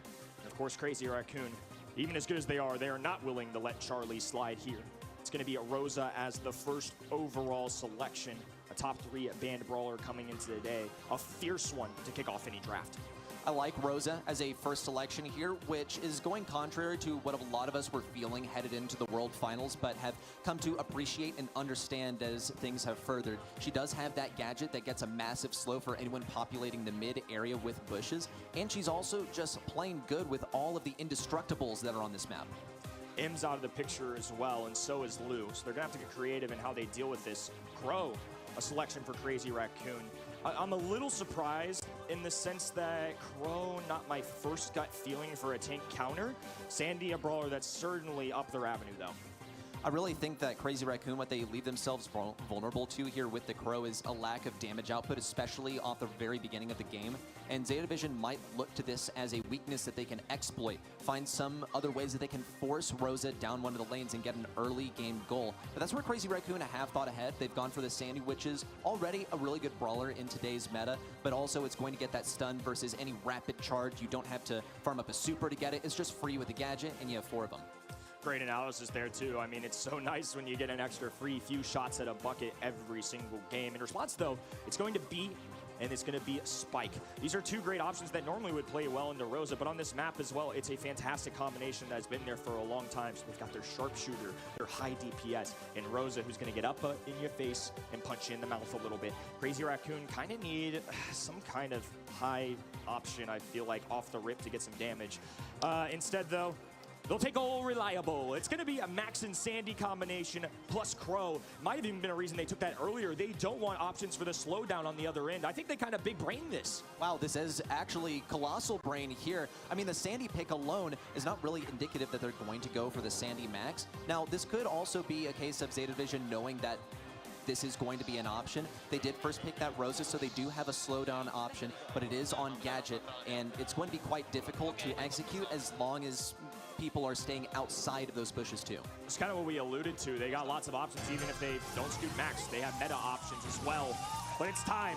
Kicking off our semifinals, it's Europeans' #1 seed versus the dynasty that is East Asia. Well, already Zeta are pushing forward very aggressively, predictably with Naui at the helm. Instead, Tampo on the right side is trying to defend. He has that gadget. Now he's going to try and force it through. There it is, right down the middle. Already a goal for Zeta Division. Off the rip, they just have so much firepower. It's something I was noting that Crazy Raccoon may be lacking. Little utility to assist them here, though, but Naui already moving to the right-hand side. Garrow with a beautiful blow there. A nice tap. They have to put Naui to sleep, but it's not going to matter here. A shield being popped, a walk forward, and they didn't follow through with it. They fire down the line, and it stopped at the goal line. Tensai's just Himothy when it comes to using those phase shifters. He's going to pass it back to Tampo to move this one up the right lane, but it's right back into the clutches of Rosa. Passing it up to Garrow. Maybe a goal if Tensai can't defend this. Things are closing in on the right side. Tampo's the last hope. It's a full team wipe. A pass over to Meow. The daisy chain all the way down to Jiro. And a game victory. And a quick game victory at that as well. Zeta Division coming out powerful. This is Crazy Raccoon's most notable kinds of compositions. They grab Max, arguably the best pilot in the world, working with Max. They get the Sandy, who, like we noted, great for free goals with that gadget. But they didn't even have a chance to get there. Zeta Division just throttled them off the start, and they're going to be trying to do so once again. Crazy Raccoon once again completely clobbered. Tensai had no answer. A pass up to Naui. A walk through perhaps. Bounced off of Moya. And already a goal within 19 seconds. I'm starting to regret the Gigabrain thing. I like the strategy, but these mechanical wizards on the side of Zeta have faced adversity, and now they're taking on some Titans here. Another beautiful shot from Garo. A wide open net, and Zeta Division close out set number 1 with flying colors. Barely any room to breathe here for Crazy Raccoon. They went for a more control-based comp, but into the Rosa, that's just not going to happen. 10,000 HP, marching right towards your goal line with a whole team at its back. Crazy Raccoon might be the most level-headed team on this stage. They don't really show emotion. If you're a tennis fan, I call it the Federer face. They don't let you know what they're thinking. But they played a composition that was bold in the sense that it's not super meta relevant, it's their style. And Zeta Division just crushed them. In terms of starts, you have to admit, this might be a big blow to the confidence here, and the last thing you can do in a semifinals on this world stage is start to doubt yourself. It has to be, especially because Crazy Raccoon, with how complete their draft was, it seemed like it was exactly what they wanted to get. And when things go exactly to plan in the draft, and then when it comes to gameplay, you're not able to execute, shocking outcome. 0-0-0. Goose eggs for Moya, Tensai, and Shitetampo. A harrowing outcome of set number 1. Hopefully not indicative of what's to come for Crazy Raccoon. Zeta Division just served these fellas up some breakfast ready. That's 3 donuts that I see on the screen here. It's not enough, and they speed ran that too. I mean, I didn't look at the clock necessarily, but gotta think that second game was one of the fastest we've ever had. Brawl Ball has that potential, but I never would have expected that out of Crazy Raccoon. So they're gonna have to go back to the drawing board a little bit here, and we're gonna hop in to a brand new game mode and map. It's gonna be Kaboom Canyon. And we know that Zeta are not afraid to run that Chuck, so it could be another really fast game, especially if you play the counterplay to Chuck, which is just base race. That's literally all it is. Out DPS the guy and commit to the enemy safe. It could be appearing here in the ban phase. It all comes down to who gets that first pick to determine who uses a ban on Chuck and who frees something up for another brawler. And speaking of the train conductor, look who it is. I think I saw Chuck on the board. It's going to be Colt 8-Bit and Cordelius in the band stage on the left-hand side. And choo-choo, here comes Chuck. Cordelius, Colette, Charlie on the other end. Makes a lot of sense here. Colette being off the board, Cordelius being off the board too. Actually a bold play by Crazy Raccoon. I think Zeta Division see this and they deliberate. There's several first draft options, right? But Cordelius the best way at addressing Chuck. And therefore, they're just going to lock it in immediately. Yeah, that is a little bit worrisome. Gale is still an option here, and a lot of times we can see Gale as a dedicated defense option. It will still be difficult to deal with. Nanny also selected here for Crazy Raccoon. Very long-range composition, at least in form of 10-size selection. He can get that Warp Blast teleport over to the enemy safe. Are you going to out-DPS Chuck? I think so, but you still need to complete this with yet another brawler. Crazy Raccoon have rocked the Gale here already today in very similar fashion. The Spring Ejector, certainly going to be their gadget of choice there. And even though we've had our doubts, even though for the average Joe like me, we can't make it look special, but something about these pro players hits with the Gale. Meg, though, a high damage brawler, a lot of firepower from the big blast, and of course, if she can get the baseball swing off, she can do some serious heavy hitting. A little bit of range, a little bit of up close. Meg's got it all. I see Meg as being a great option for getting some kind of take back of mid. She has a lot of HP to move in. She has a shot that spreads really wide. There's the Lu as well. Now the struggle with Lu, of course, is going to be lining up those shots. So Crazy Raccoon need to choose their next pick carefully. If they wanted to go for something tanky, something short range, now is the time to rethink that as they are facing into the Lu. And Tara going to be the final selection here. Interesting choices. Tara is one of those unique brawlers that at a professional level doesn't always show up here, but certainly can deal damage onto that high safe. So we have Chuck going in for the hyper offense. I believe Lu is going to be more of a defender here alongside the likes of Gale on the other end, but Nani and Tara is where Crazy Raccoon is going to have to get their damage. They're going back to more what is the norm right now for our Brawl Stars meta, and we're going to have to see if they can make it shine this go around. A lot of this comes down to, at least in the early game, who gets that initial take of mid. And I do put my faith in Zeta Division to make this one happen with their composition, but we'll have to wait and see what Crazy Raccoon are able to execute with. Already running immediately to mid. Crazy Raccoon, they tried to jump in with his jump pad, but Meow has a lot of health. Now he's still looking for an angle. He's charged up that super already. Reminder, he's able to go through the walls. A super immediately for Garo. And Crazy Raccoon have already been forced off of that mid that they got into for free with a jump pad. Tensai streaking down the sidelines as the train conductor moves up the mid. It's a back and forth right now, and already we have a split here. Damage being dealt for both sides, each playing a little offense and a little defense as Chuck connects with the smoke here. Travels all the way back to the other end as it's still a continued battle on the lower half. Now he's able to play offense whenever he wants and come back to defense whenever he farms up that super once again. Stetdampo forced to use a super here. Tensai still trying to be a nuisance on Zeta Division safe, but he's lacking in the DPS. Here comes the freeze on a Tensai. That's the kill for Garo. And now he gets to start thinking about moving into mid. Stetdampo is armed with the super. He might want to use it on Meg once she pops out of that mech. If he wants that free kill, there it is, as well as the gadget popped. Moya now going for the jump in. Meanwhile, Chuck just going to town on this safe, now dipping to 25% remaining. CR may be able to save this, but they're going to have to play it pretty perfectly now. He's still with plenty of options on how to do damage. Now going to be cycling to the other end, and he's right back in front of their faces. 9%, a quick shutdown with the Tara pull. Moya now being frozen as well, though. They're down to their last legs. The Nani peep inbound, but Meow stands tall. They make the connection for 100, but the Peace Shooter now inbound, and that's going to be that. Close call, though. 489. I had to hold my breath there. Nicely done, and another game going to Zeta Division. And a fairly chalk-looking one, too. Zeta Division, what a way to make this one happen in lightning fashion there with the Chuck. So much damage pouring out all the time. And it's going to be a good one here.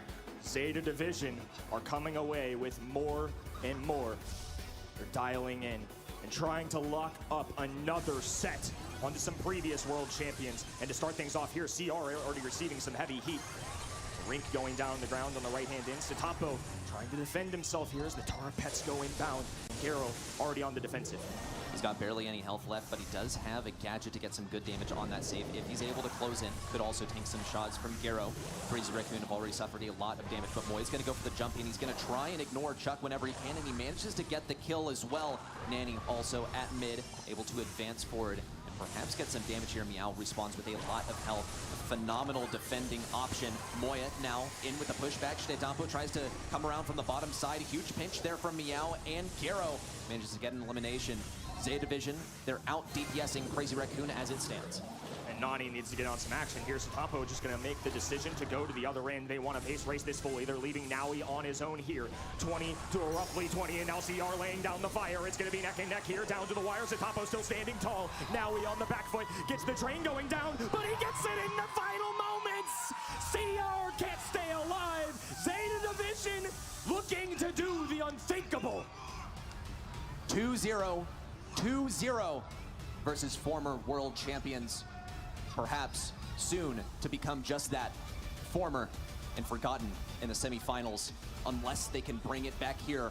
Reverse sweep is the recipe for success for Crazy Raccoon. Zeta Division, wow, incredible. Just no time to even take a breath. In the blink of an eye, they've taken 2 sets in a row flawlessly. Look, Crazy Raccoon have seemed unbeatable this weekend. In the group stage, it was easy money for them. In the opening round, sure, it was close. I don't think too many people really ever doubted at any point in that match that they weren't going to get the job done. It didn't come down to a set 5. They had a lead early. They held on to it. It's not very often we see guys like this in moments like this where they are down 2-0. It's time for us to take off the rose-tinted glasses. We've seen Crazy Raccoon get some interesting drafts in here versus very meta brawlers and still get the wins, but that has not been the case at all for the past 2 sets. We've seen Zeta Division just run the good stuff, pretty much. The Chuck, the Meg, the Hypercharged Lou, it all makes sense. And Crazy Raccoon running just about the opposite, thinking that they can fend off what's meta right now, the best brawlers currently in the game, and it's all falling flat on its face. I think Zeta Division know their opponents pretty well. They are not celebrating this one early. It is hard to take down these fellas. It hasn't happened too many times in history. All of them have made a grand finals appearance before. A couple of them have won one, some 2. But now Europe, with a lot of hope, Now in these semifinal stages, just need one more set. And Dry Season could be that set. All comes down to Bounty. What were very quick matches before now turn into a 2-minute slugfest, or at least a race to that 20-star threshold. It all starts with who gets that blue star here on Dry Season, who gets to be in the driver's seat, at least in terms of who gets to play defense the optimal way to be playing Bounty. It's going to be an interesting decision-making process here for Crazy Raccoon. Like I mentioned a little earlier, and we talked about a lot, with Max and those kind of synergies, they've decided to run those a lot. And this is a map where it's certainly eligible, but if they run it, it's going to be a toughie into this meta. It's something that they got crushed by earlier, so do they still have the confidence to go with that? Or do they rely with something a little more consistent in our meta? A question that will be answered in a matter of seconds, too. We can break down some of these bans as well. Look at Crazy Raccoon. They get rid of that Mortis selection in the first pick from Crazy Raccoon. This is a very safe selection. Not by any means one of the brawlers at the forefront of the current meta, but that's what first pick is for, is to play something safe and then develop and evolve your draft in later stages. I think I've just been kind of conditioned to expect the unexpected from these guys, but Yeah. Tick is about as textbook as it gets. That's not a complaint. That's just a statement. They're really changing things up, showcasing that they can do it anyway. I think Tick just is a super pesky brawler on this map as well. He can just lob up the mines, especially if there's no wall break on the other end. It can be an absolute problem. And this isn't going to be a direct answer into Tick necessarily. It's a strong brawler, but maybe trying to prevent any ideas of anything too wild here from Crazy Raccoon.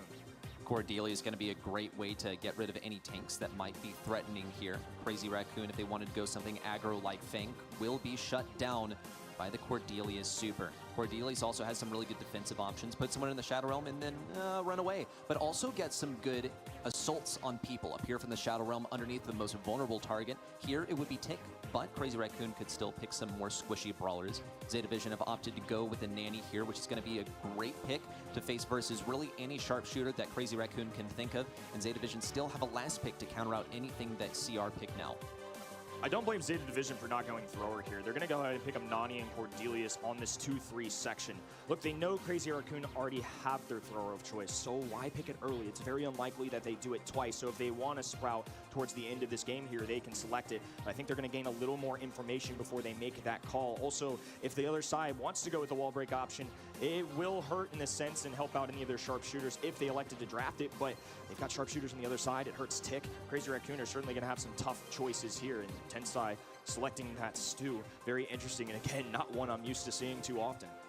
One that can also fare fairly well into tanks. Here's RT, a very tanky long-range brawler that is a safe option and is a great way to defend versus brawlers that like to get in close range. Just pop down the super and a few auto attacks and problem done and dealt with. But Tensai here, I wonder which gadget he's going to be using. Wall break would probably be suboptimal heading into that Nanny, but Moye can still take that matchup in long range. It would also not be that great for Tick, so perhaps Speed Zone is the best plan of action. It enables him to tank some damage too versus another long range, high damage brawler. After your thought process, I think Speed Zone likely the best option. Gray going to be a final selection here. So they're going to stray away from any idea of a thrower, anything tanky. They're going to go with a teleport. Gray is a sneaky good option into those throwers though. A quick TP in, a few easy shots, and he's out. So I don't mind this draft for Zeta Division. I think Cordelius might have a hard time, but it most certainly could be anybody's game, and CR needed to be theirs. I think Gray might be the way to get Cordelius behind enemy lines, deal with Tick in close range, get some value in here, especially with the super damage boost, force the 1v1. Let's get it started. It's all coming down to set number 3. Zeta Division, one set away from victory, heading on to the grand finals and sending Crazy Raccoon down into the pits of despair, away from Worlds with nothing to show for it. Now he low HP, but actually gets traded out there. The blue star gonna be a reward for CR. A missed pull there from Karo as well. Moya keeping the distance here, lobbing up mine after mine. Tampo setting up the speed zone as well. Tensai holding on to a super already. They're in a strong defensive stance. Garo just trying to make something happen. Can't connect once again. CR, phenomenal start for them and even piling on an extra kill. Good start here for Crazy Raccoon. They can afford to play the defensive. It might be difficult for Zeta Division to execute on this. Garo still does have some gadgets that he can utilize. A super would be massively impactful. Here comes a Tick super in. All it does is serve to bait out some shots from the Zeta Division members. No serious damage onto them yet. Crazy Raccoon are just going to be playing defense. and Zeta are looking for any opportunities to generate some offense. But really, the biggest benefactor of the timer is going to be Zeta Division as they look to use the clock to their advantage. Speed zone going down. They're going to take their sweet, precious time, trying to dwindle this away. But they open up the map. That is huge. It makes things a little bit harder for Moya, but thankfully for him, he has this pronged 5-wall, indestructible in front of him.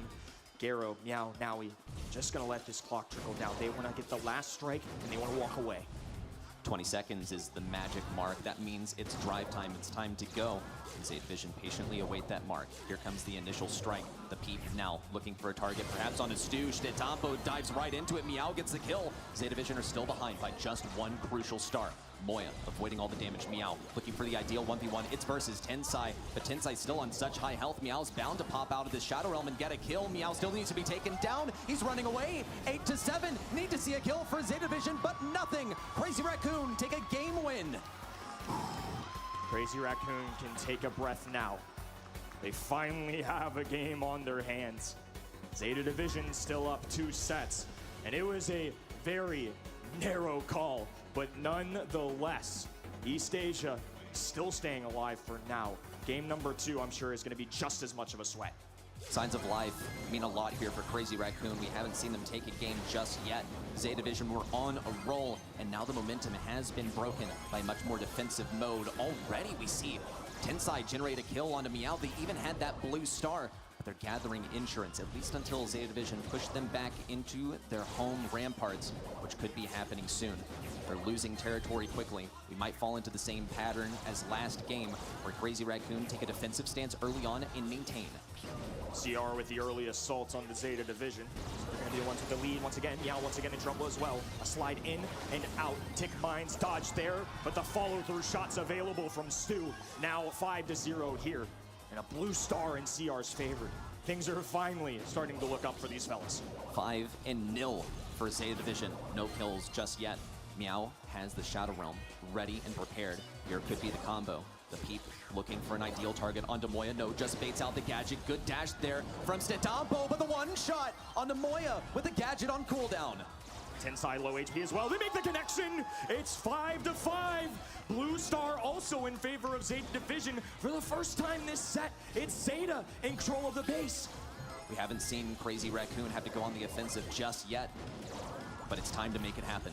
Just 30 seconds left on the clock. Meow's looking for the backlines. He wants to get onto Moya. The jump over the indestructible. Moya's juking as much as he can. Big damage onto Meow, and Crazy Raccoon take the lead. Great math there, and almost not worth it to a degree. The teleport back going for the long pull, I believe. And now it's all up to CR. Can they rise to the occasion and take a set? Shdetampo still dashing backwards. Now is the time for Zeta to push in. Peep once more, looking for the ideal target onto Tensai. Big damage. Now down to 5 seconds. Zeta have everyone pressed with their backs up against the wall. Damage needs to be coming in now.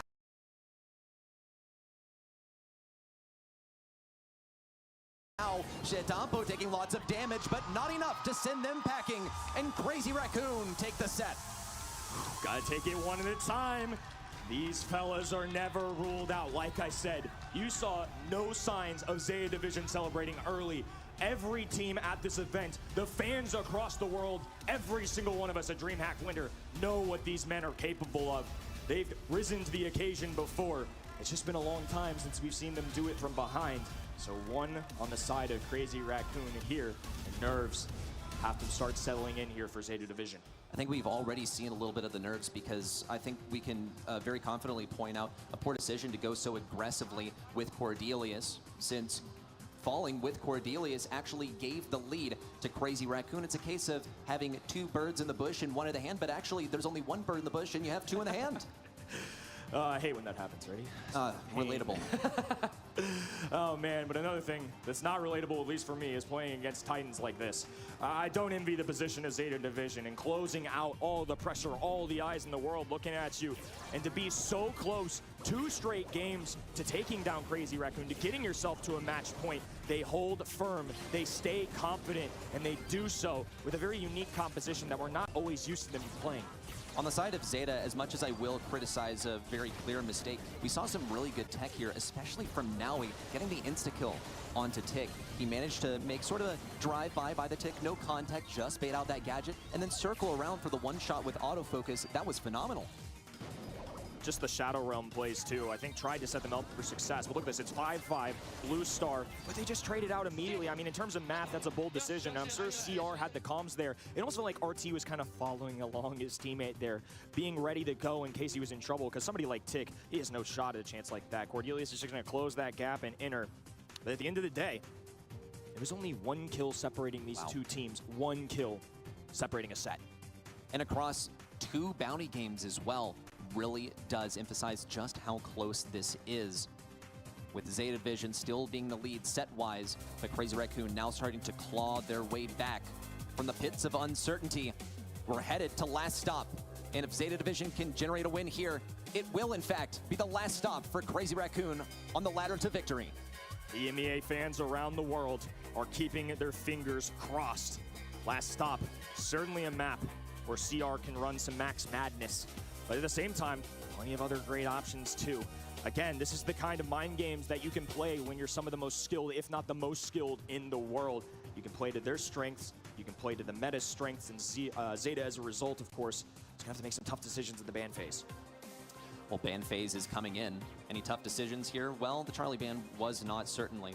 Here's a Tara first pick from Crazy Raccoon. Always going to be a viable option here, especially for countering tanks. You can run it on either lane. You can get good visibility inside of those bushes, and it's going to be great to get into those backlines, especially where the mid-brawler usually lurks. You just have to have something at your side that can help you deliver that brawler to the backlines. I'm looking at Max to make that happen. But Zeta Division have run it themselves, and they know that Crazy Raccoon really want this brawler. I think taking Tara early rather than if they want to go a max later on also makes sense. It's very unlikely that Zeta Division would elect to select that brawler. Keeping my eyes out for somebody like 8-Bit who does show up along this map, especially since we have more limited bans and more of matching in that sense. They're going to select Buster with the first overall pick here, and Tara can do a good job, but keep in mind Buster has the tech to where that pull can unaffect him. That's very true. Kevlar Vest, that star power, keeps him from being affected by any sort of knockback or status effects, slows whatever you want it to be. He can do it. The Max now stolen by Zeta Division. Crazy Raccoon had to be expecting something like this, so now knowing how to execute on Max, how do they make it turn around? Surely playing so much Max themselves, they know what the most irritating, annoying, and effective strategies to deal with it are. Zeta Division taking a plate off of Crazy Raccoon and trying to use a brawler that's normally up their alley against them.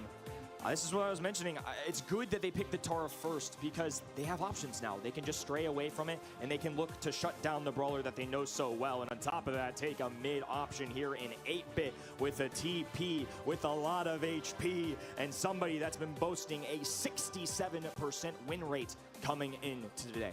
I'll name an option for Zeta Division. They can spend the Brawl days locked in the Snowtel if Tensai gets some nice freezes here. It's going to be difficult, though, to hit that Max. Buster, also, we've seen just how effective Buster can be into Lu. Just wait for that super to charge up and then go for your charge into the Lu. But you got to be careful. You can't overextend. Squeak is going to be great for visibility inside of these bushes. Also is a strong lane selection. And finally, amazing for taking down the turret that 8-Bit is going to need so desperately to survive at mid. This is going to come down to if Max can pop off, I think. If Max can be a good point guard here, distribute the speed to the teammates, stay alive, allow Buster to press forward, and they can all do their job. I think Zeta Division can come away with a win, but they've got a long road ahead of them. Crazy Raccoon are trying to do the unthinkable, make a little bit of a comeback. A little bit of a comeback will go a long way, though. If they can get a win here, they'll go on to that coveted set 5, at least only coveted by Crazy Raccoon at this point. It's their only avenue to victory.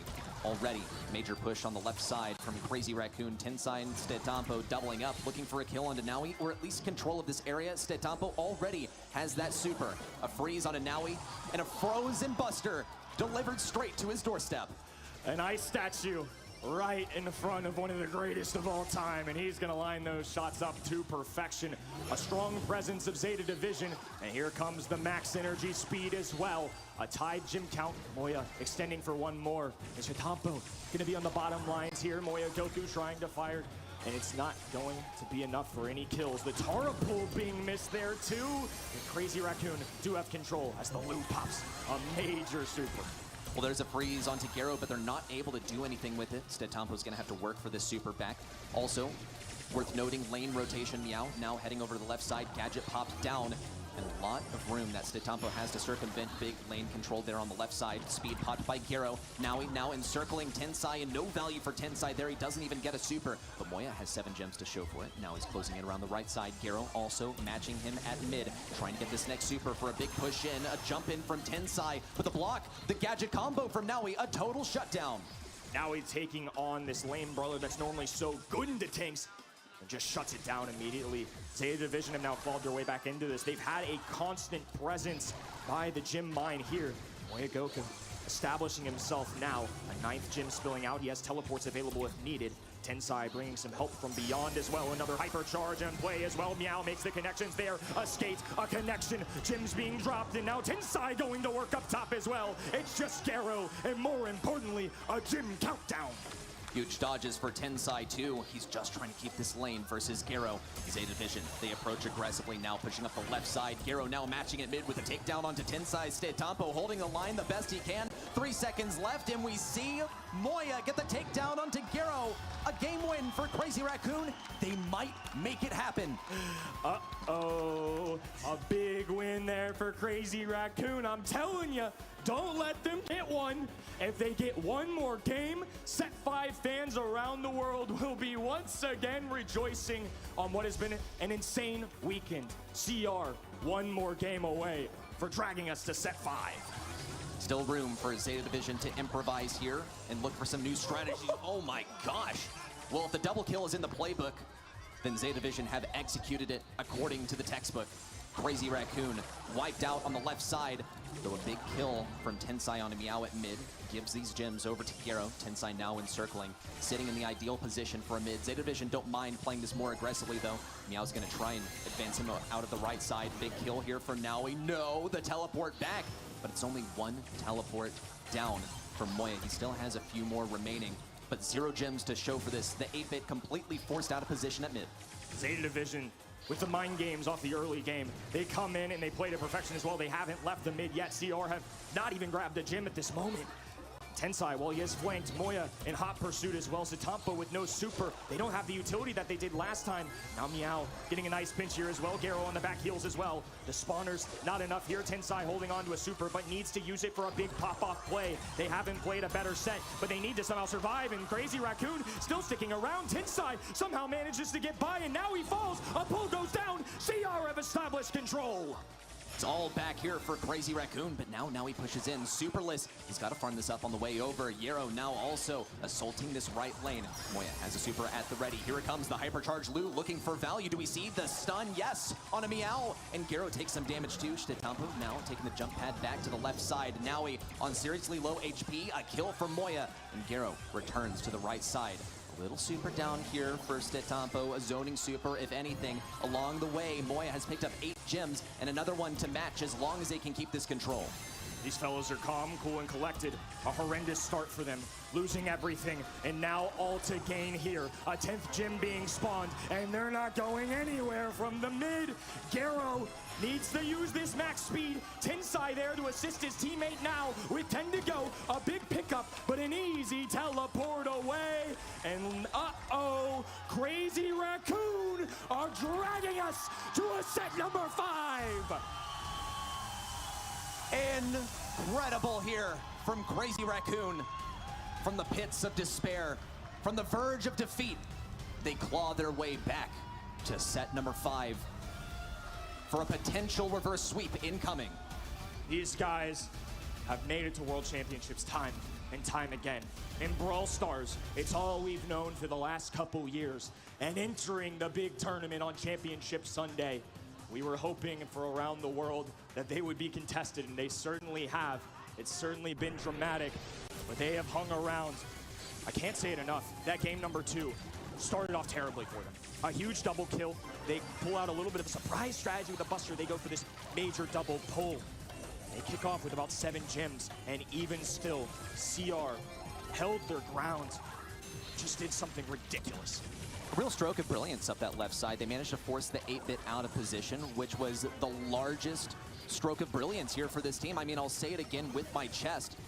This was just an awesome move from Zeta Division, but it only lasted so long. Towards the end, Crazy Raccoon, they managed to adapt. They managed to force the Buster out of that position. And once Buster was out and unsupported on that left lane, there was no going back. Here come the numbers as well. It was neck and neck. At the end of the day, they just played the objective better. We talk about it a lot, but they were resilient. They didn't disappear. And even though Zeta Division took complete control in game number 2, seemingly grabbing a match point, CR clutched up, grabbed it from them. And now if you're Zeta Division, you've got to be shaking. There are smiles around. Tensai for the first time, chatting it up a little bit, strategizing. They've only got one more opportunity because one of these teams has to go home. Well, that last opportunity is going to be taking place on Dueling Beetles. I couldn't name a more fitting map than to make this happen. A hot zone with a single zone. It gets so scrappy at this high level of play. 99% incoming. Maybe I'll try not to manifest it too hard because that would be a real nail biter. Hot zone is a haunting game mode too, especially for a set number 5. There are plenty of moments in Brawl Stars history where things have just gone south. This is an opportunity in a mode with mechanics for comeback. And these are 2 of the finest in the world. And now they're gonna have to make some tough choices. First overall selection is indicated by the Charlie ban. It's gotta go the way of Crazy Raccoon. Let's see what they decide to go with. Hypercharged Lou is outlawed and so is Maisie. Some other viable brawlers now banned by Crazy Raccoon. Rosa, I'm not forgetting, seeing an entire bush planted at mid, all 4 used to construct a massive area to hide and spike. The first selection from Crazy Raccoon. And it might be a little bit quick to call this a safe pick. It does have a hypercharge. It is very, very powerful right now. You can lock down lanes effectively, and it's also a good tank counter. I had a little bit of a puzzled look on my face. I'm just not used to seeing Spike be a first overall selection on Hot Zone. Kind of a little bit wild. Crazy Raccoon, though, going to take advantage. High DPS, and his super, of course, especially if Hypercharge, covers up basically that entire hot zone. A major slowdown as well. I mean, Spike can do some serious damage, so I get it. They need to be careful about how they tread from here, because there are brawlers that are going to be really solid to him, like throwers. And if they get their hands on that, Spike could have a lot of difficulty. I like how you said throwers and said nothing about the stew, because the stew just, like, okay, on the surface, maybe it doesn't make too much sense into the spike because you do have life plant available. And I don't really see popping pincushion being a large consideration here. But Meow has to have some kind of plan. If they're able to get consistent DPS on the spike, then that life plant won't be too much of an issue. We can expect this game to go on for a good while. There are also other ways to deal with the life plant that Zeta Division have room to draft with. Pam now is a selection from Zeta Division. Now there are viable counters from Crazy Raccoon to deal with this as well. Some fairly straightforward things that are good into high HP, tanky brawlers that have a lot of supercharge to offer. Pam is going to be a great selection here. I mean, despite the high DPS that Spike provides, Pam is just a staple of Hot Zone. Healing station, scrap sucker, so much utility. And one of the benefits of Pam too, especially if they don't have anything that pierces through, we've seen Penny kind of be an answer to that at times this weekend. They can use the healing station as a body block, or they can use their own side. They can use Pam to keep the healing station up to provide for the teammates. It's going to be interesting here to see the Poco come out, because I think if Zeta Division got their hands on this Poco, they would have had so much health points to work with. And oh man, some of the best mechanical players of all time are rocking a Jackie here in set number 5. The Poco tank, I mean, it just never gets old. But I feel like there's some pretty clear counters into this that Crazy Raccoon are aware of. B was not mentioned anywhere in terms of the bans. Usually this is a very viable option into Poco, and especially a tank, but Zeta Division aren't biting for this bait. They're going to go for the Ems at the end, and Ems is actually a very good option into Poco. You're able to hold lane versus him. Really the biggest struggle with Poco is not feeding him super, which is something that Ems is able to do very effectively while holding control. Ems is so safe, and the fact that we haven't seen her that much this weekend, it's a little shocking to see her be a final overall pick. They're going to put their faith in it. Some heated compositions. Crazy Raccoon have made a heck of a comeback, and now it's all going to come down to one final set. Well, let's get it started for set number 5, the 5th and final set of the showdown between Crazy Raccoon in Zeta Division. The winner heads on to the grand finals of the Brawl Stars World Finals. And it all begins with an early take by Zeta Division. Stetampo moves in on the left side, trying to get damage onto Naui. He's woefully outranged and outgunned by both Naui and Meow. Garo also trying to fend off Tensai and Moya. Tensai burning through these gadgets as he tries to find some semblance of control at mid. CR are juggling this beautifully, but now Zeta Division, I've gotten all three members in the mid here, and Jackie's gonna have a hard time walking this up. Moya Goku cycling in supers to try and give them a little leeway here. Tensai getting aggressive as the Poco, a bounce back from Meow. Stetampo moving forward as well, and once again, it's Moya Goku standing in the mid. Crazy Raccoon still trying to fend this off with little success. Moya has that hypercharge and the super ready to move. Naui on the left side. That's easy value. Moya pushes in, but he's early taken down. Garo, Meow, and Naui remain alive and healthy, but the same goes for Stetampo, constantly getting healed by Tensai. The control, despite going down so frequently, belongs to Crazy Raccoon. These guys are displaying so much brilliance right now. I mean, Zeta Division might even be leading the kill count, but it's Tensai, Stetampo, Moya Goku rotating each other onto this hot zone, and Zeta Division are having a hard time getting up there. It's been a lot of 3v1, 3v2 situations, and now Zeta Division are finally starting to climb and tie this up. Poco is the lifeline for this Crazy Raccoon comp. As soon as Tensai goes down, it all starts to crumble, and Zeta Division can afford to push in, but here comes the hypercharge and the super from Stetampo. A little bit of value onto Naui, but no serious takedowns, just a bit of area control. Now, Crazy Raccoon completely encircled and clobbered by Zeta Division. A full team wipe to take back control. This is where things can start to get out of hand as well. They have a little bit of spawn control. Sure, they have the health points on their side. Even a little shield gear on for Moya. But there is so much pressure using these indestructible walls to their advantage as another takedown goes through for Zeta Division. Shots being fired right hand in, and Tensai strumming the chords of his guitar, connecting with all three. But it's 91 in climbing here for Zeta Division. Moya needs a super more than anything else. He has the hypercharge to match, now climbing to 93%. Here's the value. The hypercharge is matched. Tensai falls. That's got to be the win condition for Zeta Division as they move in with the Pam super up. No one left to defend, and Zeta Division advance on to match point. Zeta Division's composition is ruthless. It's punishing. They've got Stu for aggression, Ims for control, and Pam, who just seems to never go down. All great things, and despite CR always being present, once they lost too many brawlers, once they lost all three, there was really nothing that they could do. And now, we're have to see what Crazy Raccoon are truly made of in a special moment here. They have to win 2 straight. It's a game of protect the president. Tensai is the one to protect. Stetampo is the first one to fall. Moya and Tensai have to play on the defense, and now he keeps on advancing in. He's already got a super to show for it. Tensai falls to the Mama Squeeze star power. Crazy Raccoon still tried to bring back control. They only have a slight advantage for now eclipsed by Zeta Division as they get to walk all over this point. Tensai enables yet another push in from Stetampo, but it's only short-lived. Crazy Raccoon, they need the constant onslaught of Jackie and some survivability for Tensai to get control. We haven't seen a big pop-off play from Jackie. That's the X factor here. They're not getting enough. They're not closing the gap. Zeta Division are handling this beautifully. Stetampo is just a sitting duck. A lot of health points, but now being slowed down by Meow, the pull through, and he still survives, and now all of a sudden it's CR with a takeover here in mid. Well, Stetampo does fall in turn. Garo avoiding so much damage. Naui also now pushing in, keeping Moya pressured in there. Nice chained supers there from Garo as well. Stetampo gonna go for the push in. Meow fending him off to Crazy Raccoon. They're looking for an angle to approach, but their enemies are so alive and healthy and moving all over the place. They can push in, but it's only to become cannon fodder. Neck and neck right now, and once again, Zeta Division covering the hot zone. 50% in climbing here. CR need to hunker down. They need to get in here, and they get a very good kill as well, but it's still Meow and Pam in this mid, and they're climbing and climbing and climbing, and it's starting to get bad.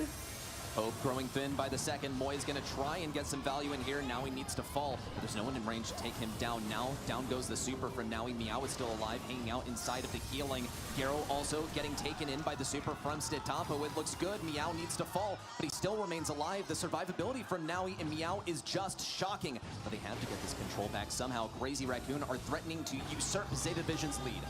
It's do or die right now for Crazy Raccoon. Well past 85, and this could be the big moment. They're holding on for dear life.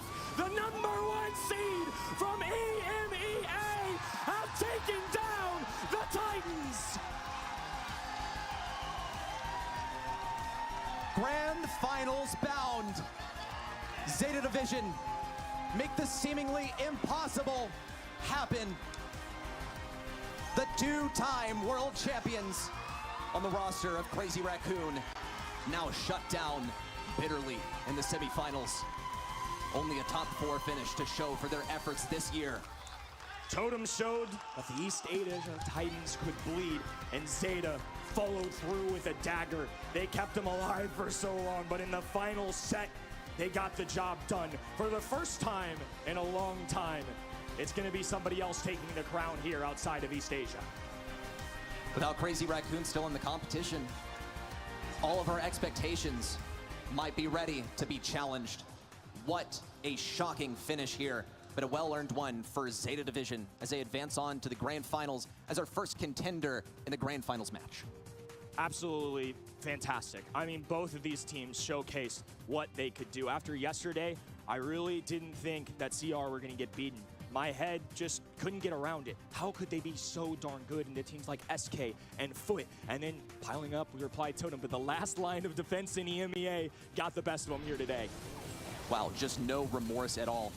And a stellar draft from Zeta Division as well. Crazy Raccoon, they tried something that has been executed upon numerous times in the past, and Zeta Division just had the mettle to push through and get those counters out and execute on them perfectly. The healing from Pam, the dashes from Stu, and an amazing Poco counter in the form of Ems. It all came together to create a masterclass match in the final set. Not to mention, too, you can't help but think Zeta Division obviously happy. But as an organization, these were their previous fellows. All 3 of them Zeta Division members last year. And to see an 0-2-2 in a set 5 and your newly acquired roster, who have been strong all year long, now make it and even beat them to get into a grand finals. I mean, that's got to be something special. To the credit of Crazy Raccoon here, this is sort of the scoreline you expect to see from a composition that derives its success simply from HP and being able to hammer your way in, get on that point reliably, and just sit there and play the objective. But 7, 8, wow, so many kills and such dominance now exuded by Zeta Division as they head into the grand finals. It's been an emotional year, to be honest with you. So many teams, so many rivalries. Every year that goes by, this game just gets a little more special. And this is the first year in a long time where we're going to have a new chapter. East Asia has finally been toppled, and it's either EMEA or North America who are finally taking it home. Well, this is only Act 1 because we still have more matches coming up to determine who is going to be the champion. But we asked you guys on event.brawlstars.com who is the MVP of this match from Zeta Division, and we listened, and you all answered Meow as the MVP of this match. I've been calling his name out all weekend, Reddy. This guy has been something special. He's got a land upgrade for sure. In terms of the numbers category, showing up every time. Constantly being a presence in Zeta Division. It got a little rocky for him, but this man was the rock that kept them in place. Well deserved. Without a doubt, well-deserved. Such stellar plays and lockdown control, especially in those first 2 sets from Zeta Division, where they executed a flawless victory, not dropping a single game to Crazy Raccoon before they lost traction for a little bit and rested it all back with a stellar draft in the very last set. Impressive, to say the least. Every single region bringing powerhouses to the World Finals, and now North America on their last leg here. SK Gaming beat this team earlier today, one of their biggest rivals in Tribe Gaming, and now they have an opportunity to play spoiler again. We could have an EMEA matchup in the grand finals. Well, with this last outcome, we have an update to the bracket. Our first grand finalist is determined. Zeta Division now sit proudly in that top 2 spot. But ladies and gentlemen, we have to find a worthy opponent to face them there. S-Team and Esports versus SK Gaming will determine that team. And they've even played a little bit earlier this year. Again, there's so much familiarity between all of these teams. And Zeta Division, of course, have been consistent in their region against SK. And SK, though, did end up beating Tribe Gaming, who have been pretty back and forth. And the fact that SK Gaming, not a 1, 2, or 3 seed from EMEA, they did it the hard way. They went through LCQ. Who would have thought they'd be a top 4 team? Well, they've certainly been on a tear lately, but S-Team and Esports, I think, is going to be a supremely worthy opponent for them. When we roll back the clock to Masters, we saw S-Team do fairly well in this matchup, so now it's more revenge for SK. That seems to be really what they eat for breakfast, lunch, and dinner is revenge, and boy, are they feasting. They've certainly been hungry, but the appetite well worth it, clearly paying off here today. Honestly, my predictions are in shambles at this point. I really don't know what to expect. If anything, I'm expecting the unexpected going into this tournament. I thought STMN were one of the top teams, and now SK Gaming are certainly up to the challenge. Anything can happen. Anything can happen, and we can only ask you to stay tuned for another amazing match to determine our next semi-finals victor in a grand final spot. Stay tuned. We'll be back after a short break.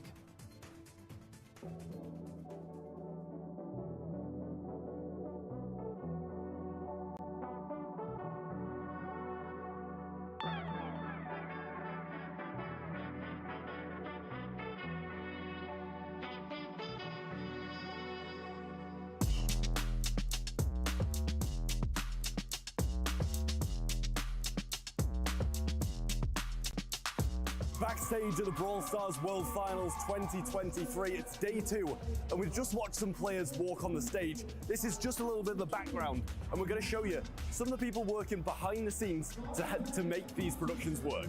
Okay guys, we're backstage. We're going to have to be quiet though. I've managed to get you guys a little bit of a sneak peek into what happens behind the scenes at the Brawl Stars World Finals. Back here, this is the control room. This is where the magic happens. Some of the best workers in the business back there, and they make the production run so smoothly. Right, well, this is where I usually work, the casting desk. A little bit of a look around the back of it here. We're mid-game with Zeta versus Nouns at the moment, and Kenny and Uber doing an absolutely brilliant job.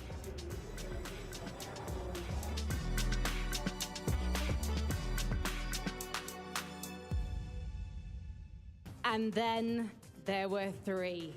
It's time for our second semi-final to find out who will be joining Zeta Division in our grand final.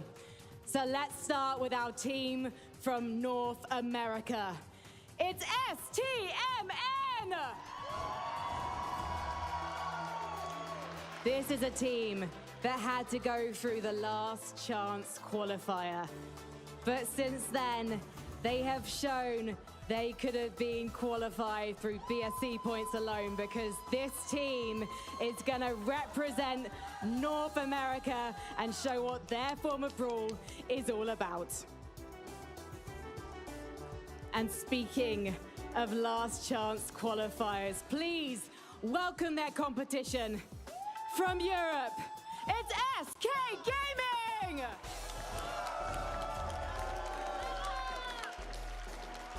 They've failed not 1, but 2 rivals so far here at DreamHack Winter in Jönköping, Sweden.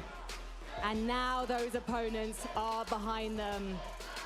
They can speed all the way to the finals if they can just cut through STMN.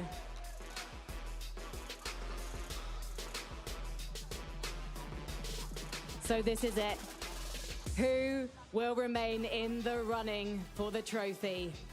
Let's head over to Ark and Trav. Thank you very much, Frankie. Trav, an old-fashioned classic. It's North America versus EMEA. A fight that may even clarify that the trophy is going to be back in the EMEA hands. I mean, one thing's for sure is that we are set for fireworks on the world stage. We really are. I mean, it's sad to see Crazy Raccoon go out, but at the same time, at least we get a new region taking the crown once more. My jaw dropped and I couldn't pick it off the floor for quite a while. And everyone in the arena has just gone wide-eyed. The unthinkable has just happened. And one thing that tells me is that expect the unexpected. We don't know how this one is going to go. In terms of the back and forth of these two teams, really the only clash this year going back to SPS Masters in the group stages. Gotta say, Trav, that's where STMN came out on top in the 3-0 sweep. Yeah, so convincing, but a lot of time has passed since then, and we are back at the World Finals. One team will go to the Grand Finals to face off against Zeta Division, and one team will be sent packing in the 3rd/4th position. Prediction-wise, the community has spoken, and they're all siding with STMN. 61% to 39 with SK Gaming, but what they all say is that SK Gaming have been resilient this World Finals and went through a very grueling group stage, were able to reverse sweep Foot Esports, and then do the unthinkable today here against Tribe Gaming North America. Well, now STMN have got to get their revenge for their home region. Yeah, some big rivals behind them, and only a couple more teams, and they'll be lifting the trophy. Double Swoosh being the first map. Gale, the first pick from SK Gaming. This was the map that sealed Foot Esports' fate yesterday. Bans being the Sandy, the Tara, and the Rosa from the side of SK, and then the Tara, the Charlie, and the Lou from STMN. Solid bans all round for me so far. Gale, I'm still 50-50 on, but nonetheless, I mean, it's getting wins, it's getting results. Jackie, for me, is that brawler which can just be devastating on this map, and Gale, for that very reason, just good to have in the back pocket as your first pick. The Grey going to come out for STMN, you know, lacks a little bit in DPS, but nonetheless, being able to get in and get out with those TPs, those portals are just instrumental, and just turning the tides is what can happen more and more in Gem Grab. Yeah, I was going to say, it's an insane mid on this map, you know, going back and forwards, and sometimes even being able to hit those walking canes, and then TPing backwards. You get the same effect as the Gene Pull. It brings them so far, and I think that's a really interesting mechanic to have on a map like this, and especially in the hands of Sans, it can be very, very dangerous. Cordelius to go along with it then for the side of STMN. Gale was the first pick, but STMN really yet to pick anything that's not great into a game. SK Gaming, I can guarantee you, are now weighing up the prospects of Jackie. It's one that they've been really championing on Double Swoosh. And it's just about whether that Cordelius is enough to sway their opinion and make it go elsewhere. Amber, for me, could be a good pickup as well. A worthy consideration for sure. They're going to go for it. They're going to go with the Jackie. There's still a third and final pick for STMN to respond to it. Yeah, pulling out the big guns. And I mean, they've already got Cordelius as well, right? So it's not even going to be that hard. Even if they pivot away, go for something else. But I guess it's kind of just preventing STMN from taking that Buster as the last pick. And they've got a couple of contingencies for it if they do. Stu going to be the last one coming in from SK Gaming. Going to be their mid-brawler, I would imagine. And we're back over to STMN for their final pick now. This one's going to decide quite a lot. They've got to have something maybe a little bit more against the Jackie, or whether they're just going to send Cordelius down that lane and have someone play up against the Gale. Well, the Stu certainly deterrent. Spike wouldn't be a worst of shouts to go up against it. The life plant is a good deterrent of Stu, but Pam. I mean, this is kind of old school meta we're talking here on Double Swoosh, and one that was always really, really fantastic to have. The Vision Gear can get a ton of value on maps like this, and I mean, I've said it time and time again this weekend, Pam, in a very, very solid spot in terms of the meta. And in we go, the match to start things off. A chance for either of these two teams to make it to the grand finals and have a chance to play for the ultimate glory in Brawl. It's about to go down. SK Gaming versus STMN. In we go. First game of semi-final number 2 to decide who joins Zeta Division in the finals.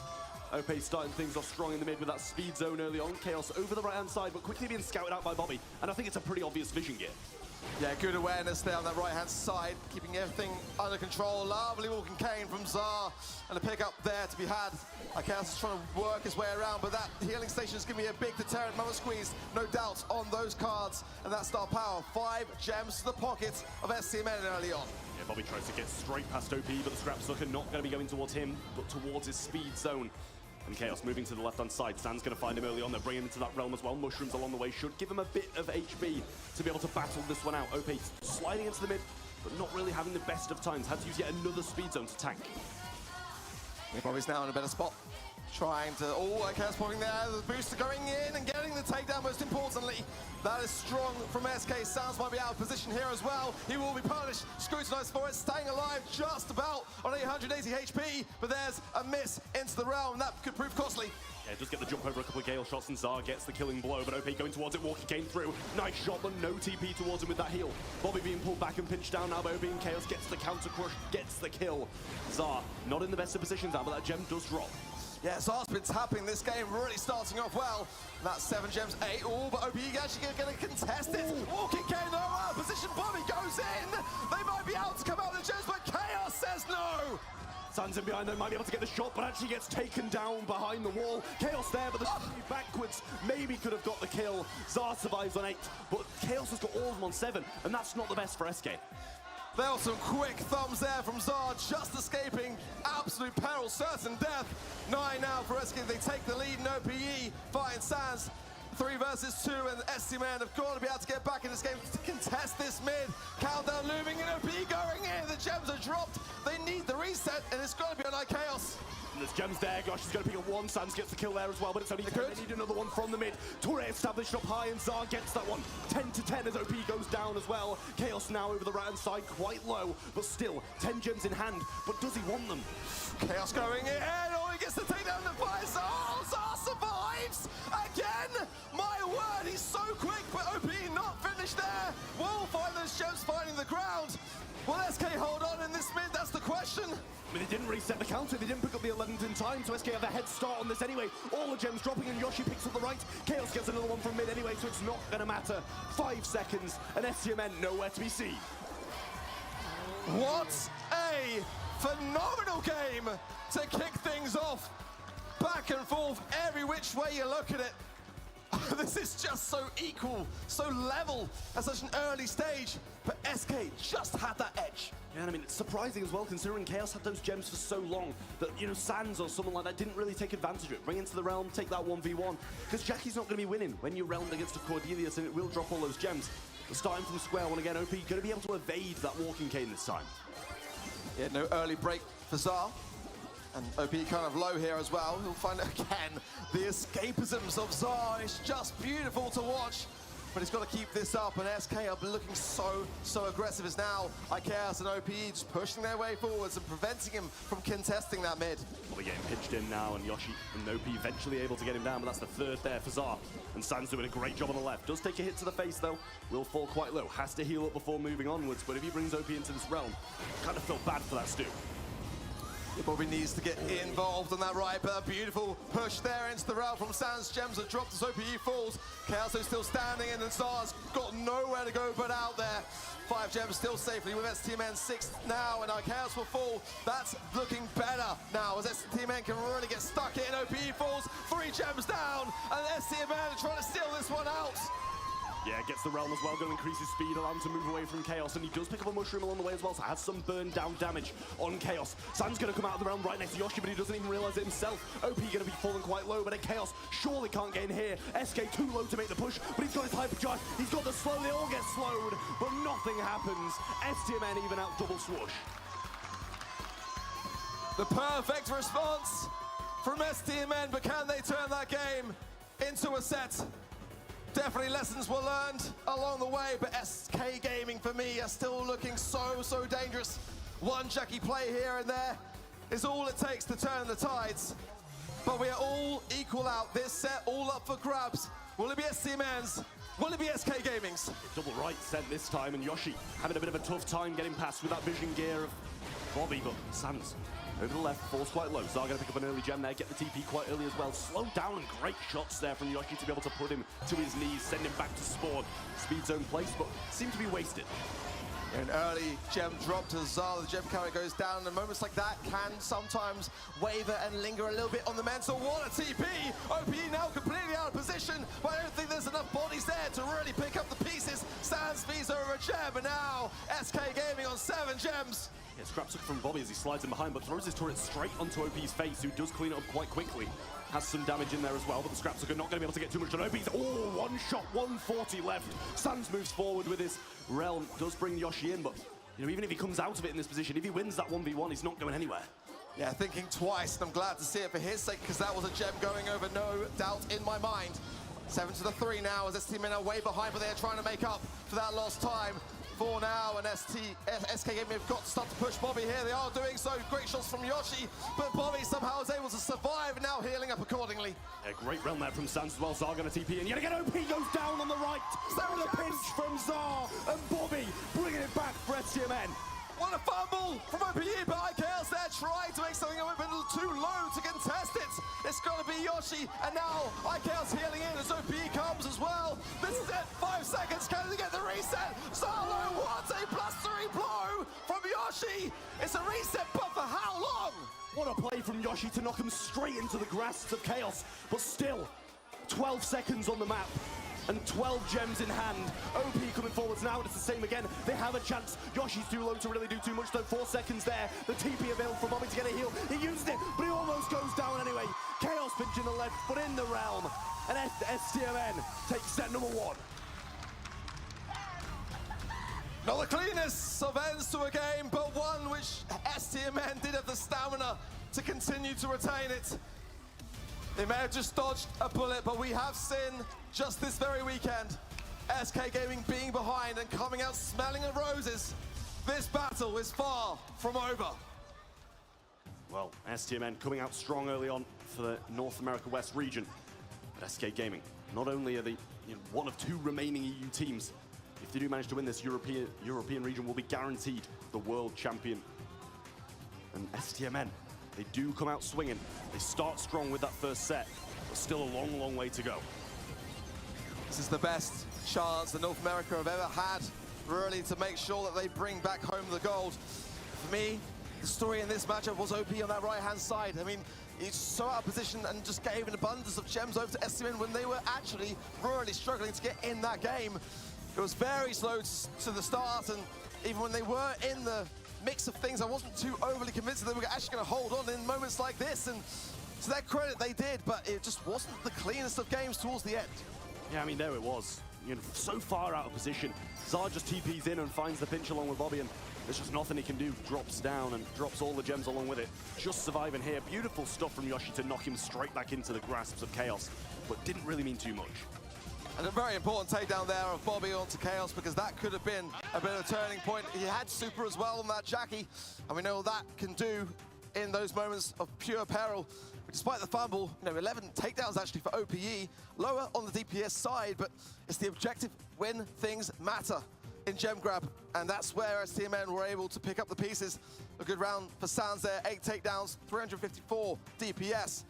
But when you look at the stats, to be honest, SK Gaming had more in that regard, but were just not able to seal it. Yeah, I mean, it looked better. They had the better stats, but it's those gems that matter, funnily enough, in a game mode called Gem Grab. If you don't have the gems, then you aren't going to be winning. And that's obviously what STMN know, that SK Gaming don't. Dropping them all over the right-hand side, not what they will have wanted to see. But STMN going to be so, so pleased about having this early start against SK Gaming. But how many times have we seen teams clawing it back today? SK Gaming are that momentum team, but as are STMN, so we can't forget that these two teams so alike by nature. So we go in to Ring of Fire. It's going to be Hot Zone up next. And a very, well, if not the most important draft of this year thus far for both. Gotta ban the Luke, gotta ban the Charlie. That coin toss really determining which team has to only be able to ban two, as Charlie is just that necessity in this World Finals. But certainly, Bell, we saw the Colette yesterday with STMN.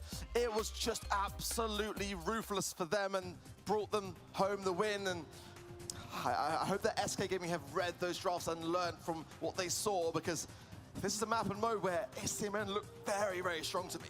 I mean, we've seen this map so many times, and this is, I feel like, one of the maps where we do see a more peculiar pick, you know, like some slightly more odd picks come through. We saw Barley on it from Foot. We've seen quite a bit of Penny, but Penny usually only comes through when we're seeing the Mr. P's, when we're seeing the Tara, stuff like that, which are a bit more normal on a map like this. Bans are here, Eve, Gray, and Lola, and on the other side, obviously, Charlie. What a surprise, Lou, and then Colette as well.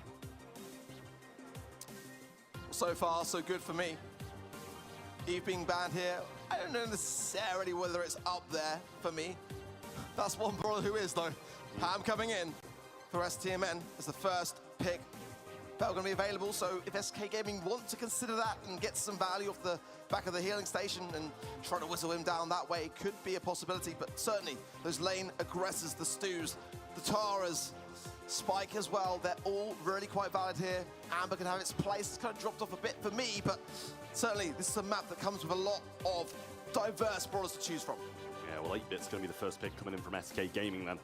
I don't mind it. It's really been playing extremely well throughout the duration of this weekend, and a Rosa to follow up as well. Surely going to be building a lot of these bushes up in the mid, but with a brawler like Pam against you, you know, they're probably going to take vision gear here just for that, you know, that one coincidence where Rosa's going to build up a lot and play through that mid, but also still can play down these lanes. If you get control of your opponent's bush with Rosa, so hard to get you out. Certainly unfriendly pushes as a gadget on that Rosa could be crucially devastating. If timed correctly, STMN will just be sitting ducks. Approaching then, the second brawler is going to be the Bell. I think that's kind of wise. It's one that they'd prefer to have on their side, and I imagine then probably going to have the Bell mid, Pam lane, but they have got options. If they lose control, they can kind of reconsider things and both play that mid lane aggressor as the third and final pick comes in for STMN. Yeah, well, I do like the Bell bouncing between that 8-bit turret, obviously, is the main thing that it's going to be doing. But also marking up Rosa can be a huge, huge thing for STMN at this point.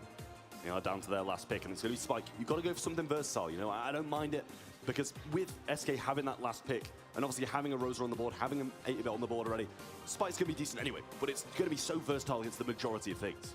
And good if they pick up Stu here as well as their third and final pick. The life plant's going to be Squeak, and that is a strong one. You know, this is a really, really solid brawler that was a first pick in LCQ, and as the hypercharged brawlers came back into the swing of things, it's just dropped down ever so slightly, but nonetheless, you cannot forget about it. Those residues, despite the nerf of a couple of seconds, are still really the hold-up process to this method, and SK Gaming, look, to me, like they've got a solid draft. Yeah, I mean, to be fair, I do like both sides' draft, though. Like, I think maybe SK's a little bit better in my eyes, but SCMN, I don't think they're out of this because they've got a slightly weaker draft. If they can mark up, if Bobby can tap as well as he has on Bell, as many sharpshooters that he's played, then I think they're going to be just fine.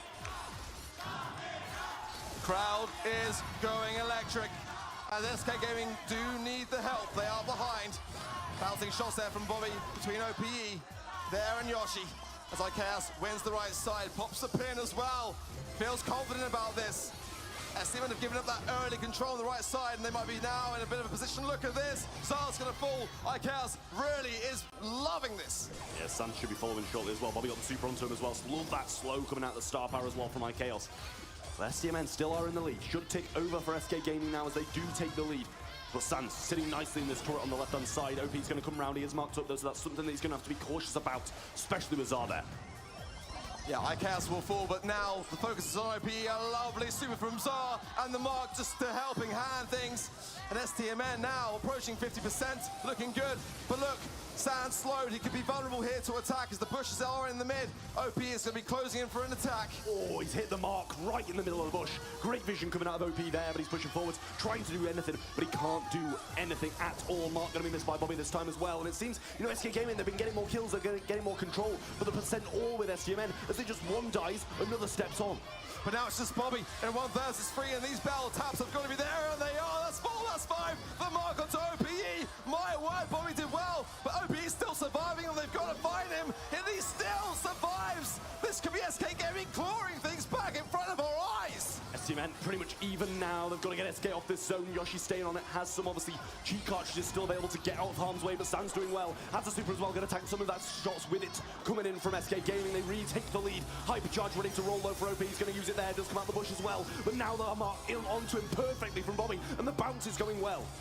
90% almost there for STMN. Both sides now looking to heal up. They know that one slip and it can all come crumbling, and it is STMN that are doing just that. SK Gaming going on the sheer offensive things, and IKS and Yoshi should be able to close this game unless something goes drastically wrong, and it doesn't. One in the pocket, but one more away from claiming a set. Close, but just not enough from STMN. Started to claw things back towards the end, almost got the kills in the middle of the map. But SK Gaming stayed firm, stayed in the zone, and got that 100% done. STMN now behind in Ring of Fire. Still a set in the bag, but it's getting closer. I'll be honest, I was quite surprised with how SK Gaming were able to achieve that. It looked to me like STMN were just playing the objective better. Let's see this time round how it will fare. STMN still have that early start, OP low, and Bobby with a very important pickup will find the value. Oh my word, look at this. The bouncing shots are just going to town. 23%, 25 now, and SK Gaming have got to get their feet on that zone. I mean, Bobby's just tapping, but super straight onto Sans' turret there. Takes a bit of damage off it. I think maybe the star power hit him there and not the residue. OP around the right side. I think he built up some more bushes in there as well. Not really sure if they're the most influential ones, but he does have that super now as well. Has the shield ready to go. Chaos going to get hit a couple of times. Bobby needs to find one more to get him down, and he finds it in the bush as well. Beautiful from Bobby, and Zar cleans up the right too.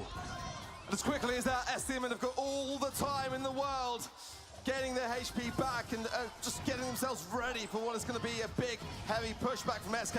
I like where OP is thinking with this left-hand side. Got super to hand, but marked up now. Bobby still just continuing to tap. Sans goes down, though, and that's going to bring SK onto the zone. The question now is it too little, too late?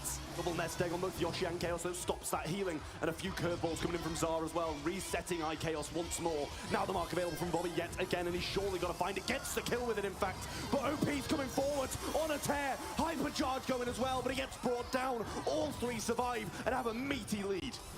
Bobby is playing a beautiful battle, and there's another pickup. It This should be an STMN game and surely tying up this set. One final push for SK to try to be able to reclaim something to say, something to write home about. They're holding on, but I just don't see it happening for long as the final push for STMN will take the game. Make or break for SK Gaming. They either win the set and bring it back to 1-1, or STMN storm ahead with 2 sets. Huge game coming up next. Ring of Fire will be very decisive. It just feels like despite being behind, STMN have an answer every time. If SK Gaming go 2 sets down, it could be too much to recover from. They need to get a better start. They need to claim back possession, get their hands on the zone earlier on. Building up these bushes is great, but as time goes on, we're already at 20%. I mean, San's surviving this out beautifully, getting some great heals from this turret now as well. It's going to survive a little bit longer, but the residue onto it should keep Bobby in a bit of a tough spot, but he hits another marker. How is it 35% already? Where are SK? They just need to go now, and they're just wasting so much time. They're trying to set things up, but it's just providing so much over for STMN. It's only Yoshi left here alive to be able to contest Sans, who's now actually healing up himself. TP forced away. It's all going horribly wrong for SK. Make it 60 as STMN running away with it. Bobby's still tapping. Hypercharge from Zar. OP's using his shield, but getting nothing from it. Mythic gear and the Hypercharge straight onto him. And Zar throws another in as well. Beautiful from him. And Bobby will clean him in, but he falls. This isn't convincing. This is a slaughter. 80% to just the 1. If SK Gaming can bring this back, it'll be by far one of the most important comebacks in Brawl esports history. There's so little that they've been really able to achieve in this game so far. I mean, what the timing's going to do as well. Super onto Zar, that's massive from Chaos, gets it down. But equally, we see a super being thrown onto him from Zar as well as he was going down. The bounces between OP and the turret are getting him killed. Yoshi's still sitting in the mid, but even after all that, 40% behind. Just leaving a cast to the right, and I don't see why they shouldn't. STMN are on the zone, 90%. They only need just a 10. OP will one final ditch attempt. Start with the Hypercharge, and they're going to come out on top. STMN are doing it. They're trying to deprive EMEA of the guaranteed championship trophy, and it's working. 2 sets to 0. SK Gaming in the dumps as STMN dominate them once more. Ring of Fire, very, very decisive. Almost 100% to 20, I think it was on that last one. And STMN running away with it. But we need to remind everyone that this is what happened yesterday with Foot Esports. When it got down to that 3rd set, that's where we saw the rise of SK. Is it too much to ask for it to happen in the semi-finals? That's now the question, because STMN are building their momentum, their confidence. They haven't really been tested yet, for me, in my opinion, as STMN have just had an answer every step of the way. Gem Grab, absolutely, for me, was definitely their weakest moment so far, but even then, they were still able to turn it into their favor. I mean, every single player on STMN is playing out of their minds, but Bobby, I've got to highlight Bobby again, and I was doing it all the way through. But that man on Bell, you've got to be scared of it. That man on any sharpshooter, should I say, is just so dangerous, and SK can't let it happen. It's just so convincing so far, but one singular draft, as we know, can be something of the weak moment in STMN's kind of arsenal. Can all fall apart if they just don't really feel the comp. When they've got comp, certainly that's when we see the shots just constantly landing, the smiles and the celebrations left, right, and center. But this is now such an important set to get it right. 1 game away now from a spot in the grand finals. You ever seen this arc? You ever seen 473 on Bell? On Bell? Value. Trav, that's what I feel about that. Absolute value. You can't evade the fact that the IK has got 11 kills as well. I mean, we've said it time and time again, the glue of SK Gaming, but he's no help. He needs help. And I don't know about you, but I think I just saw 88 DPS from OP as well. And I mean, yes, he's on Rosa. It's a tough matchup, but something more has got to come out of this SK Gaming roster. Bell's Rock might be the last map they see in the Brawl Stars Championship 2023, unless they pull something out the bag right now. I'm looking for a Sprout ban. You know, this is the Sprout map. It's an SK Gaming pick for me. Grey surely has got to be on those lists of bans as well. Brock to open up. Piper, as we know, is a bit of a Bobby back pocket pick, especially in the World Finals. You know, there's nothing more exciting to see. But this has got to be a draft that is a winning one for SK Gaming. We are going to see the Grey, Charlie as well, take first pick for STMN. Alongside the bands of Lou, Fang, and Grey for STMN, for SK Gaming, the Grey, the Charlie, and the Mandy. I mean, the Sprout's not banned, so it still can come in. Bit of an IKOS comfort pick if that is the case. But Tick, you know he's going to be able to outrange it. Bobby, he's picked this brawler because he knows how it operates. Going to be able to outrange Sprout, stay out of harm's way, and keep them under control, can constantly spam in these choke points. But Mandy banned out the way, which we know is a Bobby special. Along with, I mean, we're going to see RT coming down now from SK Gaming. I like that. I do like that pick a lot. It's proved itself today heavily. The issue for STMN is that, you know, they've got to preemptify that Sprout and have an answer for it before it even appears, so SK Gaming can see the whole comp and choose as to what they want to do with it, but RT definitely is a very, very strong brawler. There's a Sprout showing his face early. I don't know whether that's the right play because it's going to provide so much time for STMN to consider how they want to deal with this. Yeah, I mean, it's a real tough one now. But I mean, Tick was first pick as well, so they've obviously had a bit of time to be able to counter out that thrower. I think it kind of evens it out in terms of the draft at the moment, but 15 seconds now for this next STMN pick, and obviously they do have the next two as well, so they're going to have to kind of preemptively predict what SK Gaming want to go for their third. You kind of expect a long-range sharpshooter, but you never know with this SK Gaming roster coming in. I mean, me likey. When can you not? When can you ever not like a Piper Nanny combo now as well to join this? Oh, this is classic. This is classic Brawl. I love this comp from STMN. It's like my time machine works. I'm going back to the good old days, Trav. Yeah, it's like the literal bounty comp when there was no draft, when it was just blind picks. This is the one you'd go to on an open map, and I do like it from STMN Esports. But SK Gaming, they still have something left in their pocket, and it's got to be a very, very good brawler to be able to deal with this. Ooh. It's going to be either the most brilliant, smart thing SK have ever done, or it's going to be the nail in the coffin. Max is good into Piper. Having that aggression Tick is going to struggle when everything is in its face. I quite like that final pick for SK. It's certainly one that's made me think twice about how I feel in this draft, and things just got an awful lot closer.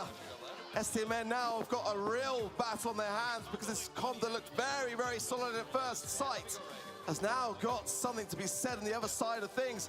SK Gaming, need we be reminded, are behind 2 sets down, and their tournament lives on the line. A spot in the grand finals is the prize. In we go. Yeah, OP with an early phase shift straight past some of those Tick mines, and Zar puts himself in a top position against the Sprout now, forces the last hurrah out of him already, but Chaos taking some return fire now as Zar strikes back. Yeah, a good start from STMN pushing their way forwards now. Chaos has the wall, but he is low HP. Zar himself as well, just trying to stay standing, and a thick head coming in, taken care of. That could have been costly for Chaos. Yeah, both of them quite low though, and now Zar relieving some pressure. Going to find some great shots in there as well. I believe one on Yoshi, one on OPE in the mid. And STMN slowly but surely pushing out this back spawn. Chaos going aggressive though, and that's what he needs to do. Straight on top of Zar here, so we can't really get the pinch in. Shots there, Peep available from Sands, but he can't use it in this situation. And Bobby hung out to dry on the right, really unable to do anything. Gets double tapped as well.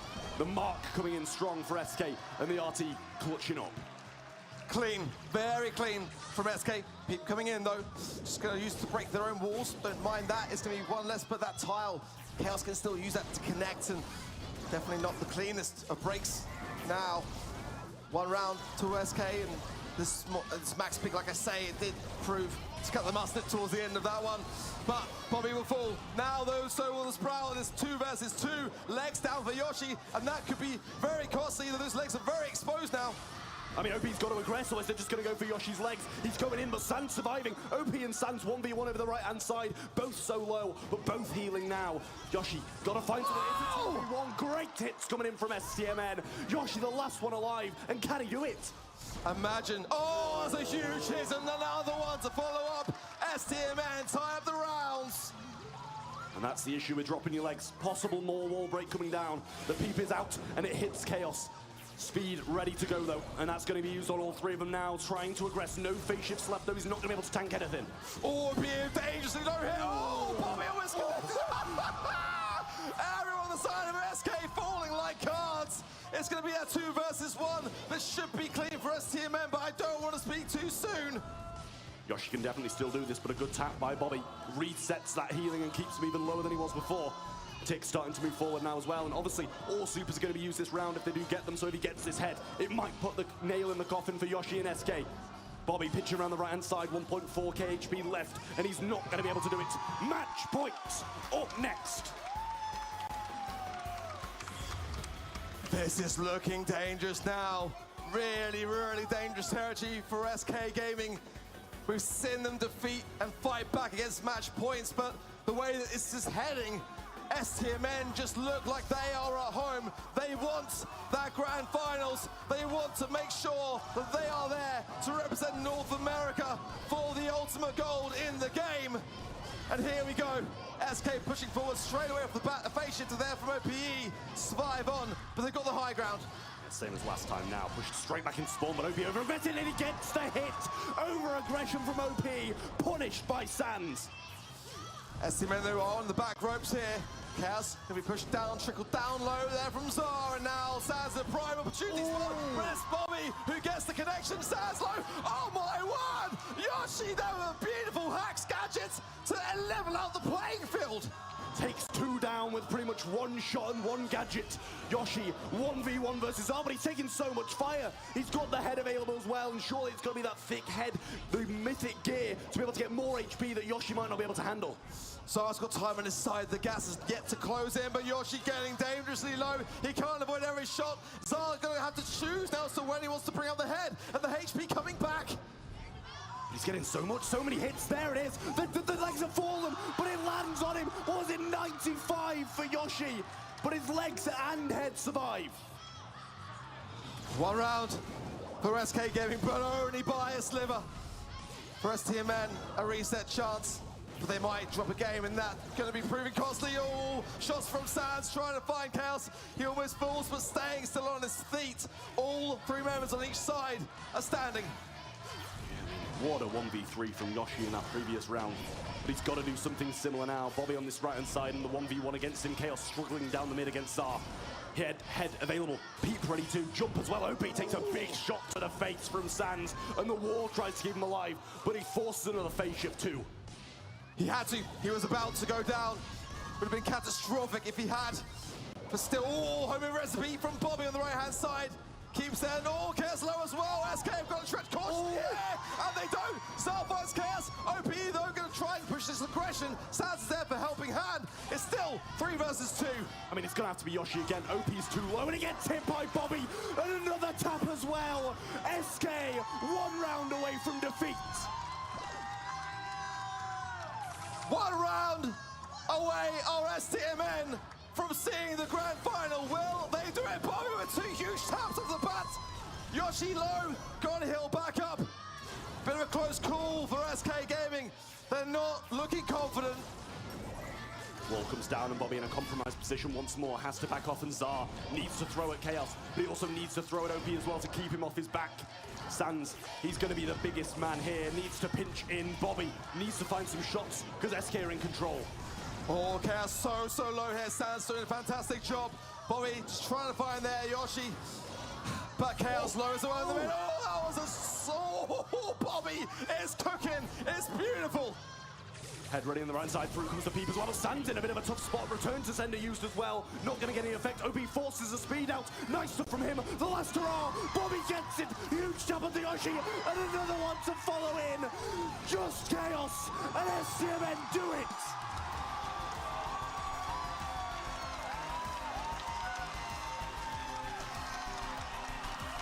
STMN shutting the door on EMEA. Giving themselves a chance to represent North America in the grand finals. What a moment for them. Year upon year of struggle, and they have finally got the ultimate opportunity. Can they go all the way? One thing we know for sure, Trav, is either going to be North America or EMEA. The battle of the ages up next. But you've got to feel for SK. Their run has been magical at this World Finals. Out in 3rd to 4th. And year after year, we see them exit the competition early. They've made their point in 2023. My goodness me, I honestly can't believe it. When I woke up this morning, who would have predicted what has unfolded as the day has gone on? This has been the most insane Brawl Stars World Finals we have ever had. It's just glorious to watch. Everyone giving it their all, and we have got an amazing grand finals lined up. Yeah, to be fair, I don't think we could have asked for a better grand final. I think people were starting to get bored of the East Asian dominance. Crazy Raccoon beaten by Zeta Division, and now SK Gaming out by that. I mean, SK out by the hands of STMN, brings it down to the North America versus EU. And to be honest, I think this might be the final that everybody wanted. We just had one installment. This is now where it comes down to the nitty-gritty. And I just want to bring back again, Trav, my predictions. You know, you'll love to hear this story as the predictions master, you know. I said this morning that STMN were going to lift that trophy. Well, now they are just 5 sets away from doing so, unless Zeta Division can continue the upsets. They've been the team to beat in the EMEA region all year long. Whereas STMN have always been just one step behind Luminosity. But my goodness me, with that performance, you know, I'm feeling quite convinced, but a back and forth affair guaranteed to come. And you've got to give it to Yoshi for this play. It was a 1v3 in the end. Survived on 95 HP. Massive stuff from him and some great stuff from SK Gaming all competition long. But STMN, they've had a tough year. They had to come through the LCQ just like SK did, and they're straight into the grand finals. What a match. What a moment. You can just see how much it means to them.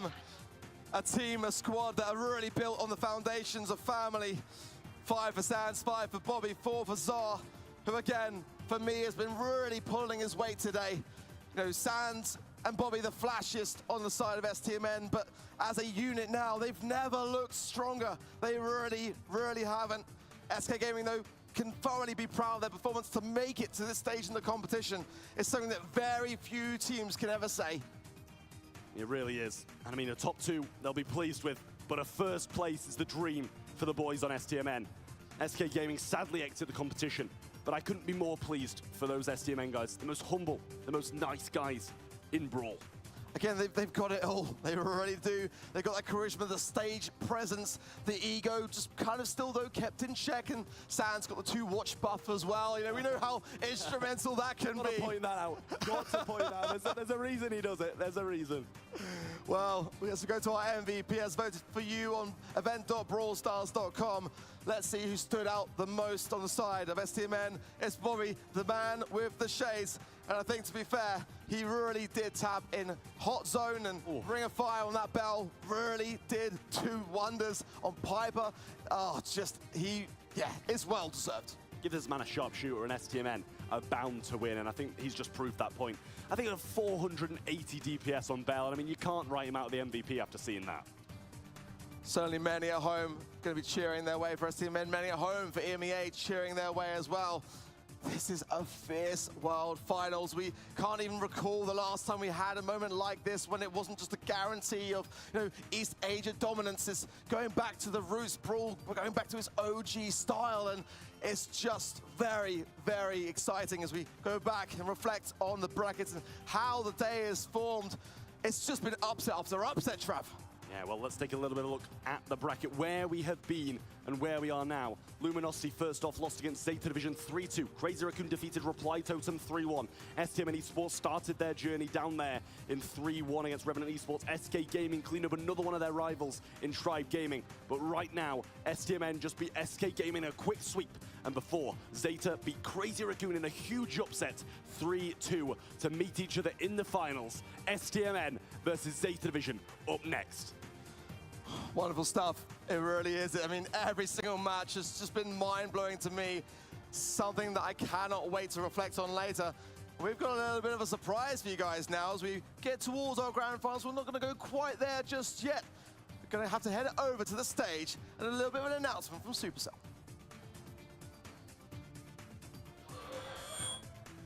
Hello, everyone. Hi, everyone. Hey. and welcome to almost a Brawl Talk. So Miko is the newest Brawler coming in December for our Brawly Days update. And he's the third member of the Brawlywood trio, together with Lola and Gray. He believes he's a big shot in the movie industry, but in reality, he's the monkey holding the boom mic behind the scenes. And he's the first brawler that jumps with his main attack. He's immune while in the air, and when he lands, he deals damage. In the hands of a very skillful player, he can dodge a lot of attacks. Yeah.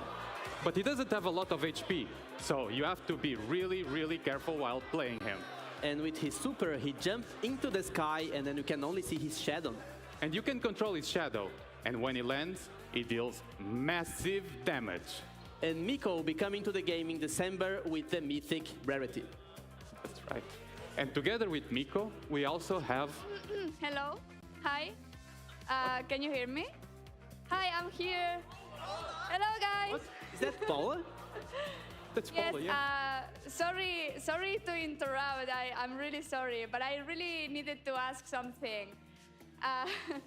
Do you remember how cool it was releasing Edgar for free in the Brawly days?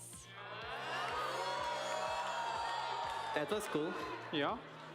Because I was thinking it would be even cooler if we could get Miko, the new brawler, for free this year.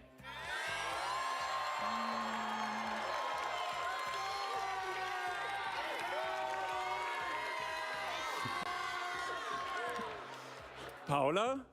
What the? Frank? Why on earth do you think we should give him for free? Also, do you remember what happened last time when we released Edgar with the servers? Yeah, but you know, okay, let's do something. Let's ask the players, do you want Miko for free?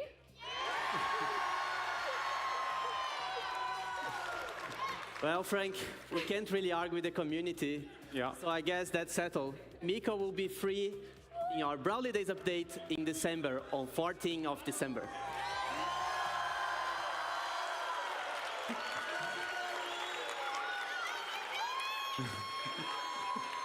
And now, without further ado, it's time for the finals. Zeta Division versus STMN Esports. Enjoy, everyone, and see you soon. Bye. Enjoy. Miko for free, but who can say no to that? Frank took a lot of convincing there, mate. Yeah, good job holding the line for your bottom line, mate. Great to see that, of course, and can't wait to jump into game and get my hands on that new brawler for free. That's right, everybody. With that said, with that excitement building for that moment, we've got another one coming up here. Not since 2019 has EMEA hoisted a Brawl Stars World Championship. And not since ever has North America had that honor. Today, it'll be one of those outcomes, Ark, and either one makes for an incredible story. I was there in the front row in 2019 when Tom, Cerulean, and Spen lifted gold for EMEA, Nova Esports. No, the OGs, two of them are here today. Tom and Spen are in the crowd. It was a very, very exciting time for the game. An area of unknown territory as we proceeded on into 2020. But for North America, this is what, in my opinion, things have been leading up to this entire time. Every year upon year, taking defeats, taking the hits, but coming back stronger, gaining more opportunity within the region, and now on the Grand Finals world stage. There can be more at stake. Absolutely, and what a way to come into a match like this. SK Gaming looked like they were on their own Cinderella story, taking after rival down, and then they go up against a cool, calm, collected STMN who dispatched them with impunity. Now they have a chance to go for the big one. That's right, all the marbles are on the table here in our grand final, which of course will be a best of 5 series. But I think we need to take a moment and talk about Zeta Division. First of all, this would be what? The third World Final Grand Final the organization has been represented in, and they take a gamble. Instead of going into this year with these East Asian juggernauts who have won back-to-back World Championships, Temsai's running out of space in the trophy cabinet, they take a gamble. They go after Chasmat Gaming EU, a strong team, but one that exited the 2022 finals rather prematurely. And my God, has that gamble paid off? I mean, it's really, you couldn't write it any better, could you really? I mean, as an organization, just going from strength to strength, it just seems to me like they are the organization which just have the ultimate success time and time again. But for North America, a chance to put a stop in the tracks. It's to be STMN versus Zeta Division, Czar, Bobby and Sands up against Gero, Meow, and Naui.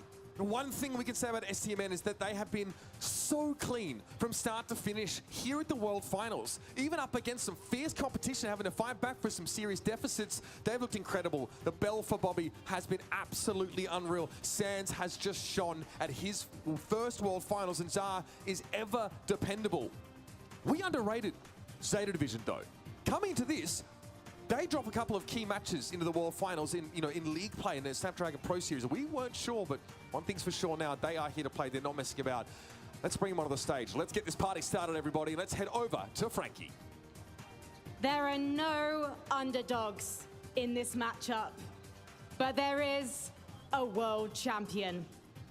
DreamHack Winter, please welcome your two grand final teams, Zeta Division and STMN.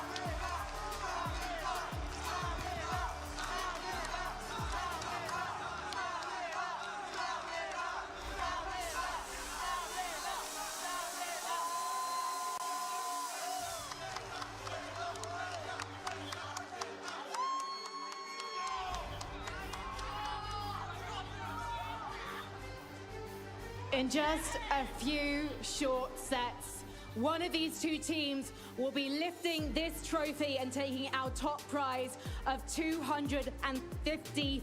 $250,000, in fact. Basically, the tension has never been higher in this arena.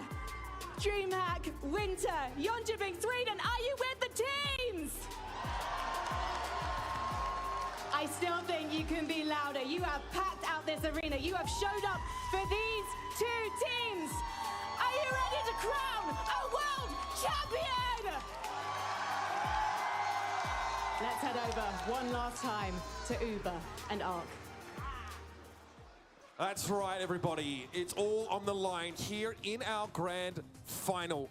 And as we were sort of discussing, Zeta Division had a little bit of a slump over the last couple of weeks, dropping some key matches, of course, in the Snapdragon Pro Series Season 4 and failing to qualify for those finals. But I spoke to Dre, he's just, finally managed to dig him out of the doldrums after their tough game earlier on, and he said, about a week ago, something changed with this Zeta Division team.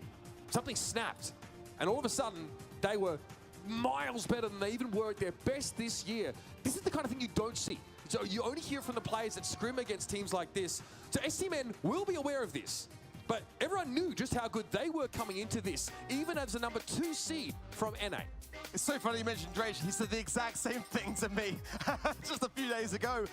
Zeta Division were the Season 3 champions of the Snapdragon Pro Series, so to not see them even qualify for the Season 4 Challenge Finals, unbelievable. A huge storyline in that region.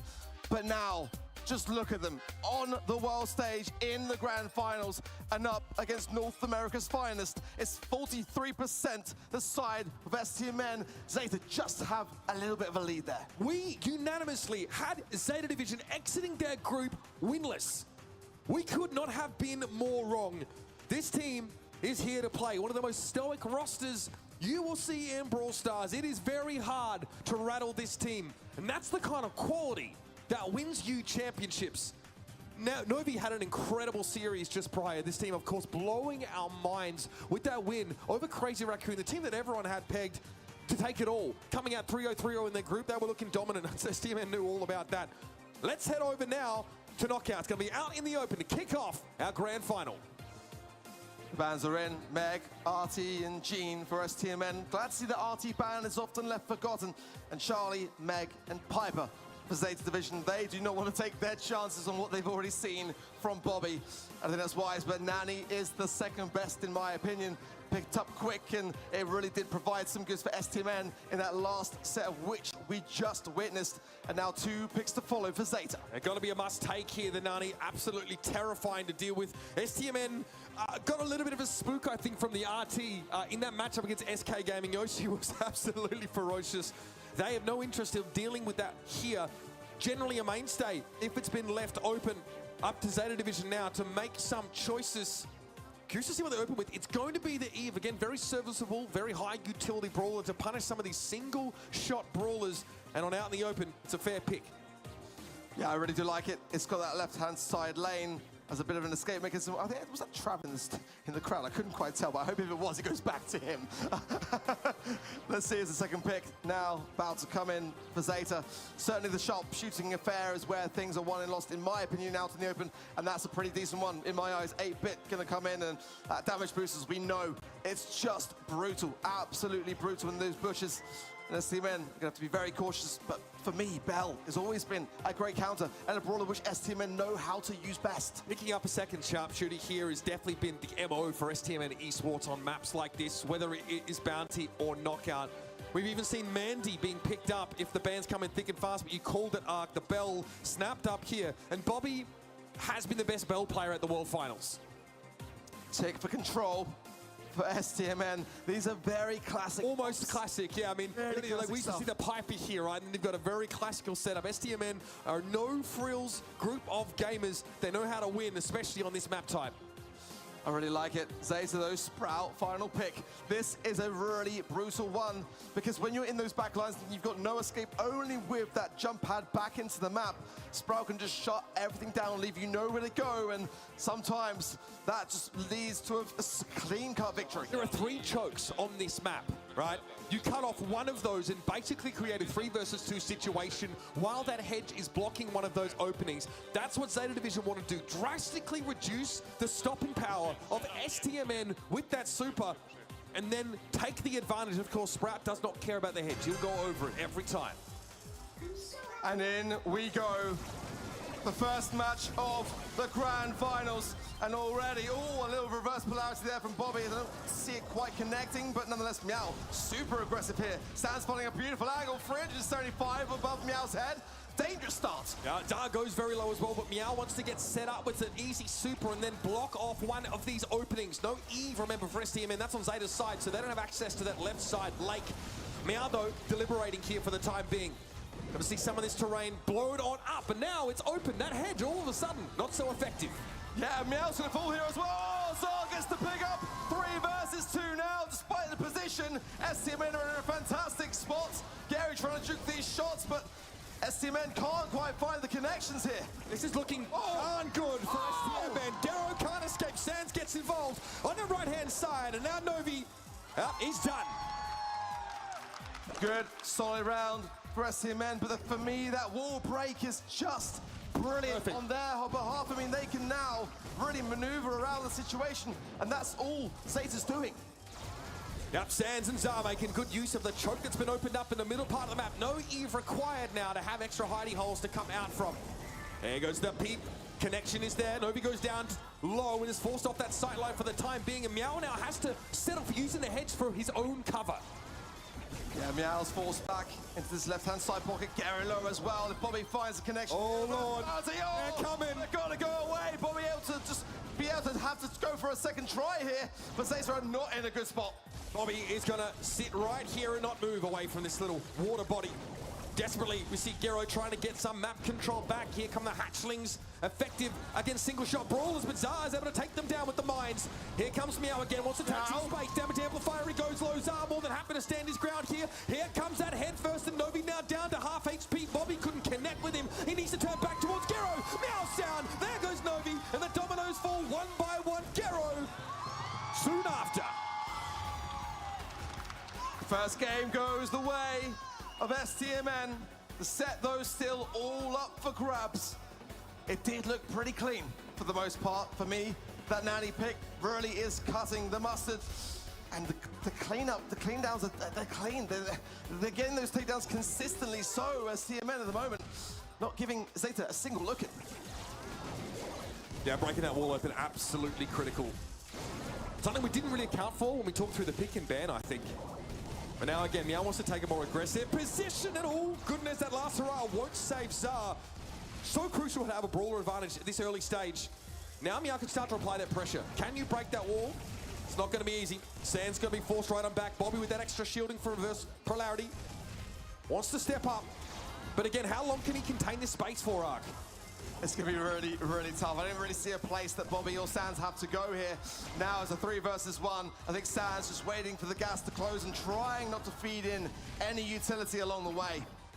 Yeah, don't give over any more supers. The gas can't come quick enough for Sands, and Gero will have him cleaned off.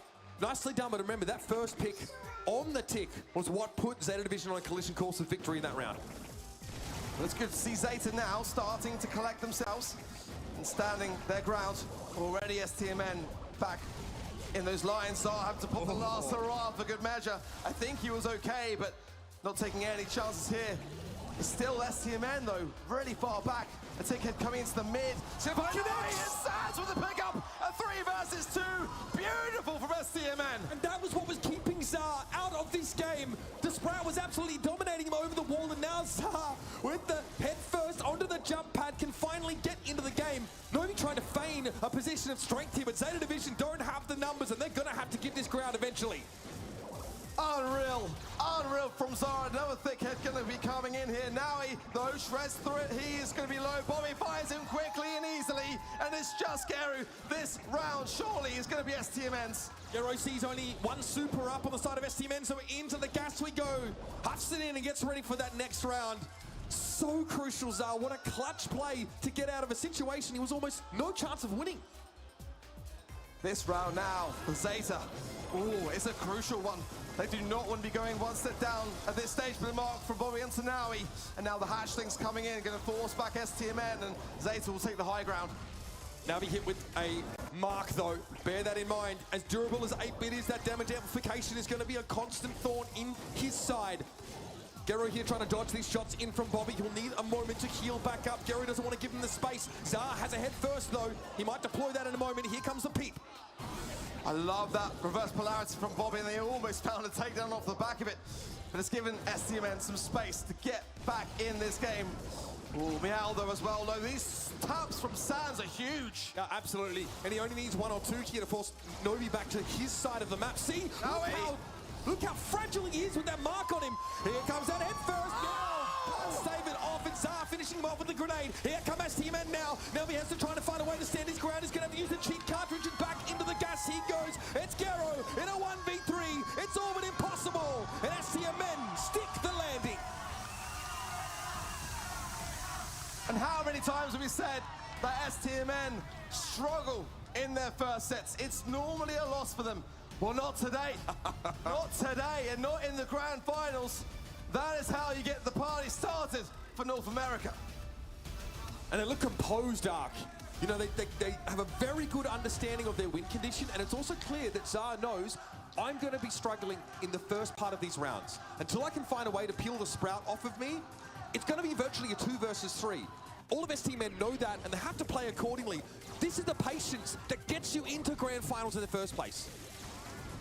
That sounded like a broken record at this point, but for me, Zar is shining, man. I love that tick play with a thick head onto the jump pad, forcing then the hand of Naui, and the connections off the back of it. They just forced the position and claimed the takedown off the back of what was just, I mean, the perfect time to bring in that kind of maneuver, wasn't it, really? Absolutely. And again, the draft was nothing fancy from STMN, right? This is a composition we've seen time and time again. You could say the same of Zeta Division, right? I think both teams really familiar with the protocols on Knockout with these setups here. Gero really trying to keep that bell quiet as much as he could, but again, there's only so much he can do as the Eve. You must get that tick out of the picture early, and so it's impossible to catch. You can see here, Novi struggles, right? That 8-bit really never gets any shots to line up. It's a tale of 2 very different teams on this stat screen. Yeah, not the best of starts for Zeta Division, but all year long, it has all been about them in the EMEA region. They are just very cold exterior as a team. Nothing seems to penetrate them. There's no amount of taunts, no amount of words that can be exchanged that will throw them off their game. As you know, Inso himself has said time and time again, they are robots as far as he's concerned, and very, very methodical and surgical in that same regard. As we head in now to Hard Rock Mine, Gem grabs the next mode, and a draft coming in thick and fast. Again, we had a classic draft, now a classic map here. Well worth bearing in mind here that Bobby will try and opt for sharpshooters on this map as well, right? You can basically, the vast majority of them, that's what you can expect to see. But this is such a classic map here. We're very familiar now with how the meta flows and how compositions get picked here. So expect to see both teams have very powerful compositions with very powerful balls. You cannot ban Hard Rock Mine out completely. Here's the man, so Buster, no one wants to deal with that, of course. Rico is just ridiculous in one of these side lanes, and you have to respect the Rosa, STMN Esports, not risking that getting through. Good bans on both sides. The Sandy, for me, as a brawler that's just kind of floating back into the meta on Hard Rock Mine, is quite a key one on the side of Zeta. The Ruffs as well. It's a very classic North American pick. STMN, first pick, Mr. P. I was talking with Bobby about this, and they love this brawler. They really, really do. And why not? Why not go for it? You know, it's going to be one of those things that can just seek and destroy and give that information over. It's going to be one of the best maps for Mr. P, I think. Look, he can really stay safe behind a lot of these walls. The only place he's even more oppressive is Minecart Madness, but we'll keep that one quiet, of course, so we don't need to go back to that particular era of Brawl Stars. Again, the porters can be really impactful, just occupying some of those single shot brawlers like Stu. Stu cannot get his super back off of those porters. So he sort of sits there and has to fire off those shots and lacks mobility in that window. It's going to be really annoying from whoever is on that brawler here to deal with. Stu, though, certainly has got its fair share of weaknesses. There is Trav in the crowd. I thought I saw him ready. Cordelius up next for Zeta. That insurance policy you've got to have on your side. If STMN want to go crazy and bring out some tanks, then now they're thinking twice. But that mid battle needs to be won, and Mr. P is not the brawler to have it. So surely that will be the case. A Spike potentially, just as a safe pick into that Stu on the lane side, wouldn't be the worst of ideas, and covers themselves in the eventuality that Zeta bring in that final pick. Let's see though. Two brawlers about to join the field. Lou getting picked here makes perfect sense. You need stopping power now against this composition. We have seen teams go as far as picking Dynamite. Now that was more so announcing, of course, but this satchel charge stun is very, very critical. And it's the best analog that you kind of have to Sandy's Sweet Dreams, which of course gets banned out by Zeta Division because they want to play Stu, they want to play fast. The speed zone is really hard to remove on this map. You almost always get max value unless you're going up against a thrower comp. It's just as well Mr. P is here for Sand, so you can actually get rid of that deployable and deny that incremental advantage from people like Stu. 8-bit will round out the composition here for Stamina. Beautiful mid, but one that's got some weaknesses here. You've seen Max coming in a little bit. I kind of wonder whether it might be something of a brewing hand for Zeta here, but I can't not like it. You know, 8-bit can just blaze through the majority of its competition. The damage booster as well. Oh, Piper. I mean, it's not bad. It's certainly going to have a good interaction on that 8-bit matchup. It's not... Really good, yeah. It's obviously really good, and there's just enough open area, plus the bushes that can really obscure the Piper's position. Bobby is probably feeling a little bit jealous right now, but he's been told, hey, you need to take the Luke here. You need to pick that up, and that's something that obviously Piper can't really deal with. You connect with that hypercharged super on her. She's absolutely dead to rights. Anything you do to close the gap is going to be big. This is a matchup of individual mechanics. Connecting those sharpshooter shots at long range or getting the Cordelius safely into position, they're going to be the defining characteristics of this set. But the porter spawners, you know, they're really troublesome for brawlers like Piper. So I want to see good placements then from Sands, who's going to be championing that Mr. P pick on the left-hand side. We're trying to search for the Stu. Going in there for Garu instead. 4 gems, prize in the middle. Oh, beautiful gadget, the homemade recipe from Garu leaves Solo, and that's going to be the gems going the way of Zeta. Great work though, Bobby intervening in that mid lane matchup to also deny the stamina side gem that spawns there. Now in Sands is going to have to be pretty canny to get out of that situation. Zar can at least trade it out. Meanwhile, Bobby goes deep. Novi sends him packing. 2 gems in the middle though, and Gero is still finding Zar. Really struggling, our STMN, to get in this game so far, and there's yet 6, and a clean jump away for Zeta. Looking really, really strong in the early moments. There it is, Bobby able to hold his ground, at least for the time being here. Gero, though, trades it out. They've swapped the Mr. P out of that Cordelius lane. Sands needs a little bit of breathing room here. Speaking of which, Novi's breathing down his neck. Eventually gets brought down, but this just creates more space for Gero to get gem after gem. In goes Meow once more. He's hunting for Lou. Meow forcing Bo into the realm. Will he find the pickup? If he does, it's going to be terrible for Zar, who's now going to have to be forced over to the right, and Gero leaving him nowhere to go. Just stands for support here. The gems are in peril, and it's a substantial lead here for Zeta. 2 now spawning from the mid, not getting greedy, just taking the 1. Yep, another stamina side gem, though, picked up by Zeta Division. They are really starting to flex their muscles. Gero just gets away. They could have gone either way, though. Meow in the Shadow Realm, but Zara is healthy enough. He's going to fall, though. The Cordelius comes out on top. Here comes the countdown. Bobby really on his own. And this composition for Zeta Division, it's absolutely diabolical for STMN to try and play into this. They're looking so comfortable. It's exactly what they want to have, and I feel like STMN don't really have the draft that they were to get their hands on in this respect. It's a clean car victory. Zeta are fighting back. Anticlimactic. That really was not close remotely. Getting the Piper against the 8-bit, you love to see that. The Cordelius to be able to pressure down not only the Mr. P, but we can swap into the Lou lane and cause problems there as well. Such a powerful brawler on his own. Zeta Division had to be pleased with this, I'm sure. Inzo also, with some satisfaction, has seen that draft plan pay off. Well, a chance to wipe the slate clean here for STMN, but they do need to show more for what it's worth. It wasn't a great hand. Another gadget early on from Gero, but that's one less for later. Sounds just trying to help hand things until Zar's back in full health. Gero's low now as well, but it's now who's creeping on that left-hand side. Novi's been a problem as well. Once he gets up close and personal to Mr. P, it's dangerous, but Bobby wins it out only just. Novi able to finish the job with a burn down, though, and that's another shot from Gero again. Piper reigns supreme in the middle of the map. Sands calls for help, the porters come through. That one gets empowered, but Gero will have to waste a shot on removing it. It's frustrating, and look at the space it takes. And look at the scoreline, 7 gems to the 0 of STMN, who are just nowhere to be seen right now. They are really struggling with this too, and this Cordelius right and left lane is providing so much time for Gero to pocket what he needs. One more, and we're on countdown. This set is drifting away. Novi picks up that last couple of gems that they need here, so some distribution across brawlers on Zeta Division with 10 seconds to work with. They're healthy enough, and there is that Piper super available for Gero in case it's needed. Both very mobile brawlers right now with 4 seconds to go. There is no hope for STMN to force these gems out of their hands. A wake-up call for STMN as they are reminded that they just cannot let themselves get ahead of themselves. Zeta with a valiant response and a very solid draft. They made it look like child's play. Again, they have counter picks in so many of those lane matchups, right? Mr. P does not like dealing with Cordelius or Stu. Stu being the first, the pick in response, of course, to that Mr. P.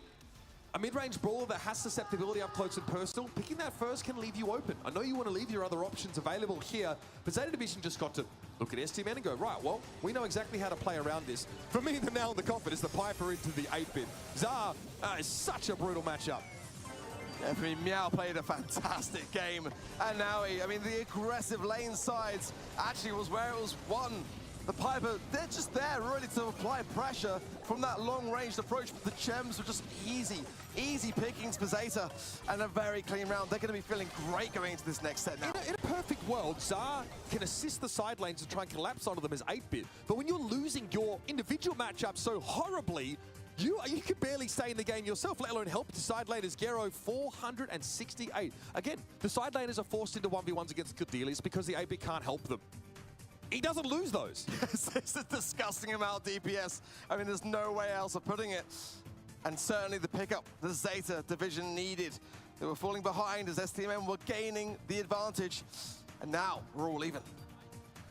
Very quickly, a response fires back from that right-hand side of the stage as Zeta Division want to see their name engraved thrice in Brawl Stars history. Split's going to be coming up next. Hot Zone, always a fascinating one. We know Lou's going to be very hotly contested. This where the Roughs can make an appearance as well, whether in pick or ban. It's a very tough map.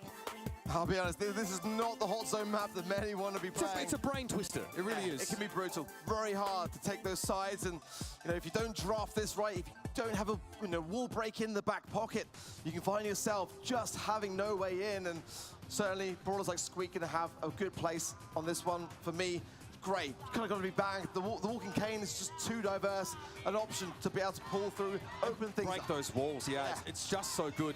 And give yourself the option to really dive on that solo brawler, right? Because quite often teams split themselves 1 and 2 across these points. You really want to pick a very self-sufficient brawler in that solo point if you can get it, because someone has to 1v2 here. Most often. Stu also a really common pick here. You can spend time on the point, you duke out those shots, you can try and win those duels. But see, Cordelius here banned away. Shelly, of course, very powerful. I get the Maisie pick as well. And Chuck is just an absolute nuisance. Transitioning from, between those points, he just stays on the point. He just throws himself out over and over again with that super and gets a lot of free value. Luke, got to pick it. Zeta Division, they know the score. Oh no, oh no, oh no, oh no. I mean, STM are kind of forced to only have the 2 bans because the Charlie, right? Yes, yep. So the Chuck has to be there, the Cordelius as well, and the Chuck here is often underlooked. You've got to consider it highly. Colette, Shelly, Macy, all going to have their place. That Lou, though, I do worry. That can shut down everything we saw Zulan play on this very map, cycling to perfection. So STM men maybe considering throwers now as a way around this situation. Yeah, we've absolutely seen that, right? What the heck is this? The phone? Oh my goodness. Talk about an all-in approach here. Again, those invulnerability frames on Surge Super are really important in a pinch, and if he gets out of control, that is pretty crazy. Oh yeah, you know what? Yeah, how about that? What's better than one Lou? Well, the API obviously just so in awe of the Surge. We haven't seen it at all this entire World Finals. Trying to pick up the pieces. It's like us on the casting desk. We can't believe it. Look at the API. I am struggling. Somebody help me. Okay, we'll have that amended for you in just a moment here. As we have both teams looking to make the brawler selections. STMN going, what's up with that? Yeah, good question, mate. Again, if the Surge is a legitimate pick, there is some credence to it, right? Of course, Surge can close the gap. Crucially getting on some of those enemies and making that dive here, especially if you're able to start to build up. That is very, very scary. We'll see if that's going to be the case here. We'll wait on our amendment in the lobby. OG with the headset off here. Might have been also, sometimes, at this level, you do get like a mispick here in pick and ban. Sort of have to alert an admin and say, hey, we actually meant to pick that brawler. You do it quickly enough, it's usually not an issue here, so. All right, boys, own up. Who dodged? They got Lou. Oh, we forgot to ban that. not enough slots to ban these incredible hypercharged brawlers at the moment. You either pick it or you will become subject to it. Sand's about to throw the headset back on now himself, as we'll be in just a moment. But as far as I can tell, Ark, that Surge is legit. It was very old school. It's on the podium. It used to have fantastic results, but certainly it can be incredibly punishing.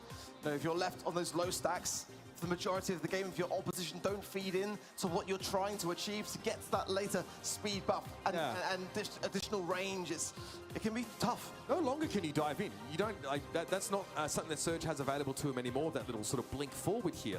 He does, of course, have the star power that allows his shots to bounce off walls, right? So it gives you that sort of Rico-esque impact on one of those points here. Production obviously has informed us that we will be having a restart of the draft here as someone dodged. You can't dodge. You're in person on stage. We can do run out the back, get a body double to step in for you, go have a drink. No, it's not happening. Well, again, if you're just joining, Split is the map. Hot Zone is the mode. For me, the toughest map in that particular mode. It's one of those that can just have a great amount of choke points there to shut ideas down. It's weird. Some teams play to the map, right, and just say, right, well, we're not going to use any wall break here. We're going to try and use throwers or powerful brawlers. Obviously, Lou is just insane for that. Some say, you know what? Let's bust this right up. They just open up the map here and try and play it like a much more of a standard map. A lot of the time, like I mentioned earlier on, a lot of responsibility rests on the solo player on one of the sides of the map. Sometimes you have like 1-on-1 and then you have like a floating brawler that will transition. Something with mobility, right? That will transition between those 2 points. But generally, someone gets the short end of the stick on both sides. And the more incremental advantages they can gain in the 1 versus 2, they usually manifest in a winning result because once your team's done over on that right-hand side, they come over to you and you have a lead, of course. And that's how it times out here. So, Zoe Ko there, of course. Gero, incredible set just now. And after this, hot potato for Heist. That's a fantastic map. Only seen it a couple times rather. We saw a BB picked on it earlier on today. So teams are still experimenting or having some throwbacks to some of these older balls, and it worked out. We had a real all-in setup from the BB, just diving in on that safe. It was a really good look. Field goal to round it out. Remember, these teams are playing for the lion's share of $750,000, and of course the honor of hoisting the coveted trophy. And if you're just joining us here at the Brawl Stars Championship, you haven't watched the last couple of years, typically Brawl Stars esports has been dominated by teams from the East Asian region. This year, not one of those representatives on the stage. North America have their first real shot at a championship. Zeta Division's name has been engraved on the cup the last couple of years here, but they brought an EMEA team into the field. A team that maybe people had doubts about, questions, you know. They bring Inso over from Reply Totem, try and create a super team here, and so far, so good. Zeta Division were the ones that dispatched Crazy Raccoon, the tournament favorites from East Asia. And hopefully you're all watching on event.brawlstars.com. That's where we placed our predictions on the casting desk earlier today. By the way, I've been clean today, Ark. I'm going to be real with you, man. Oh, yeah? I predicted that SK win against Tribe, and then I, to be fair, predicted them falling to STMN Esports, so... Yeah. So you went all in at the beginning, right? Let's forget about the Zeta Division, picking them losing to, Crazy Raccoon, but... Yeah. Who have you got to win? Win it all? Yeah. I hate Crazy Raccoon winning it all, so I'm already up. But the only way you beat me is if STMN able to take this match away. So far, so good. But again, that's where you can get your preds in, as Ark said. Event.brawlstars.com. Ton of fantastic in-game swag available to you as well. Also, as we just found out in Not Brawl Talk, Miko going to be released for free. That new brawler who we've heard some nasty stuff about. He is awesome. The stuff he can do, kind of breaking the core tenets of Brawl Stars as we've known it before. Definitely a brawler I expect to make his way into the BSC in the future. Well, it's downtime. Certainly looking like it's rubbing with STMN more so than Zeta. I mean... Bob's like, yo, you guys want to play some Brawl or what? Hello? Again, yeah, deliberating, of course, with our stage admin there. And OG announcing, of course, that this is his last season of Brawl Stars. You know, obviously a player on this roster last year in Paris, now stepping back into an... He stays around in the scene. And what a feeling it would be to send STMN on to a championship here before he departs. Absolutely one of the pillars of the region. We're going to have a reset of the lobby here in just a moment, so we'll be jumping back in. And I think the picks that players have committed to, they're going to have to remake, right? As definitely as information's been given over. So we'll be back there very soon. Yeah, we all love a bit of OG here at DreamHack. Ashton there with an abundance of support, and I mean, you said it perfectly. I mean, OG obviously this year doing a great deal of content as well and looking really, really solid with it. And I know from that tweet, so proud of what his teammates have accomplished to get to this point. It's going to be bittersweet, right? Yeah, for sure. I mean, he worked for many, many years, so you've helped catapult STMN in a position where they can actually vie for a championship here. Getting to be up there on a stage must feel pretty darn good, seeing all the fans in the crowd as well who followed the journey of STMN not only through this year, but through their entire tenure in the Brawl Stars Championship. Remember, STMN had a really sort of slow start to this BSC season. But they turn it around, and in April and June, they win those monthly finals. And of course, their regional rival is Luminosity. So these two teams were trading monthly final wins back and forth, and there's definitely a sense that they were forging each other into the kind of rosters that could come here and compete. Well, with Zeta, you know, they had as many grand final wins as STMN had grand finals appearances. February, March, June, and August. I mean, it really was a year that was just in the EMEA region, dominated by only them. And a couple of months that others had a look in, but not really much to show or write home about. Zeta have just been the epitome of consistency. Yeah. And by the way, epitome of consistency in the most competitive region in Brawl Stars. There are a large number of qualifying slots for EMEA rosters because there is so much talent in that region. You can't imagine. I mean, look at the teams that they had here, of course. I mean, SK Gaming, of course, with their incredible story and their run back. Reply Totem as well, always in the mix. That's definitely a team you expect to have impact. Foot Esports, of course, who've been in the headlines for right and wrong reasons this year, you know what I mean? That is a region that churns out absolute winners. And of course, we're talking about the #1 team from EMEA. 4 monthly final wins under their belt here. Inzo and Bobby here taking a sidebar. I think they're probably trying to discuss what was happening because naturally, the two teams, they cannot communicate with each other in the draft, right? It's all automated here. So I think Bobby's trying to explain maybe what happened exactly to Inzo, and these two teams will be back in just a moment. Now, I do wonder, you have to wonder how this little brief break affects the teams up there on stage. You come in with a bit of energy, especially STMN, right? Now you're feeling like you're kind of getting iced out a little bit, right? The kick is getting iced for STMN now. They've had to sort of stew on that sort of loss in that second set and find a way to come back here. These are the kind of conditions, though, that will really test that championship mentality. Yeah, it really does. I mean, a little break here and there. It's time to reflect and sometimes time for the circumstances to get inside one's head. You've got to play it cool on the world stage, ultimately, on both sides of the coin. And, you know, it's going to be a tough thing now for both to kind of reset. Now, we're going to step aside too, ladies and gentlemen, while we get the issue on stage resolved. We're going to go to a quick break, but don't go too far, because when we come back, we'll be resuming our grand finals here at the 2023 Brawl Stars World Finals. So we'll see you on the other side.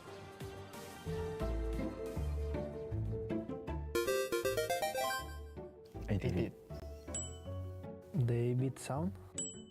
8-bit, yeah.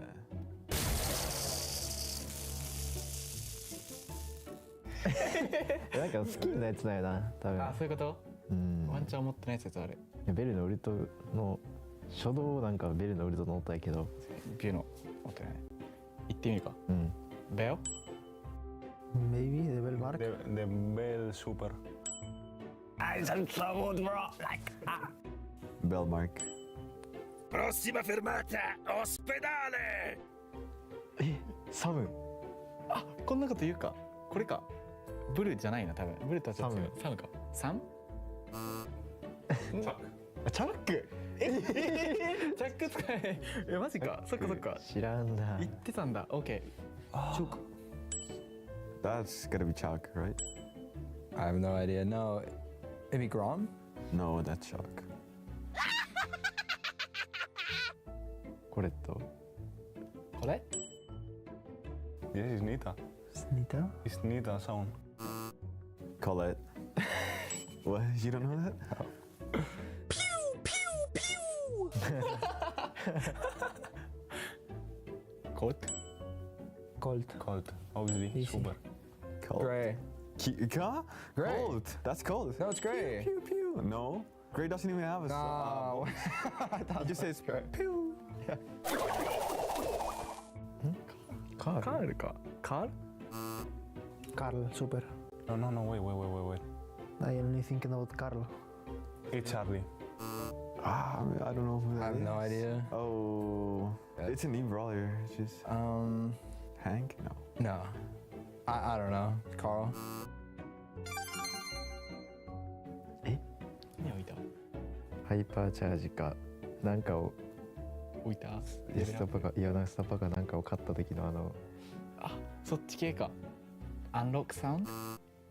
I don't have idea. Maybe hypercharge, but I don't think so. Can be something in game like box of Showdown or that type of things. Oh, Showdown Power Cube. Or like the drink. Box? The drink. No, Showdown Energy Drink. When it spawns. We might be in the dying hours of DreamHack Winter 2023, but I tell you what, we're very much alive and living here in the arena. We've got the big one more game to decide it here. And STMN Esports representing North America, Zeta Division representing EMEA are one apiece heading into set 3. So the draft underway yet again. So the search pick was not the case for STMN. It was going to be Gal followed up by the Barley. Our first pick, Lou, though, still so dangerous for me as the Brawler, which in my opinion has the best hypercharge in the game currently. Bans a Colette, the Shelly, and the Maisie there for Zeta. Rosa coming in. This is spicy stuff being brewed by Zeta. Again, if you can use a Rosa in the 2v1 lane and win that fight, then push into enemy territory, leaving your other brawler on the point, you can start to really threaten your opponents, especially as they come off the spawn. You mentioned that we'd see a thrower arc. We get that point pretty much straight away here. And hey, you also mentioned Gray. All too good at knocking out the terrain here and also setting up random all-in approaches with those dimensional doors. The Shelly Bad Cordelia's band is going to be really difficult, even with the Gale, with that Rosa pick on the side of Zeta. And Gray, honestly, is such a good one to add, to combine him with things. And once Rosa gets that super TP on with the dimensional doors onto the zone, gaining the objective. Spike coming in for STMN. It's not a bad shout. It's about as best as they can hope for in the situation. This is a tough drop for both sides here. Yeah, I'm a little disappointed we didn't get the surge here, but I understand. The Gale is really powerful here, because if you're playing on the point, and you can throw the Gale Force through the wall at brawlers that are trying to approach, you're guaranteed a stun there. Also, if you're attacking the point, you can guarantee a stun as well by the boxes sort of sitting behind those 3 barrels there. So something worth bearing in mind here. You can get Gale on the point properly, you're in good shape. Bobby and Sands here trying to push up a little bit more here. Novi actually in the 1v2 lane here.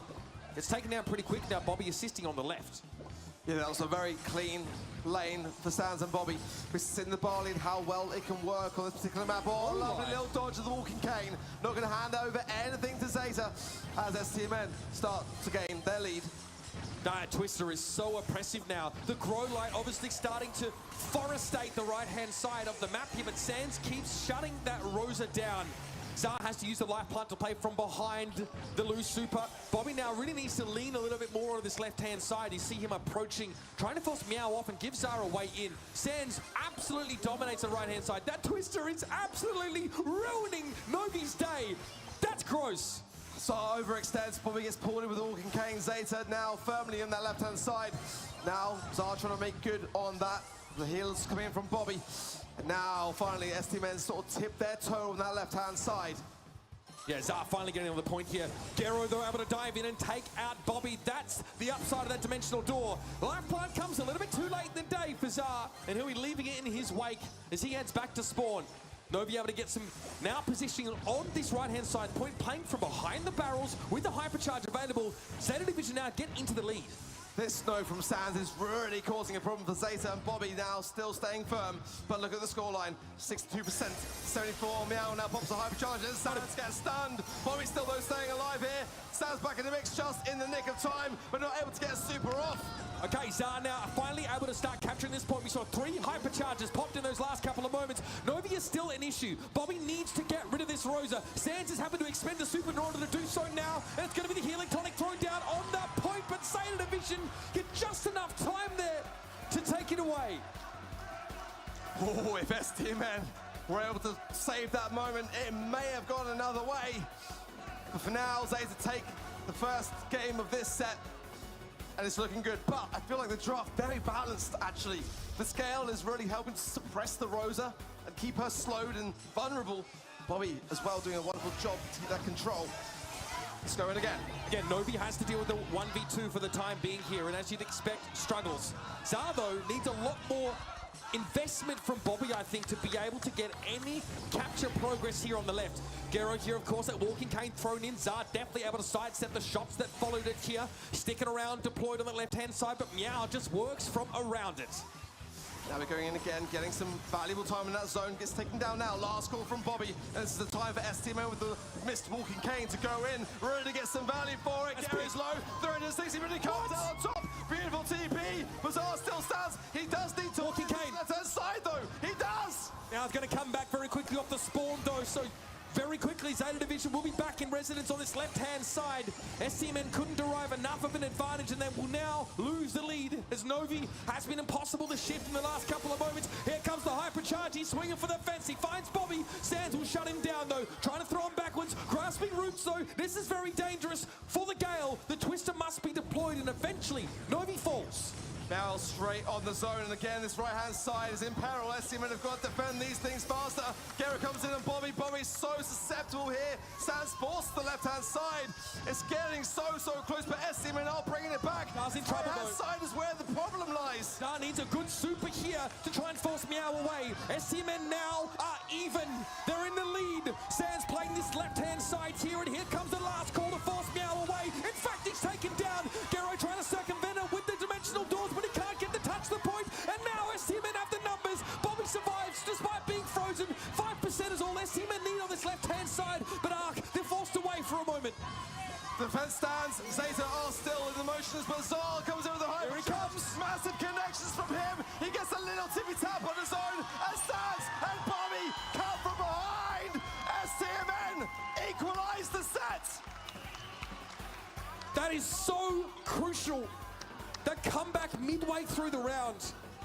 Bobby doesn't really get to stand on either of the points. He needs to connect those shots to help. He won't physically be standing there. So if either of his brawlers at either side get taken down, he has to put himself in a position where he's weak. He's vulnerable having to stand on the point. But it gets the job done. STMN, what a comeback now. We're one apiece in the set. Well, now he falls so quickly. That's going to allow Bobby to focus entirely on this left-hand side and help out Zara try to get some earlier objective damage. But these early walking canes from Garu, that's what they got to try and avoid, because if the there's one already. Yeah, Zara immediately punished. Novi actually able to get a touch on the point and deploy some bushes with that grow light as well. Bobby can't see Novi coming here, so it's a little bit scary when those fists start coming out of the bush.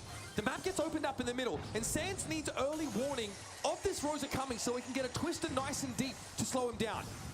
The map is in a much different spot to what we've seen in the previous two games. Sans there with a lovely little bit of observation just to ensure that now he keeps his distance, but he needs to earn super back quickly here. Heals from Bobby just to ensure it, but that TP from Garu, it's going to be dangerous. Here he comes!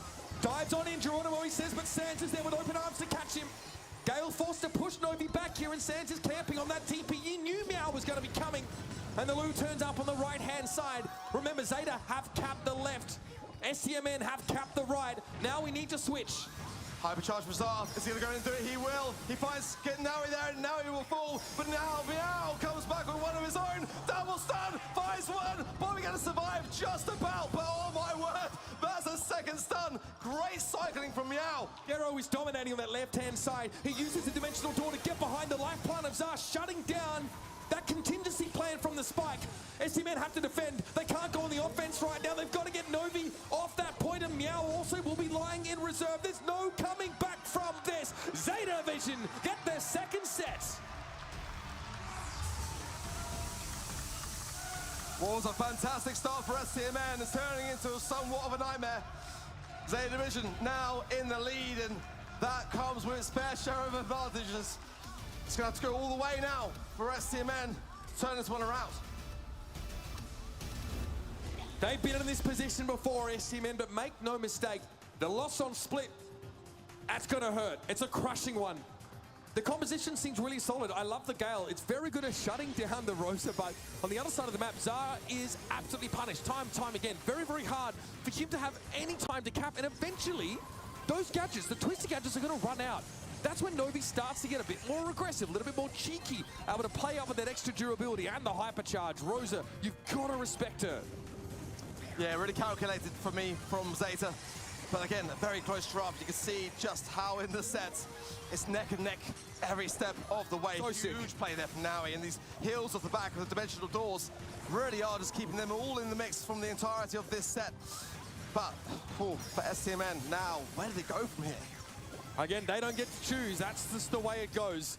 Zeta Division are on the precipice of hoisting a World Championship, a third consecutive one for the organization, the first for this roster. And STMN will have come so close. They need to dig deep for this next set. I don't have a problem with how the draft went. I think, honestly, it came down to minutia in execution, the little things for STMN. But those are the things that you have to have absolutely shored up in a game like this. You don't get to come back tomorrow and try again. It's do or die. A bit of downtime certainly got inside their heads somewhat, but they've got to shake that off now. This is the world stage, is the grand final. These are where champions are born. Heist, Hot Potato, a very tough map, one that we've not really seen too much of over the coming days. and a draft that could be a winning one here for Zeta. STMN have now got to bring out everything in that trick book. And Hot Potato is a map that really forces lanes. The map demands it. You have fences on either side here, and of course, that small part through the middle. You need to be mindful of that when selecting brawlers, right? That's what we saw BB, for example. You know what I mean? Obviously, the gumball, very important, how it bounces back and forth. We've seen Rico many times in the past picked on this map. SC-Men have scrims Zeta Division. They know they don't want to deal with the Dynamite here. That's taken away. Chuck, of course, a mainstay here. Colt, really good at long range, and he's only weak when his opponents are moving laterally. That is really hard to do on Hot Potato. Cole first pick in the grand finals. Yeah, why not? Oh, it's so bold. I love it. If this pays off for us team, man, it will be huge. Dynamite, Cadelis, and Lou bans. Glad to see that Lou ban. I mean, he's just so good everywhere, honestly. Colette, Chuck, and Charlie. No surprises there on the third and final. This is why they have 12 hypercharge brawlers, because you don't ban out half of them. M's picked up here. A good brawler we see a little bit less of here, but the bushes give us such a good staging ground in the middle part of the map here, and we've seen her be decent in side lanes as well. That Caustic Charisma covers a lot of the map, will also reveal anybody in the bushes in that center part. The problem I have so far is that SC-Men have really shown their starting hand early. They want to break things open. They want to ensure that Zeta don't have those brawlers that can utilize a lot of those narrow corridors, and Ruffs as well. That indicates that they now want to open up just a little bit and have some options to be had. How far does this go now? Look, really strong, durable laner. Like, very effective, of course, as his shots do bounce a couple of times here, and they're very hard to avoid in general. You know, I'm curious to see sort of if he's interested in trying to break up the map at all. I think you'd probably rather play to your strengths for the most part, maybe even like field promotion if you see the game drag on a little bit here. Spike going to be locked in here. Zar going for that pick again. Zar always seems to get the tough lane assignments, right? The short end of the stick. Yeah, I mean, what a champion to really have to battle back from some of those disadvantageous positions. Bobby going for a throw once more. We're going to have the Barley again in the mix. Do they Jesse here? It would be disgusting if they so good. Really, really would. But I certainly do like the odds of the Colt when on the safe, but the M's can shred through just as easily. Yes. So if Zeta now adds something of a safe shredder Nita as well, I mean, that's wide open here. Hyper Bear on the safe, but Jesse Turret. Oh my God. The hard counter off the Barley. I know that Adrian loves that Supercell. If there is any time to pick the Edgar, it may as well be now. Hard engage. Edgar loves to jump on those brawlers that lack mobility and aren't good at fighting up close. He is a nightmare at those ranges. What an interesting pick. One that I just honestly would not have seen coming. But it is very, very strong. But if left in a position where it's not getting those connections, it could be a wasted pair of hands. Sands, no time to open everything up. Don't open the map up. Don't give Edgar a way to get close to you without being in your sight line. Sands saying, no. Yeah, he's a silver bullet. Gero again's able to build up his super. Here comes the dive. Sands absolutely obliterated. And that has set the tone now for Edgar running wild on this map. Cole's so squishy. If Gero has a good match, this could be done here. SC-Men know that this is a real problem for them. They've got to land these shots. They've got to take care of him quickly. And he's on the safe. Yeah, Gero with a bit of damage. Obviously won't be healing off that safe damage here, but definitely putting Zeta Division in a bit of a lead. Are you kidding me? 24% for free. Unconscionable. Well, as SC-Men start to open up this map, Zeta know they've got the early game in the pocket. It's these late moments once they are more vulnerable to attack. Gary being spotted by Bobby here and trickling down a little bit of HP. These connections are great for STMN. Gary should be going down faster. Gero hunting Bobby in trouble. Sticky Syrup makes a throw down. Just what the doctor ordered. They get rid of the Edgar and now it's a 3 versus 1. Novi knows that that safe is about to get slapped up. That was good from STMN. Oh no! It immediately goes out though. Zar survives on and in position. He should get some shots in the safe here. Yes, you do. You even it up. Zar gives up his life to even the ledger here. But Sans has also fallen. This is still dangerous for STMN. Only one charge of Sticky Syrup Mixer remains for Bobby, and Gero still wants to throw down. That was much better though. STMN defending well, but now Meow coming in with the damage booster as well.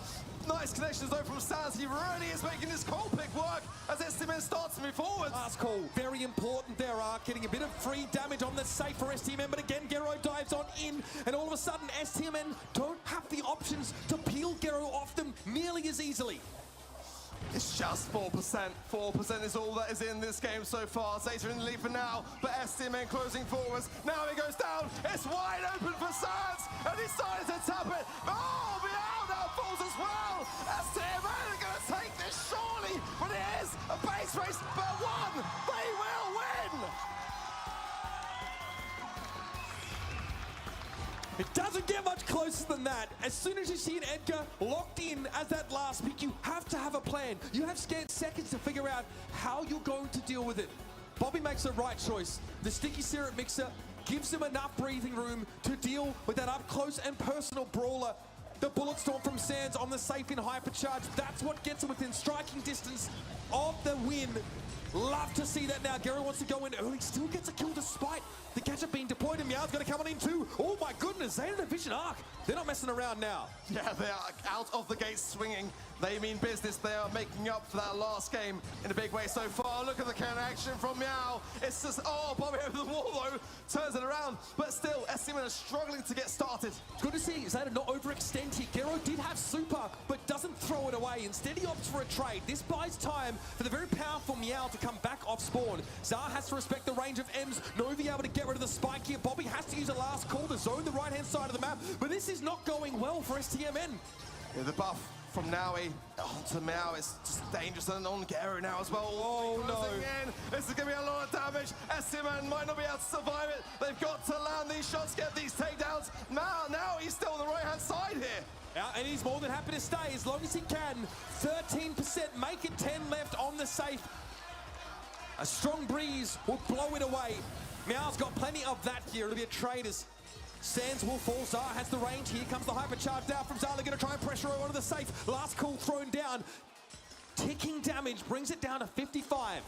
One Edgar jump, and this game could be lost, and STMN know it. They've got to get the perfect balance now between holding this mid and not getting too stuck on defense. Juke's there from Meow, trying to weave his way in, but it's Gero that I've got my eye on.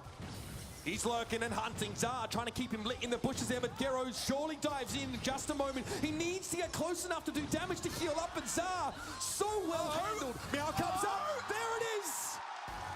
Zeta Division explode. Only needing 10% more to get rid of the safe. Gero or no Gero, they get it done. This is it now. This could be where it ends. Zeta, one game away.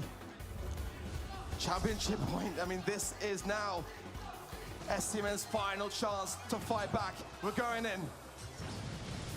Gero very quickly to the left-hand side lane. Last chance saloon for STMN, and straight to the safety goes. Hard landing, assisting with some of that damage. Sands will take him down, but already a bit of a dent on that safe. It's a better start.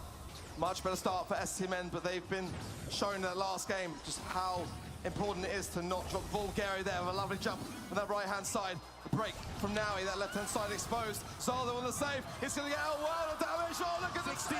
Stands as well. 47. Oh, my word. It's 47. going down so quickly as STMN are fighting. Down to 22 now. We are in a race, and looks like Gero is committed to going after the STMN safe. Eventually, Zeta can defend. They stave STMN off. Now they've got to deal with Gero. They get him. 24% plays 16.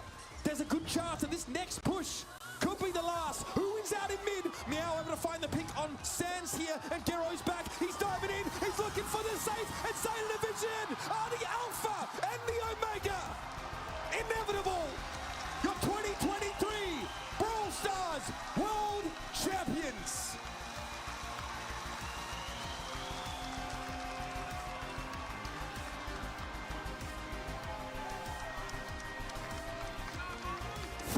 Years in a row, this organization will hoist the trophy.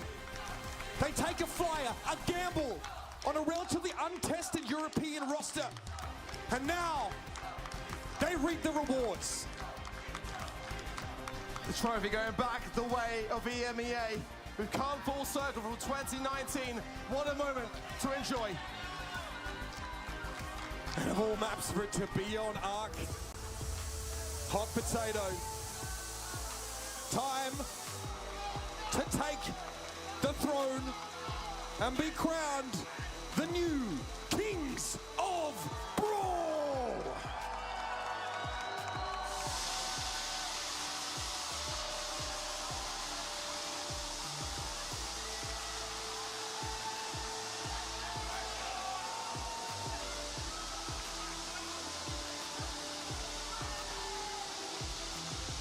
put in the hard work all year long in the BSC.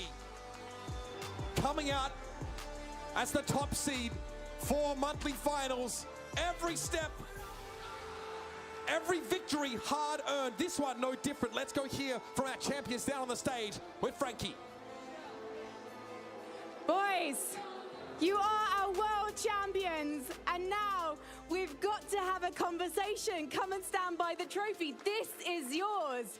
You get to take it back to Poland with you. Now, before I talk to your players, Inso, you have come so close before as a coach.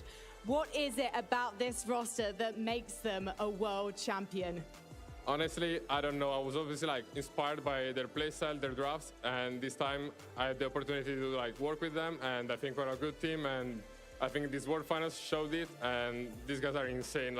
Congrats to them, and thanks to Zeta for supporting us. Inso, they're not just a good team.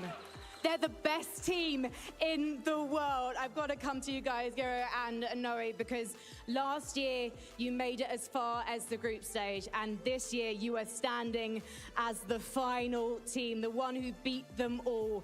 Can you just sum up this moment in a few words for me, please?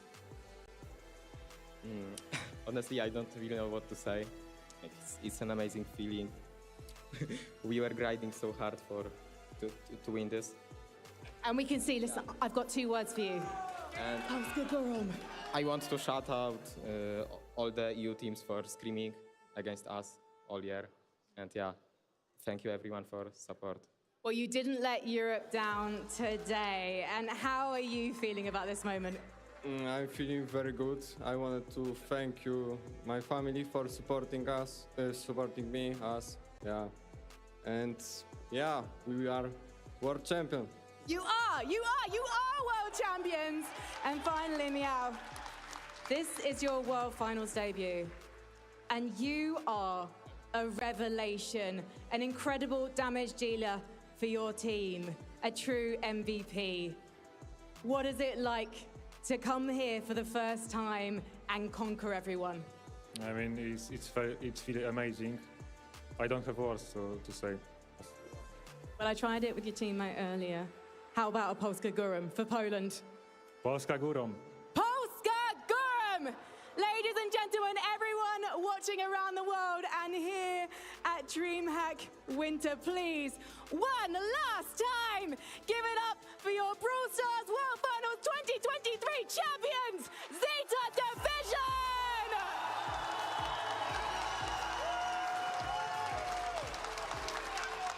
While it is the same name to be inscribed on this trophy as in years past, it's a very different team, heralding, I think, a new era of Brawl Stars arc.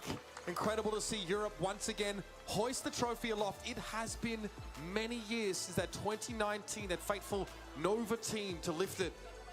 I mean, the region has always produced world-class teams. This time, though, they conquered the very best from East Asia to get here. Can't imagine anybody else to be more deserving. Yeah, honestly, this whole year long, it has been about Zeta for me, especially when you look at just how consistent they've been and what a victory for Poland on their behalf. The squad must be over the moon. And I mean, this is a territory which honestly from the very beginning of Brawl really took my eye. They've just got that cold exterior, you know, even in the darkest of times, they're able to prevail. Really hard to rattle. This team end absolutely tried here. I think Hot Potato was an incredibly exciting map. The M's, as soon as Meow, I mean, I love that Frankie wanted to highlight just how much of a revelation this player has been. Gero, of course, an incredible Edkit pick. What a time to bust it out. But that M's, as soon as she gets any space in mid, that safe gets absolutely chunked down. Edgar final pick. You know, when you look at the comp, it made perfect sense. You got a squidgy Colt, you got a squidgy Barley. I mean, I'm sure, we heard the crowd erupt when it happened. I saw a little cheeky look from Frank as well from Supercell, because this brawler, in the eyes of the team itself, is a big talking point. Yeah, absolutely. I mean, great to see such a popular brawler make its way here into the final map of our grand final. Having looked back over the stats here, Sans has continued to deliver that degree of excellence here. Got to be heartbroken not to be able to go all the way this time around. STMN, such an incredible roster here, taking North America just this close to victory. Meow, Noe, and of course, Gero on that, Edgar. We circle back to it here because you go into a difficult composition. There's a Barley, there's a Colt, right? They have lane dominance. They're very, very strong through much of the map. You've got to find a way to neutralize them and also just all in the safe. You have that second option, the contingency plan, and that's ultimately what they ended up going for. Those last two maps ended up in base races. Such an exciting World Finals. I mean, I have got to bring it back around because it's just been so competitive. The format has just brought everyone together in such a beautiful way. And you know, it wouldn't be the same without checking out for one last time our MVP from that match to see who on event.brawlstars.com gave it the edge. Yeah, give it to me, everybody in the chat. Let's see who takes it. Once more, Meow takes the MVP, the biggest MVP, of course, here in this grand final. It's no secret to me that he was absolutely a standout player here. So he's just excelled on every single level, and you know, it just amazes me every time when we have champions there, the most unlikely of candidates. A lot of the time, we said time and time again in previous years, Halsey's division, you know, in the East Asia region, were just so humble, so reserved, and it's no different now in 2023. Yeah, I mean, like reserved is true, right? Even after winning a championship, you know, I think Meow is still collecting himself, but also we got a Polska Gurum out of him, so that's a win in my book here. Obviously, pretty incredible for Poland as well to be hoisting a world championship with this roster. The guys are really down to earth, right? They're not out here to banter. They're not out here to make grandiose claims. They're thankful. That's the first thing they did. You know, hearing, of course, them sort of think about their family and the support they've received to get here. I mean, Europe, EMEA is in incredible hands right now in Brawl Stars. They will continue to be a dominant force going forward in the future. But what excites me so much more is the rest of the world has risen to join them. North America in a grand final. Finally, we see the rest of the world be able to stand on equal footing, if not greater, with Crazy Raccoon, Revenant. What a story seeing them. BC Gaming, mainland China, putting themselves on the map here. Just incredible stuff. Ladies and gentlemen, as always, it's been an incredible honor to bring to you another year of the Brawl Stars World Championships. What a final it has been. Been a pleasure to be here with you, Ark, of course. Massive shout out to everyone that can make this show happen. Big thanks to Supercell, of course, for bringing us this incredible game, this incredible esport.